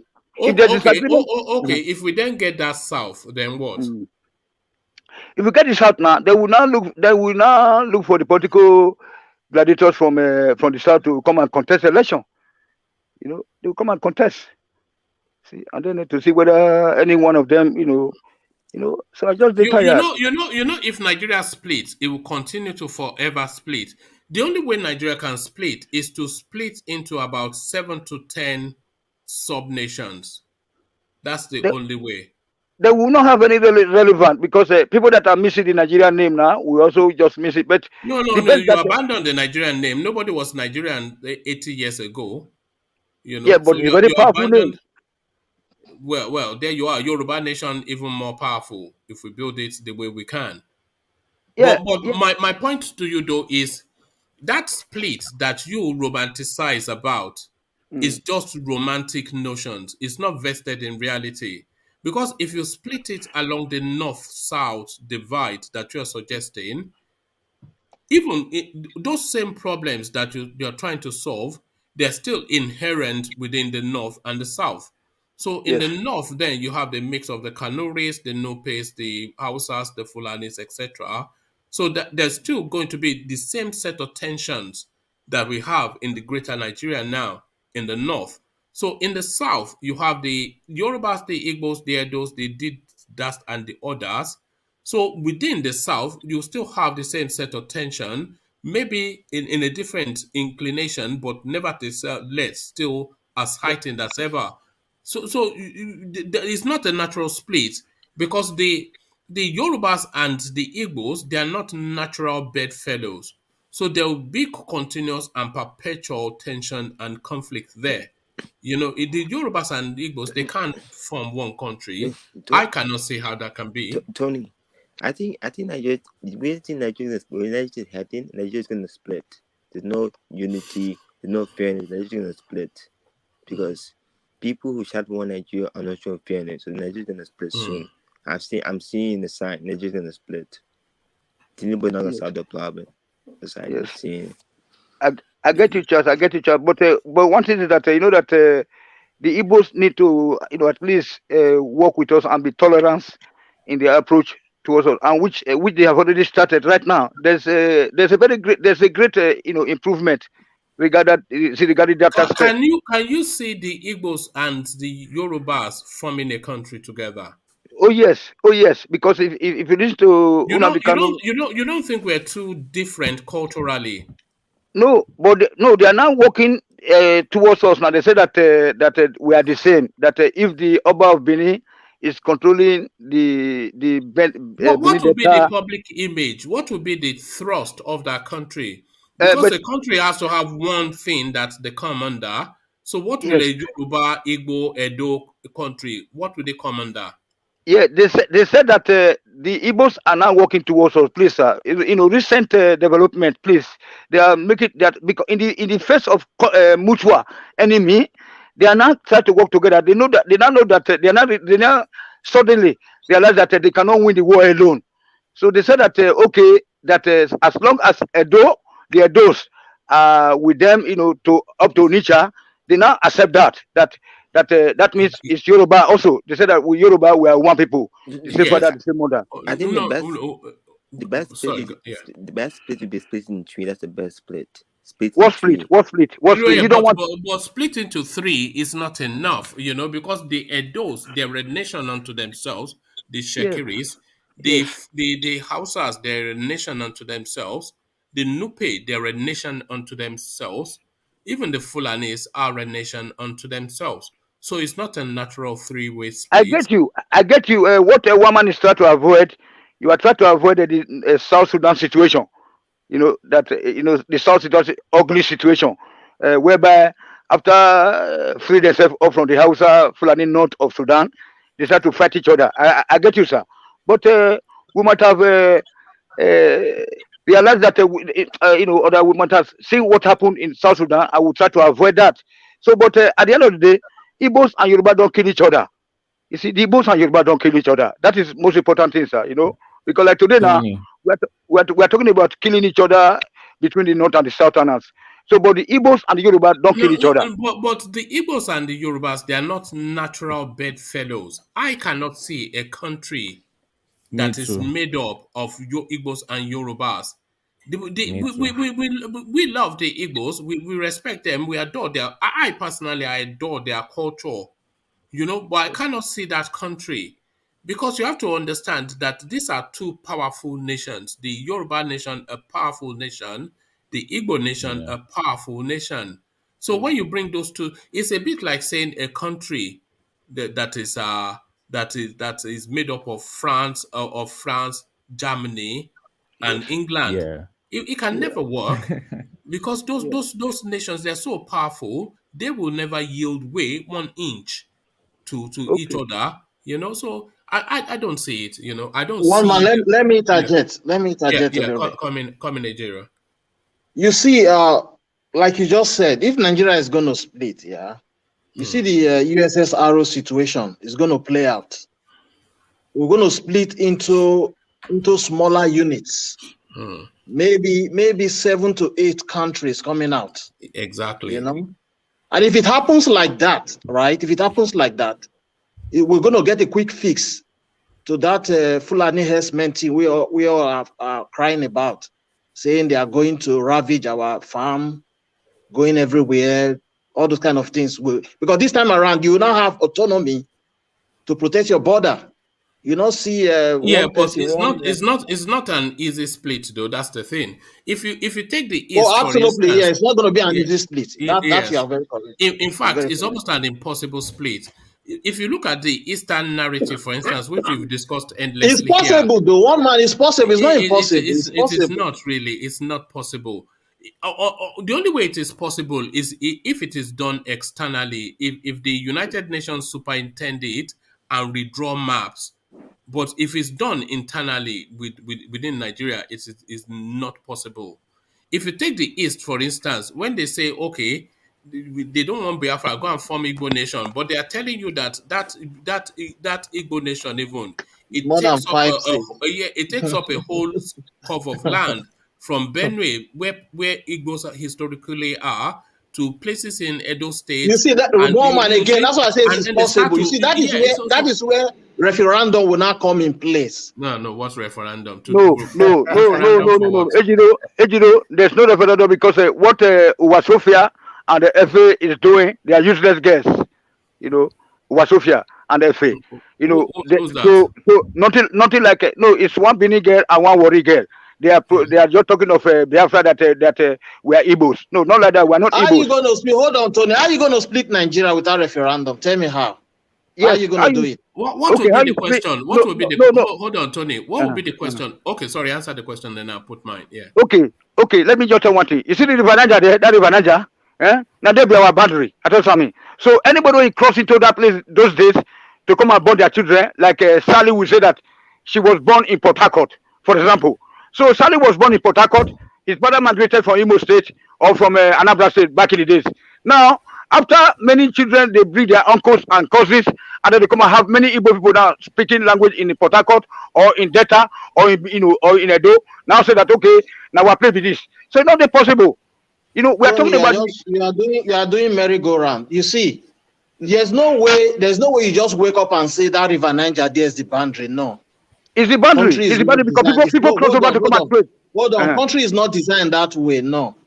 No. It's the people inside the country that will decide. There's no referendum. Hold on, let one man talk. Let me ask you a question, Ejiro, because you say referendum. So what would be the question? What would be the question of that referendum of it? What would be the question? Yeah, that is exactly. That is where we now come to a round table and sit down and talk. Said, okay, these people now we need to go for a referendum. Just what you said, that what will be the question? What do you want? This one will now bring the Yoruba Nation will say its own. The Arewa will say their own. The IPOB people will say their own. The Niger Delta people will say their own.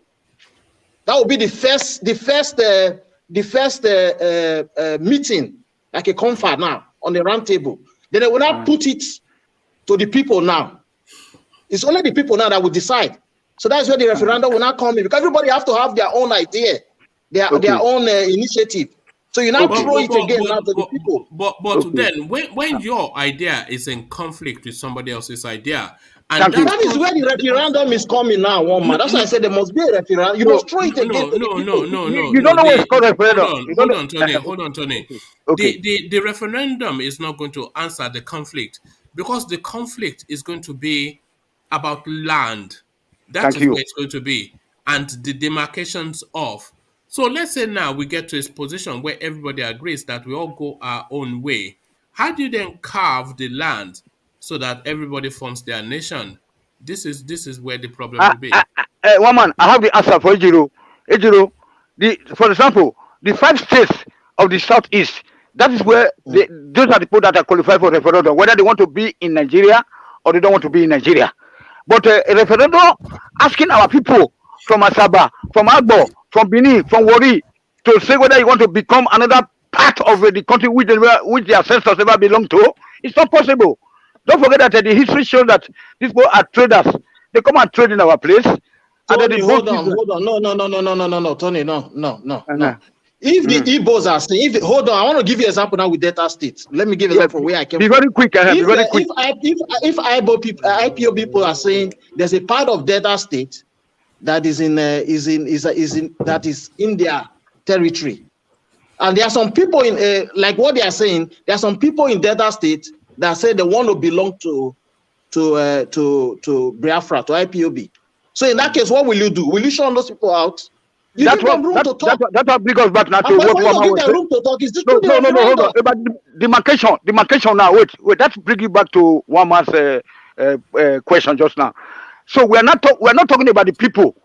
The people can come from Hausa land and come and settle in Lagos, and they will be speaking Yoruba like you have now in Ibadan. If you go to this Mokola there, you see a lot of Hausa people. You go to Benin, you see Hausa quarters, people that are living there. But when it's time to make the referendum, they are not qualified. They have to go back to their place again.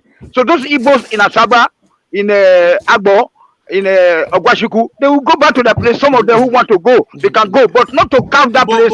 But they consider that place to be Igbo land. You are getting it all wrong, Tony. You are just missing the ocean. No, the whole kings. Hold on first. Mudia, okay, Mudia.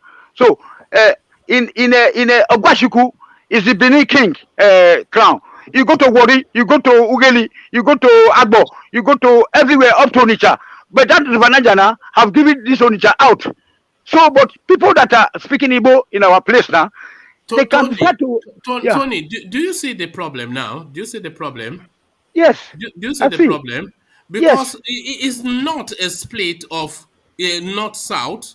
Yes. In that split already, we have to battle it through Kogi and Kwara to Yes. decide that. So that's one battleground already.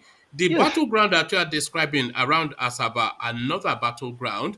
And then if we have a greater southern nation, that is the composition of all of the ethnicities in the south, who then takes the lead on that? What is the public face of that space? What banner do we fall under? Who gets the thrust of it? The Yoruba person will not come out of the clutches of the Fulanis only to be superimposed by the Igbos.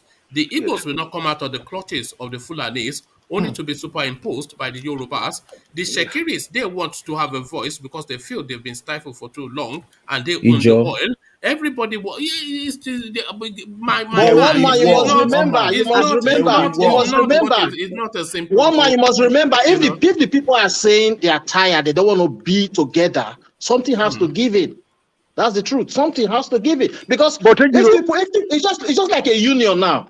It's like a marriage. If these two persons are tired, they cannot be on that very one. Difficult to untangle. So something has to give in. That's the truth. Ejiro, you are complicating the whole issue because look, I love Igbo people. If you look at if you ask one man or the audience here or our fellow team here, I'm always for the Igbo. I love them. They are very hardworking. See, that they said that it's going to make Igbo land the best place in Africa, like Chinese or of Africa. You don't love Igbo more than us. Not that because you have one Igbo person who is talking to you there in Dublin, then you say, okay, you cannot give our land out. Sorry, I said one man. Tony, you are not getting it. The way Nigeria stands now, what I'm saying to you now is not. Hold on. We are just doing merry-go-round. It's not working. For that reason, something has to give in so that every person can go their separate ways. Because the way we're just killing ourselves. We are killing ourselves every day. Yeah, but that's difficult to work. Is the thing.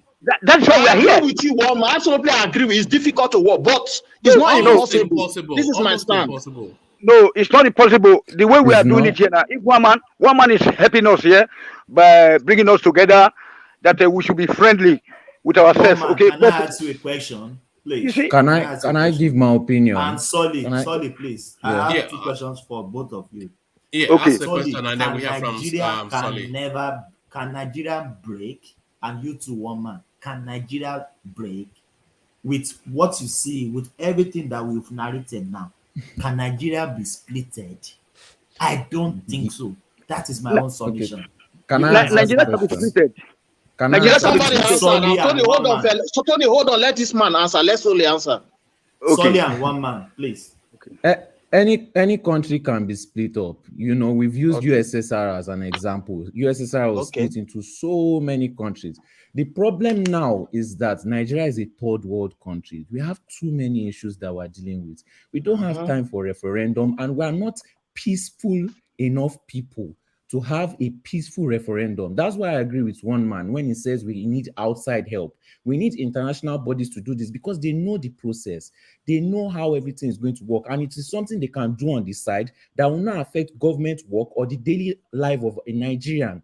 That's the only way it can work. If it's going to work, I think we have to put that aside for the next maybe 10 years or something like that. Minimum, let's say 5 years, 10 years. But not right now. Right now, we are a third world country that we have seen ourselves stuck to each other. So we are going to have to be forced to work with each other for progress, whether we like it or not. It's either we work together for progress or we all crumble together. So you have to see which one do you think is the most likely of those two scenarios that you've just painted? We are all going to work together till the country becomes the best. Do you think Nigeria can get through what is going through now? Do you think we'll come out on the other side? Nigeria is not the first country. You see, whether north, east, west, you are all, at the end of the day, you are all going to be forced to work with yourselves no matter what. It's just like living a country. You live a country with one Hausa man, one Igbo man, and one Yoruba man. You realize that in your country, the rent you were paying was 300 euros. You go to another country, the rent for 1 bedroom is 1,200 euros. Are you going to say you are not going to work with each other? That is what being a third world country is. You don't have the comforts, you don't have the availabilities of and the freedom of this kind of options of a first world country. You are going to have to work with each other. And wait, can I finish, please? Yeah, and it may be hard right now because we are having a generational change. This new generation, they don't focus much on religion. They don't focus much on tribe. Like, yes, we do focus on tribe because it's very relevant in ourselves. Our tribes are deep. You know, it shows in our music, in our entertainment, blah, blah, blah. Other people adopt it because we have a very strong tribe that has lasted for a very long time. So it is very obvious. But this new generation, we don't care about that. We just want to make it.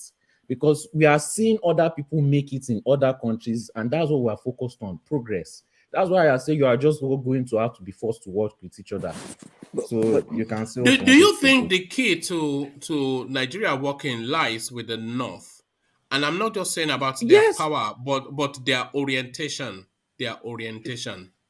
See, while everybody in the South was going abroad and whatever, they stayed in Nigeria. They understood the place. Both politically, they know the terrain, they know the military. You can't just say they are bullying you out of. They worked hard for it by staying in that country. So if you are complaining that they're in power, you too understand. But that wasn't a strategy move, though. It wasn't a strategy move. They did not have the option of travel because they don't have education or intellect. Yeah. Thank you, woman. Wait. Because Nigerians did not see the value. If the Nigerians saw the value that much, they would have stayed too. That's just how history played out. They did not see the opportunity, but it played to their favor. So now you want to tell them that, oh, they are bullying you your way out. No, you have to play on the same level that they have put it to.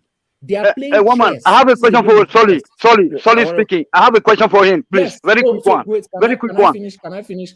No, you don't finish. I want to ask a question. Just a question. Then you can continue later. Now, what country you are living? I'm living in Germany here. All the federal government parastatals are decentralized. So you don't put military in one part of the country or concentrate military power in the one part of the country, and you still expect the other country to be to be fighting for right. So Tony, one question too. Who caused World War I? You cannot cajole that. You can. Who caused World War II? World War II? Don't use Germany as a no. It was Mussolini. It was Mussolini now. What caused World War II was as a result of the First World War, where people became hungry. Let me explain Germany. Don't use Germany as an example because they have been very notorious in Europe with using military power. So they tone it down very, very well. That is how their history played out. It's a different country. You can't use it as an example as Nigeria. Nigeria's history played out differently. Thank you. But at the end of the day, Germany cannot capture Belgium. At the end of the day, they speak German in Belgium. They speak Germany in Austria. They speak Germany in Switzerland. So now, how come that the Biafra want to take over where they are speaking some Igbo in other parts of the country? Give me answers. Let me reply to Solly. No, hold on. For Solly. That's the thing. The country can't split into half. It can't split into north and south. See, the Yorubas living is the easiest. We know ourselves. There's no Yoruba one kind. There's only one Yoruba. So us living, it's not be our own. We will not have any problem. We'll go. Is when you now go. Okay, let's do it then. Let's do it. That is the best for me too, because I don't state and the data say we are part of Yoruba. We are Yoruba. Yeah, forget about so we're just like a dialect. Like that. You can't just live like that. We can live. We can live. So we are hell educated. We can't do it ourselves. We are not that peaceful. Yes, we may be educated, but how many percentage of Nigeria is educated? No, we are educated. No. Okay, yes, but you can't just say, "Oh, we want to." What about the others? No, let them go. Let me tell you the problem with we living on our own. If we live on our own, everybody that is left there will start crossing our borders to come to our side. You want to start facing that unnecessary immigration problem? No, we'll fortify it. We'll fortify it. Solely, 1 minute. Let me chip what are in you talking something. about? You Let start me to chip shoot in people, something, Solely. Let me chip you in want to start something. to shoot people. On this platform, one man said something, which after some days, I kind of like, anytime I think about it, it kind of like makes sense every day to me.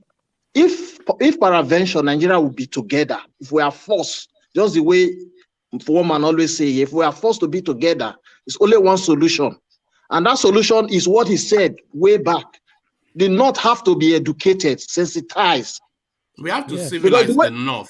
Yes, that's the only way out. That is just the only way. Like and they will not accept it. That's the problem. Thank you. You are contradicting yourself. I don't agree. I'm not contradicting myself. It's difficult. Ejiro, I don't agree. Let's go back to who we are talking about now. Northerners who follow their leaders. If their leaders say go to school, they will go to school. Simple. It's not something hard. Tinubu will just tell them this is what I want. Blah blah blah. Anyway, let me give chance to other people to speak. Thank you. He has good relationship with the Northerners. I've worked with Northerners before, core Northerners. You can work with them. No. You just don't try to, the East is always, this is my opinion anyway. Trying to. One man. Thank you very much. Yes, thank you, Tony. Let's add. One man, please. Regarding this Agbo, I beg. So we have a Awolowo leaf. You can use it to drink for. If you have stomach problem, you can wash it and drink it. If you have a sore, you can use to treat it. If you are working with Awolowo paper leaf, we they call them Ebe Awolowo. If you go to Delta State, they say even for Anambra State because it was Awolowo that spread those leaves those days as a form of fertilizer, to fertilize the old Western Union. The old Western region. So today, that's why Awolowo is always it's a household name in the whole part of our old Western region. So. Yeah, so it's a part of Agbo. It's the best Agbo. You can treat fever. You can treat sore. You can treat stomach. You can also drink it. You call that Agbo Bonche. But yeah. They do everything. It's all purpose leaf. Awolowo leaf. One man, somebody is asking you, what do you mean by civilize the North? Maybe you have to throw more light because you said it the other day, which is very clear.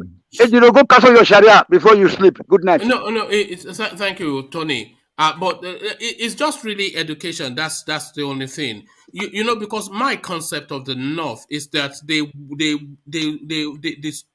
it's a rank-and-daisy system. We all know they do a rank-and-daisy system. But what is that rank-and-daisy system? They have a patriarch in the community. I posted a clip once of one army person that was narrating just how the North is structured and why they resented what happened when they killed their Sardana so much. They have a patriarch that sits at the head of a community. So that patriarch is responsible for their feeding, all of their food, that whole community. Is responsible for their thinking, is responsible for everything. And they go in and they pay homage. Even on Fridays, he will kill animals and have a feast, and they'll come and eat in his forecourt. So that is their system. So that system. So let's pick one community, and then we'll use that as an example. Let's pick a community of 1,000 people with one patriarch. So that patriarch, he feeds, he clothes, he does everything for them. So essentially, that patriarch of 1,000 people, he is the only brain out of that 1,000, because he determines what they think, he determines what they do, he determines their everything, he determines who marries who lives, who dies. So that is their system.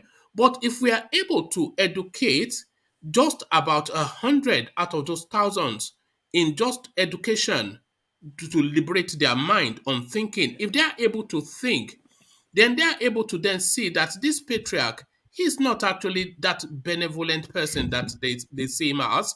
He's actually a chancer. Because all of the wealth of the community he gathers to himself and he feeds them crumbs. So if they are able to if we educate them to be able to think critically and individually, that will liberate that space. So when it's then saying apes obey, the apes will not obey anymore because the apes now know how to think. So we have to educate them in order to civilize them in order to rescue ourselves from them. You see, sorry. You see, so don't get what the reason why Nigeria, you say people is not a reason why. Yeah, actually, why is it the Niger Delta, the Jerry, the Igbos, the Igbo, why they're mad? Get ask the question first. They ask the question first. Is why the North doesn't want to change the way of life. That's the thing I actually said. That's when I can never Yeah, work. because their patriarchs hold them hostage. But I'll solely round off your thoughts and then I'll go on to Ola. So what is going on is that the East should not keep on saying we are cowards, we are this. We are not stupid. We all have eyes, we all have brain. We all know the situation in the country. We all know what is going on. But we are, would I say, smart or educated enough to know that you can't just go guns blazing and try to destroy everything and scatter everything. If there's a way, a solution to solve these problems, why not try that? We from the West, we are learning, we are understanding the game, and we're trying to play the game also to be able to be on the same level. Whether you like it or not, Fulani is here, Hausa is here, political game. So we have to catch up. The same way they have to catch up with education is the same way we have to catch up with politics. And that's the only way we can have a balanced flow in the country and Not let everything go round. Not chanting Nzobu Nzobu, Abi. Not just chanting Nzobu Nzobu. It's not about Nzobu. It's not chanting. It's a complex situation now. You can't just be sparking cutlass on the floor, tribal chanting Nzobu Nzobu. What is get out? Get what's Nzobu Kini. So that's just a total Python dance, Python dance. I know that Python dance. Look at that. But but they have very good songs. They have very good songs. I love that song. One man, the IPOB will come after you. Don't worry.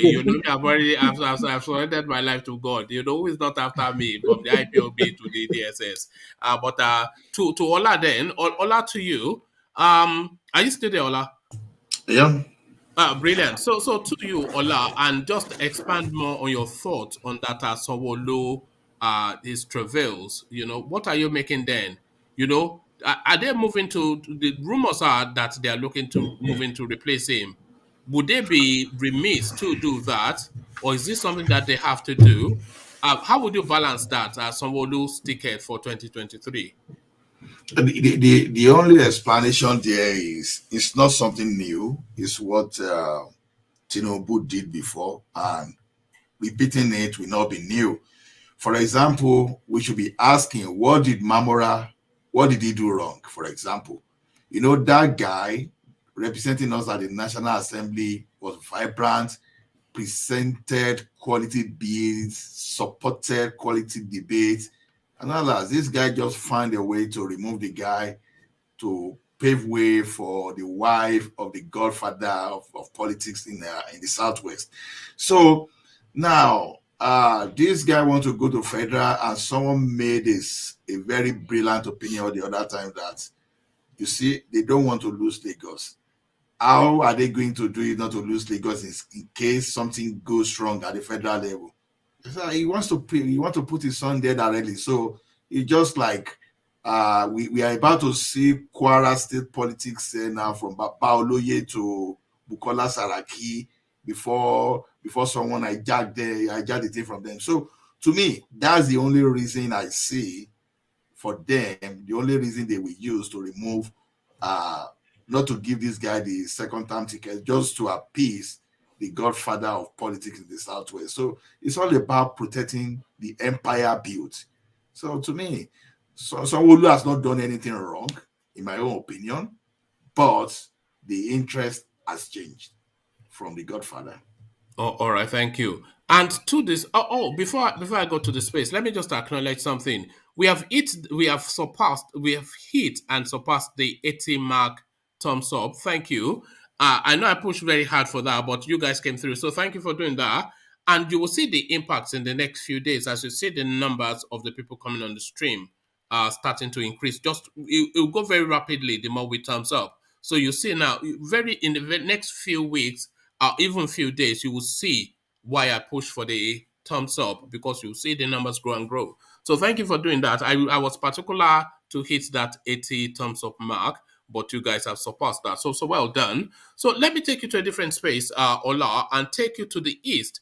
You are a man of finance, and this lady now has come out to narrate just how difficult it is to do. She and Easterner narrating then just how difficult it is to do business in the East. She went as far as to state that the East is the most difficult place in Nigeria to do business. What are you then making of the assertion of this lady? Is the lady an Easterner? Well, she is. Yes. Let me. Hold on. I think I've. Just give me 1 second. Yes. So here it is. So her name. Well, her name sounds Eastern. Loretta Oniagolu. Aniagolu. So there's definitely an Easterner. So yeah, she's an Easterner.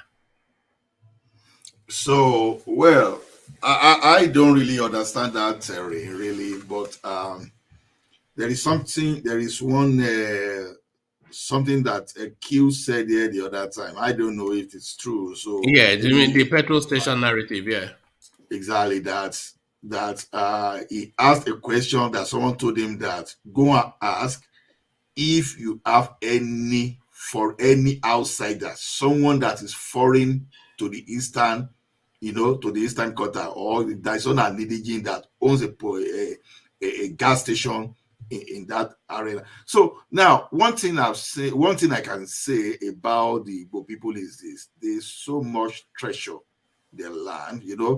They are, for example, I would say they are not like Yorubas. They are not like others, for example, like a Lagosian which they've already sold all their lands, and you can find the same thing around Ogun State, obviously. It's like Igbo are not like that. So now when it says the business, when you say the business is very difficult, to do that, I think it's all about the matter for the land that nobody. The people are not ready just to give up their land for the sake of giving it up. So, and maybe that one will create enough scarcity, and I don't know. I'm just hearing my opinion there because I've not really gone deeper into what happened there. And that's why they will just build a house and that will just skyrocket, just getting over 100% returns. Even more, she built a set of bungalows in 2019 and sold it for 8.5 million naira. So that's what they were selling it. So in 2020, they were selling the same units for 21 million. They were reselling. Look at that. Oh my goodness. I just wish I can just learn for that place to join the investor. So it's okay. But there's something about our Eastern brethren is that at least they have pleasure. They treasure that the attitude of having their own, their own their country home within their Eastern region. These are very rich and successful people. So it's not going to be a surprise because maybe the number of bungalows, the number of houses built, maybe were not even enough for those people that wanted to buy. So it won't be a surprise. It's not a surprise to me because we are talking about successful people and very rich people for that matter. So to me, it's not a surprise to me. But on that top of that land, knowing what they've gone through, to actually trust, that is just my opinion, I could be wrong, to actually trust external to infiltrate them, I think it's going to be very difficult. So maybe that is why just to get land within that quarter becomes very difficult. So to me, well, it's a social cultural thing. So I can't blame them for that. That's who they are. All right, thank you. So, Solly, why are you wearing t-shirt in the middle of winter? Fashion over everything, Abi. To back by mommy. You're wearing t-shirt in the middle of winter. Look, have you ever seen such a thing, Ola? All this they would anything for fashion. I saw somebody wearing shorts just the other day. Wearing shorts. What point do you think you're proving by doing that? and then you end up in hospital just choking up the hospital beds. What is the weather in the UK now? Cold is the I'm sure weather. it's Cold. no, I will check now. Yeah, cold is the weather. You No, know. I mean, I don't know why people maybe take temperature. Cold is cold. You don't know what cold is now. It's you about the see, same. It's not I'm that in my cold to me. basement. I'm in my basement now. Even the heater is even not enough for me, so I'm still wearing some light, some lighter winter jacket. So it depends on where you are, right? So all this My fashion own over heater is everything. on. No, Yeah, no, look at my that. heater is on. yeah, my own heater is on too, but it's not enough for my basement. Honestly, I can tell you that for free. Where is that? So, Canada? Yeah, Canada. That's why. Okay. Why? Where are you? Are you in Ekiti? It's in Holland, I think. No. Okay. Yeah. All right. So it's So not as cold as Canada. all right. No, Canada is a special case, isn't it? The snow, they measure snow in feet there. It's feet I deep. heard if you sleep in the bus stop, you may freeze to death. That's what I heard. In Canada, see, okay, like earlier this year now, for example, like the first, second week of January, we were having like the field was going to like minus 40. So if you expose your hand in that situation, let's say for like 15 minutes, you can get some kind of frostbite. And you know what it and polar bears can attack you in the bus stop too. No, don't is over exaggerated. I'm not No, living in it is not. No, it is not. It happens. No, I'm not in the rural. So polar bears go into people's houses sometimes. Yeah, that's what I heard. Yeah. Polar bear, that's a polar bear. What is polar bear? When you talk of polar bear, then you have to be in the polar region, right? So that's what I'm saying. That bears. Bear. Let's not say polar bear, but bear. Yeah. You know bears. You find them in the rural. Sometimes they escape to the city. Of course, it happened in my city twice that they escaped to the city. The next thing, how did I know? I started seeing some kind of helicopters started flying around. I actually went online to see what it was happening. Well, alas, it was bear. You thought they were after you, Abi? Yeah. So that's part of education. They tell us that we have some kind of garbage bin that we put food, and we have some we put the regular refuse. So because they encourage people not to put some kind of food, all those food attract bears. And there are some kind of human when they goes to this park, when they encounter something within the bear region, like there's a place we call Kananaski now, for example.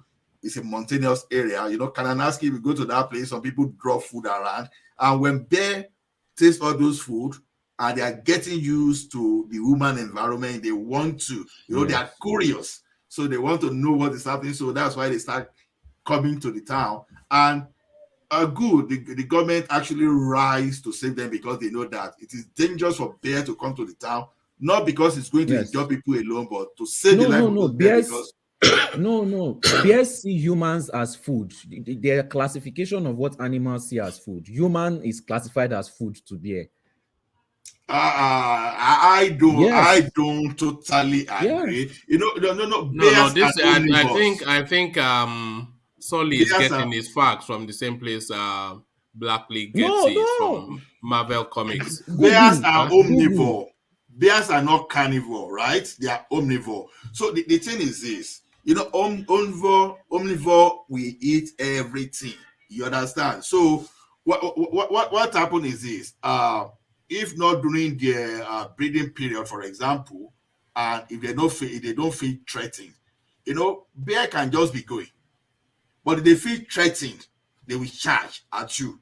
So that's why those people that jog around, ride around, we like riding bicycle very well. I will like running around. That's why that average Canadian, you will see them, they are, when you are talking of fitness compared to the counterpart from the UK, you don't see all those big body like those people you will see in America or this thing. So we normally get shredded in mostly. So we keep shape very well. So but when you move around, you carry like bear spray and some other kind of thing. But most importantly is that don't carry any treats for bear, because if you carry treat for bears, they will get used to human, and when they get used to human, their life is even at danger. Because see, Yeah, if they start I coming just to the read it city, on they will Google just now. get They don't see humans as food. They see humans as food source. So if they see food with human, they will keep coming more.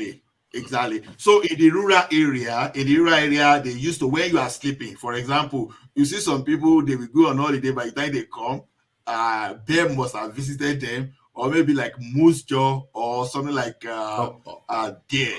So all right. we see them like deer now. For example, deer come to city here because nobody will touch them, so they will be mashing just. All right, thank you, Ola. That's a little. You see, you learn everything here, even beer culture. So thank you, Ola. So just for reasons of time, let me go on from Ola to DOJ, who hopefully is still with us. D, are you there? Yes. All right, thank you. You sound half asleep. Are we keeping you up?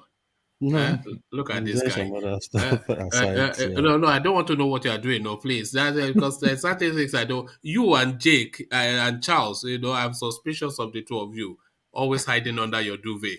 But from under your duvet, give us your commentaries then on Lagos politics, DOG. Sanwo-Olu. Yeah, I think it's just obvious Sanwo-Olu has lost his ground, and Tinubu can see it. And like I said yesterday, Lagos State even has a part to play in him being the president of Nigeria. And with the way things are going, they might even lose that Lagos if people can really come together and battle it. And that will affect him. And I think that's why he's trying to save his head and trying to bring someone new in.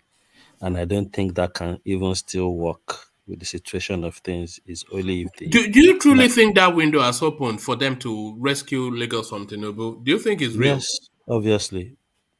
People are hungry with, aside NSAS, most Lagosians, most Nigerians are angry because it was Tinubu that got us involved with Buhari. And everybody know what this man can do and what he cannot do.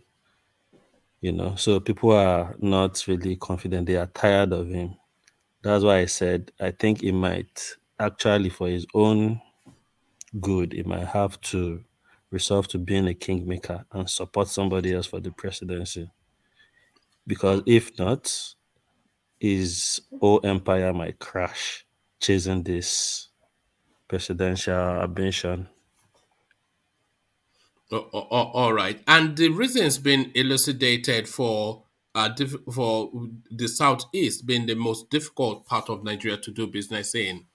Is this something that comes as a surprise to you? Can you see how this woman hangs this story together? And was this your lazy thought about the southeast even before you came across this information?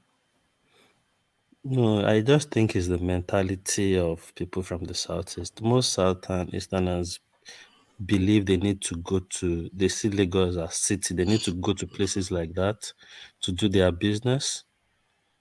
Only when you see them going to their main base where they are from in the east is Christmas period. And that's why you can see they build houses You and know, all it's a that. funny thing. They'll build just $1 million house, open it for you one know, day, lock it up, go back to Malaysia or wherever it is they are or doing wherever their, they come from, or South yeah. Africa, go and do whatever it is. I don't even, we know what You, they do, because have you been seeing those images coming out of China? not recently, no. Okay, Google Nigeria, China now and see and do Google image. Oh, sorry, you're on Google. Do Google image, just type Nigeria, China and read out the first three things that comes out to you. It's just an ugliness that is going on in India at the moment regarding Nigeria. India or But China? India. But yes, it's a funny thing. They'll build all these huge structures, open it for one day of the year, and then go back to the hustle. So yeah, you will see them Christmas period, they pack their family, and you've lived all your life just in one place for the whole year. But just a week and 2 weeks away, you go to the place, but that's where you build your mansions and all that. So I think them, the business there is hard to do business because and Igbos prefer to even make their own fake things, Fendi and everything. So what do you want to even take there? They've made all the fake things already. So what do you want to business do you want to go and do there anyway? So yeah, I think the person has a point because most of even how many business does like likes of them Obi Kubana has in the east. There are major business enterprises in Lagos, Abuja, and all those cities that are more have more commercial value and where their market target is. Oh, all right. Just a little aside, just off the back of what you just something I picked up from what you were saying. Do you think the time of people building these fantastical structures, these mansions, do you think those days are over? Because you see all these people build all these. Let's just stay in the east as the example. They'll go and bring this huge mansion with endless rooms and all this, and they like all these columns with all these big two columns to raise to the, and it's all high and mighty, and they only Like use White it House. like White House. They only use it for a week, like you said. But really, forgetting the using it for a week, are the era of building those sorts of buildings, are they over? Because I see no business anybody building more than a bungalow, especially if it's just for domestic use, if it's not a commercial space. What do you need more than depending on the size of your Uh, family, just a bungalow with a big garden, then you have like a vegetable patch or something, and like a poultry. Are those days gone where people are building this sort of just I think it has almost to go down. grotesque? I don't think that would change in any time because Nigeria is just the mentality, Hmm. you know. And I just think is when people are learning now, like me, I've learned now from the experience of my dad, because obviously no kids is in the house. He has a mansion. Now he's demarcating, renting them out, Maybe you this know. is it. They turn it into flats. So he's turning it into flat already. So that Yes. tells you, instead of now building those bigger, because your kids will go eventually. But why And again, if I you are think lucky, maybe every 3 years you can gather them together to come and spend the exactly. Christmas. But why I And think then most you go people be even build those houses is because most of those people are either doing some shady stuff and they are just using those money to tie property down. you know what I think it is. Yeah. In all this face me I face you sort of living Yeah. in everybody has a generator. Then you have a bigger one and they call it I better pass my neighbor. But All yeah. this mansion building is I better pass my neighbor. My Exactly. Mercedes is bigger than yours. This is what Mm-hmm. they are doing. My Mercedes is Exactly. bigger than yours. And you will be Yeah. surprised, even to the bush in Ogun State, if you see houses. There is a lady on Instagram called Empire Place or something. I think she's a real estate person. She goes into places that you won't believe you will find things like that. Even in the East, I've seen houses in the East that lady puts up. And I'm thinking, in the East, you know, mansions with it's like three mansion in a compound with a vast land and all that. You'll be thinking, but I think because corruption is high in Nigeria, so most people are using those money to key in properties. Even people are doing properties in other people's name just to at least save their head. That's why To EFCC, tie money down. Yeah. even Lagos now, EFCC is busting real estate people, trying to find out how they raise money to build all those structures and all that now, because they've seen that's like a quickest way in Nigeria to save your money as an asset Or hide it. Yeah. or hide it. Yeah. Yeah, But you know. if you had the funds, what would you build? What would I build? A nice duplex. Then, if I have intention of renting places out, I will probably build other places for rent for that purpose. No, where would you want to retire to? First, the country. Where would you want to retire to? First, the country. Retire to. To be honest, if you have enough money, anywhere can be home. Yeah, I know, but in your heart, where would you like to In my retire heart, to? yeah, I would like to. Obviously, maybe Nigeria. Okay, Yeah. and whereabouts in Nigeria? Lagos or Ibadan. Oh, okay. And what sort of property would you want to retire to? A nice duplex, Okay. maybe. Yeah, All right. just a I'll nice ask that duplex. question of everybody as well, maybe in the closing remark. But for me, it would just be like just a nice little tidy bungalow. Yeah, just what do I mean? What do you need? Just a nice bungalow is, Mm, and the bungalow is just not some tiny. You can expand it, you can curve it, yeah, you can true. flesh it out, you can use architecture Mm-hmm. to actually make it a piece of art, but still a bungalow that is Mm, functional. And you must have your vegetable patch at the back. You yeah, must have your chicken, whatever it is, at the back, poultry poultry. side. Aha. And then you just kick You back things and to things to do you'll be gardening and drinking all that. Nemo and eating, Your whole day and get active. roasted yam. You So know. thank you for that. Let me take you to another talking point. D. Yeah. Why we can't support Tinubu or any southerner, Metiala speaking, and they're saying that the South, they just don't have the capacity for managing a country. And I think Solly somewhat said something in that direction as well, that in terms of politics, the Northerners are ratcheted up that much higher than us. So what are you making of those words? Metiala backed up by Solly. What are you making of that? Number one, I think my Tiala is not the nut, and I think, to be honest, who are Meya Tiala? Who really knows Meya Tiala? If not for Buhari that brought the issue of grazing and all that, how many people really know anything about the association? They are just one association that deals with cow and all that. So they are not the nut.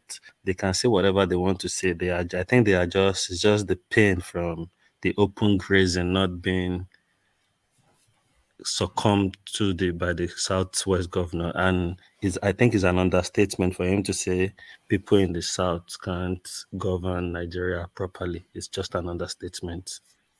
Oh, all right. And the disrespect being put upon the Agbo industry by the bookworms. Are you saying? Are you agreeing with them? You sounded as though you No, were. Agbo is very good. The bookworms. The No, bookworms attacking Agbo is Agbo. very, very good, and even most of the people that wants to go to pharmacy to get most of those things are from herbs too. Anyway, the only thing I was trying to say, I was trying to buttress some point. I think it was Solid that was making a point about the regulations. A lot of people are dying in the name of we want to drink Agbo. Agbo now in Nigeria is different from the context in which Baba Akure was saying that some Iya, only few people know those Iyas now. Those Iyas don't even really have enough publicity. It's only if you have connection to people that really know the local people that can get you real herbs. Most of the herbs places in Nigeria now, they are just killers, silent killers. Yes. I've seen places, Bonton.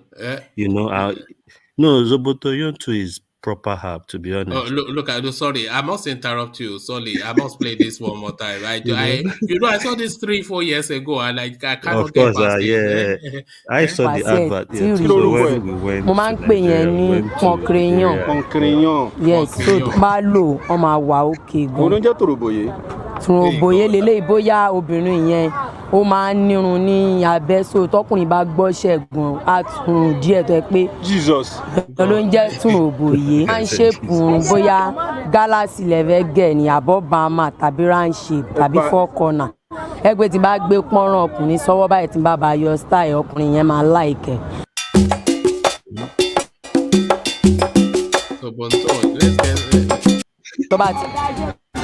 bẹ̀tán bá ti lo sobonton tàbí máa wò borun kó wọn máa pick so wọn máa lè gbẹ́nu sí dáadáa.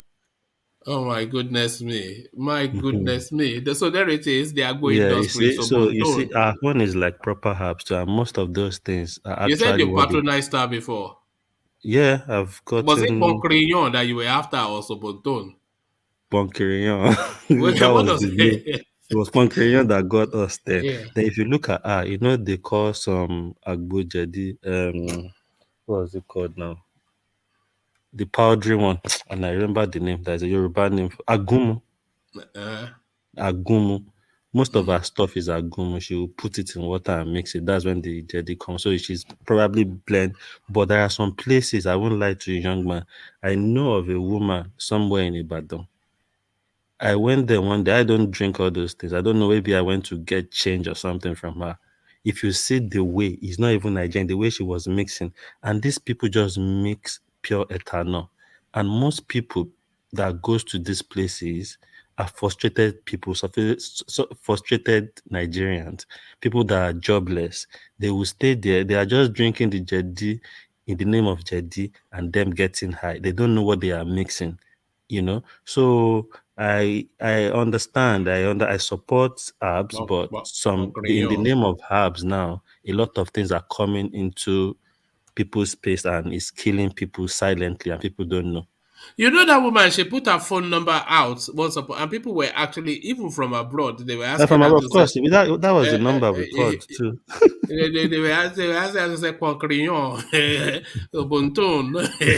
Unbelievable. The Yoruba people were, there's nobody like the Yoruba people. They're just, I'm telling you, they, I they told are, you they now. are There is weird. one place. They are lunatics. There is some place in Acne too that they sell proper confirmed jedi. That when you drink it, you will know. No, Yes, that one is from, what do you mean? I'm How can telling you, confirm. It's what even is better than some that some people will bring from you from Nigeria, because yeah. people just go. Sometimes if all those have people bring from Nigeria, so people just go to OJ market or somewhere market and say we want Agbo Jedi that some people have prepared.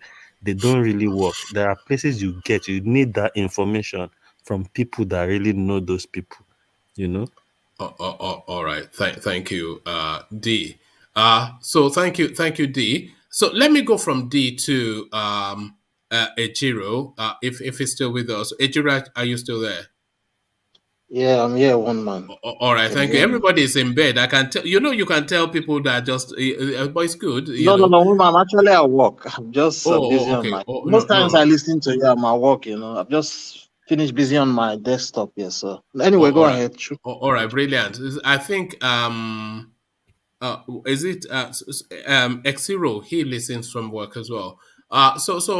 Um yeah, just because you have an affiliation and an association with the East, and this lady insisting that it's the worst place to attempt a business just because of the greed of the Easterners. What are you making then of this assertion?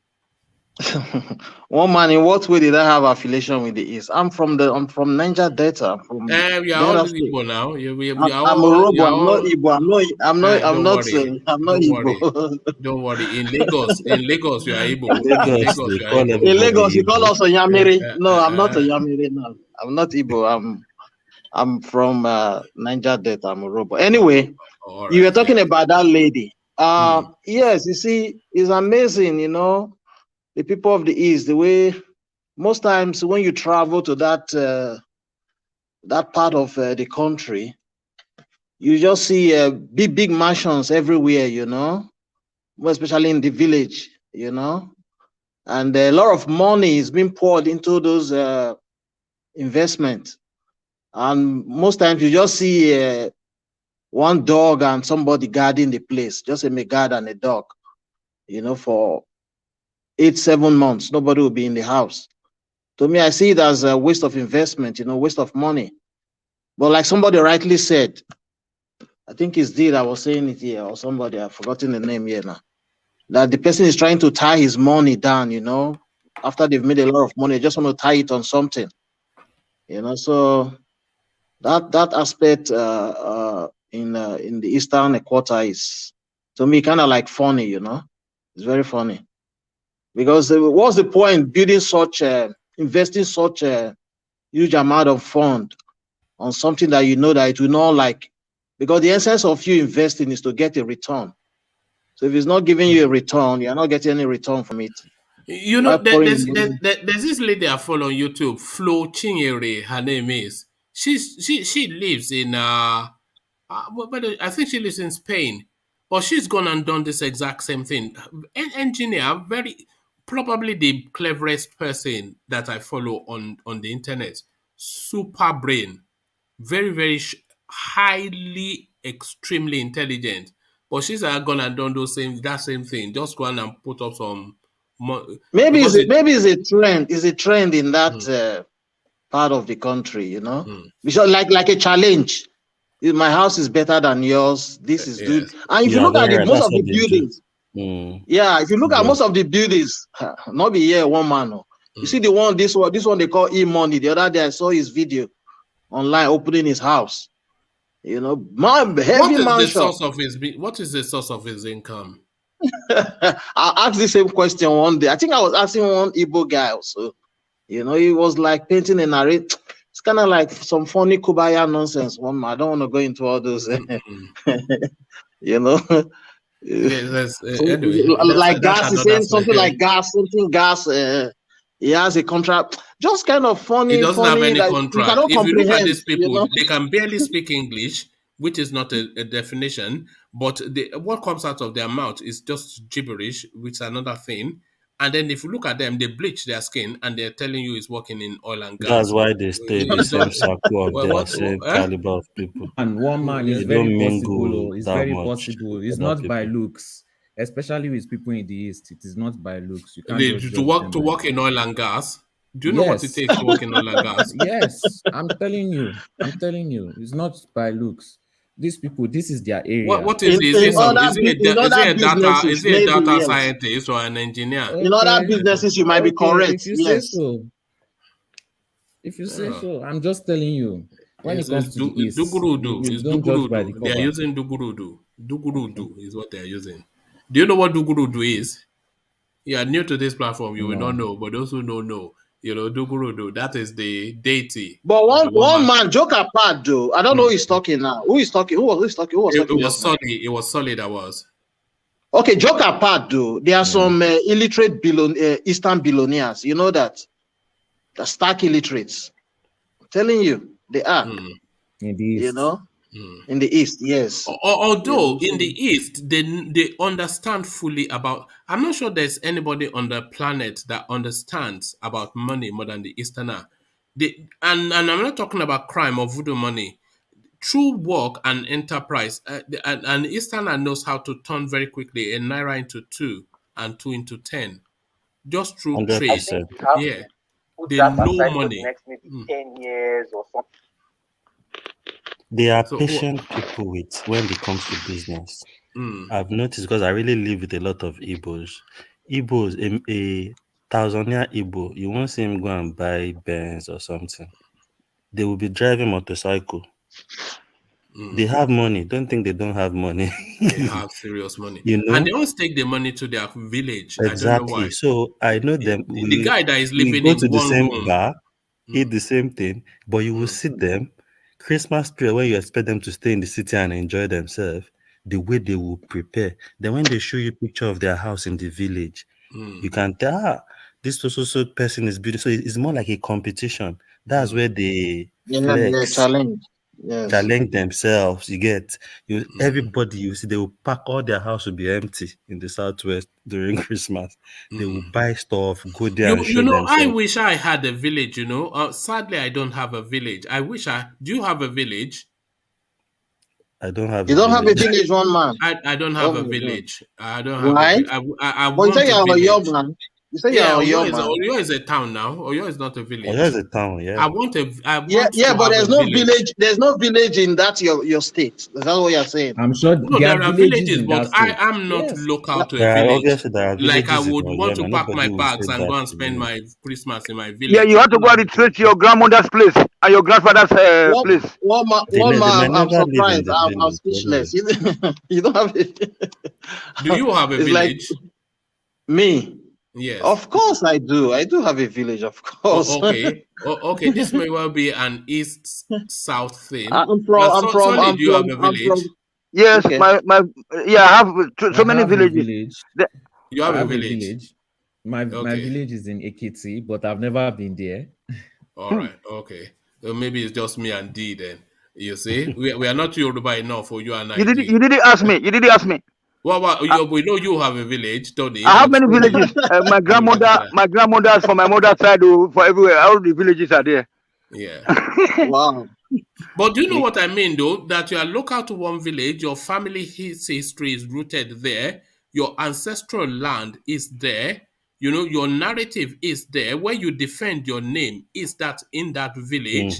Thank you. A village, I want to have a village, We are saying a proper village, yeah, not where you okay, one man, I don't have where you village there. kukuruku. My village For me and Ejiro is just there. It's natural. Where kukuruku, you the aborigine of that land, that place, Yes, that particular yes. land. Yeah, we have it. Yeah, nobody they take the house come out. The house is there. Even the 100, 200 years time, our children will be going there. All right, thank you. So I think we sampled everybody's opinion. So we start to round off now, and then we'll land on Solly, only because he is the only one that's had the... Is it only that shot you want to take? I thought you wanted to talk about the Agbo something. I wanted to say something. No, I thought I asked you about the Agbo. Imagine all these university people come and say, now I have a certificate. The Agbo that brought my grandfather to this world is now not. I think the problem with the Agbo, what really spoiled that Agbo space is that mixture, It's the motor park, isn't it? It's the motor park. Yes. Our forefathers, when they were using it, there was nothing like ogogoro or kankan or whatever inside the Agbo, Even normal person, let's use this proverb now. Normal person that is not even sick, when you drink those kankan or ogogoro, automatically your behavior becomes somehow. You become abnormal if your intake is too much. You now put it inside Agbo. Agbo on its own is a medicinal stuff. Then you now add a gogoro on top. That overdose now. You know people who drink that, what they want to drink is ogogoro, but they don't want people accusing them of drinking. So they will say they are drinking. They will go and say, okay, give me or is the ogogoro they after? They are late now, and I know that was what killed them. Okay, because some of them, when they started drinking it, you can tell the depreciation. You can tell from their look. It's poison. Just put it that way. It's poison already. It's just poison. Some of them were swelling. You see, some of them they will start swelling. Some of them they will start getting lean, losing weight without explanation. And at the end of the day, some gullible people, when they want to judge in their own verdict, they will say, Agbo don't kill this person. Because Agbo is very good, to be honest. Whereas they forgot that it was the mixture that killed the person. You don't have to be sick to drink Agbo, Seth. There are some Agbo you just drink. It's like you are fortifying yourself. That you just drink in the morning. You know, they say pray so you don't have to pray. So that's it now. You have to drink your Agbo regularly, yeah. So yeah, it's sad. Do you have Agbo in your culture? Ejiro, do you have Agbo in your culture? Of course, we do. You remember Tony was telling you about this Awolowo leaf. Right? Oh, yeah, I've never heard of that. Sometimes when Tony is talking, I just... it's true. Yeah, it is. You can even mix it. You can mix it with dogoyaro leaf and even drink it. Yeah. Tony, correct me if I'm wrong. Is it there? You can even mix it. You are more right. You are more right. You know that Wama was not born in Nigeria. That's why he doesn't know that we are Yorubas. What do you mean? What does that? You don't have a village. You don't have a village. But in Djibouti, I live in Djibouti and everywhere they have their villages. You don't have a village either. I have so many villages, You see, you can only have one village now. I will dash you one. Sorry, when I'm saying a village, and I do come from somewhere, by the way, but it doesn't categorize as a village. You know what I love? I love the Igbo village where they have, that's their culture and that's their whistle, that flute thing. I love that Igbo sort of village. When they pack their bags from all over the world and say, no, I am going to my village.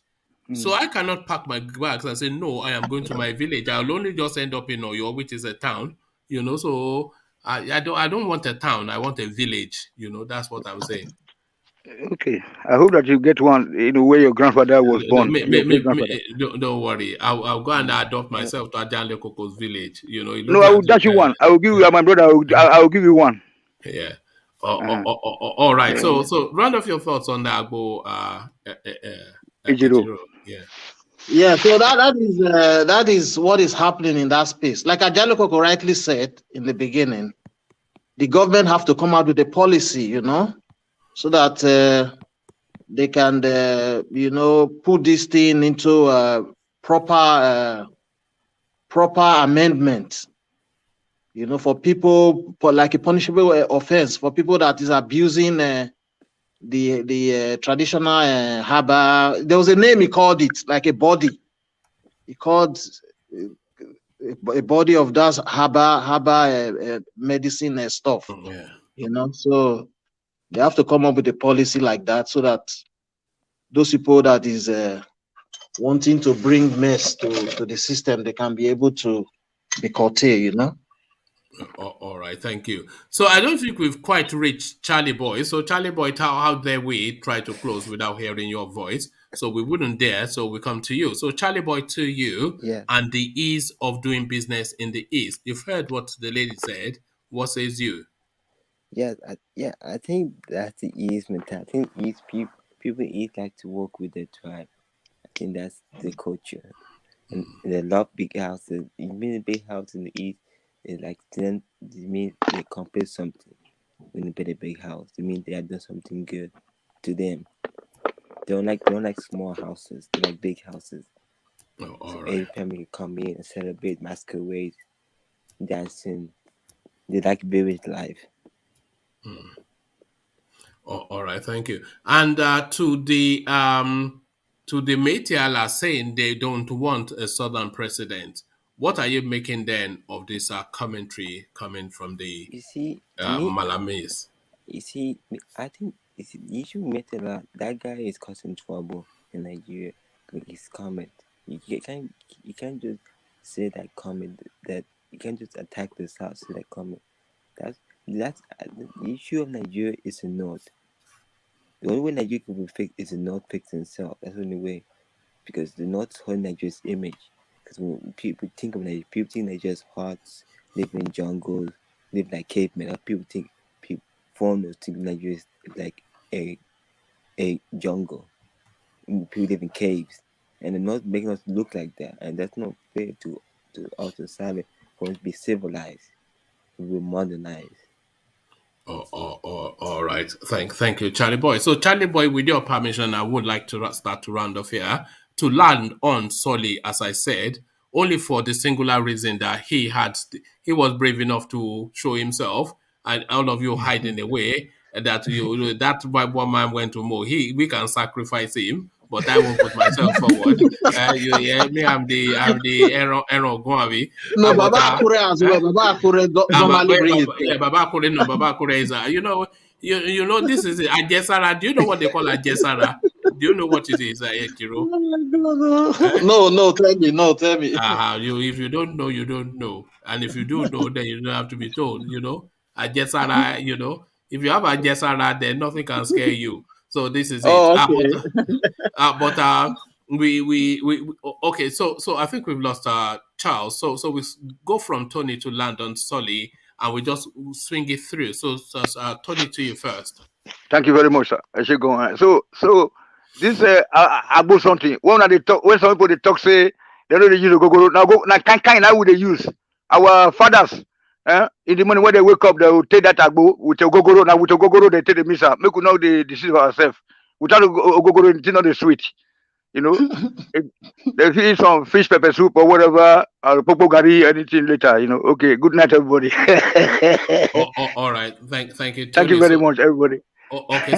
So from Tony to D to you.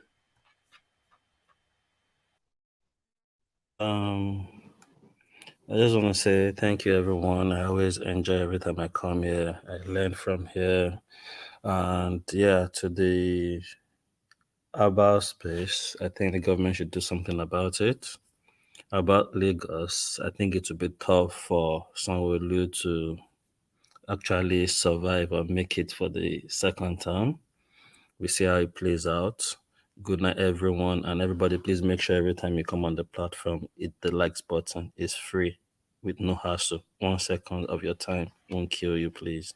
Thank you, everyone. Good night. All right, brilliant. Well said, D. So that's D-O-G. Not just D, but D-O-G. OG being original gangster. Maybe it has a new inflection now, but that is D-O-G. So from D-O-G, we go on to Ejiro. So Ejiro, your words.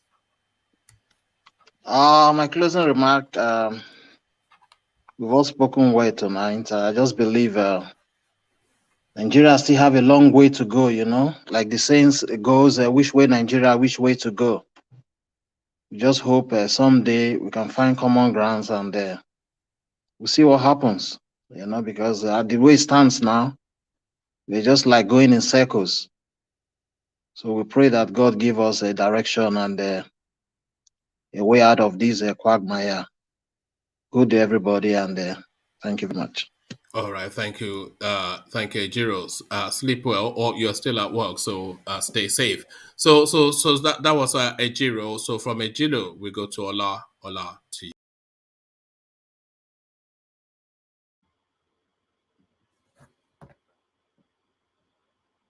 Oh, all right. I don't think we have. I think Ola may well have left us already.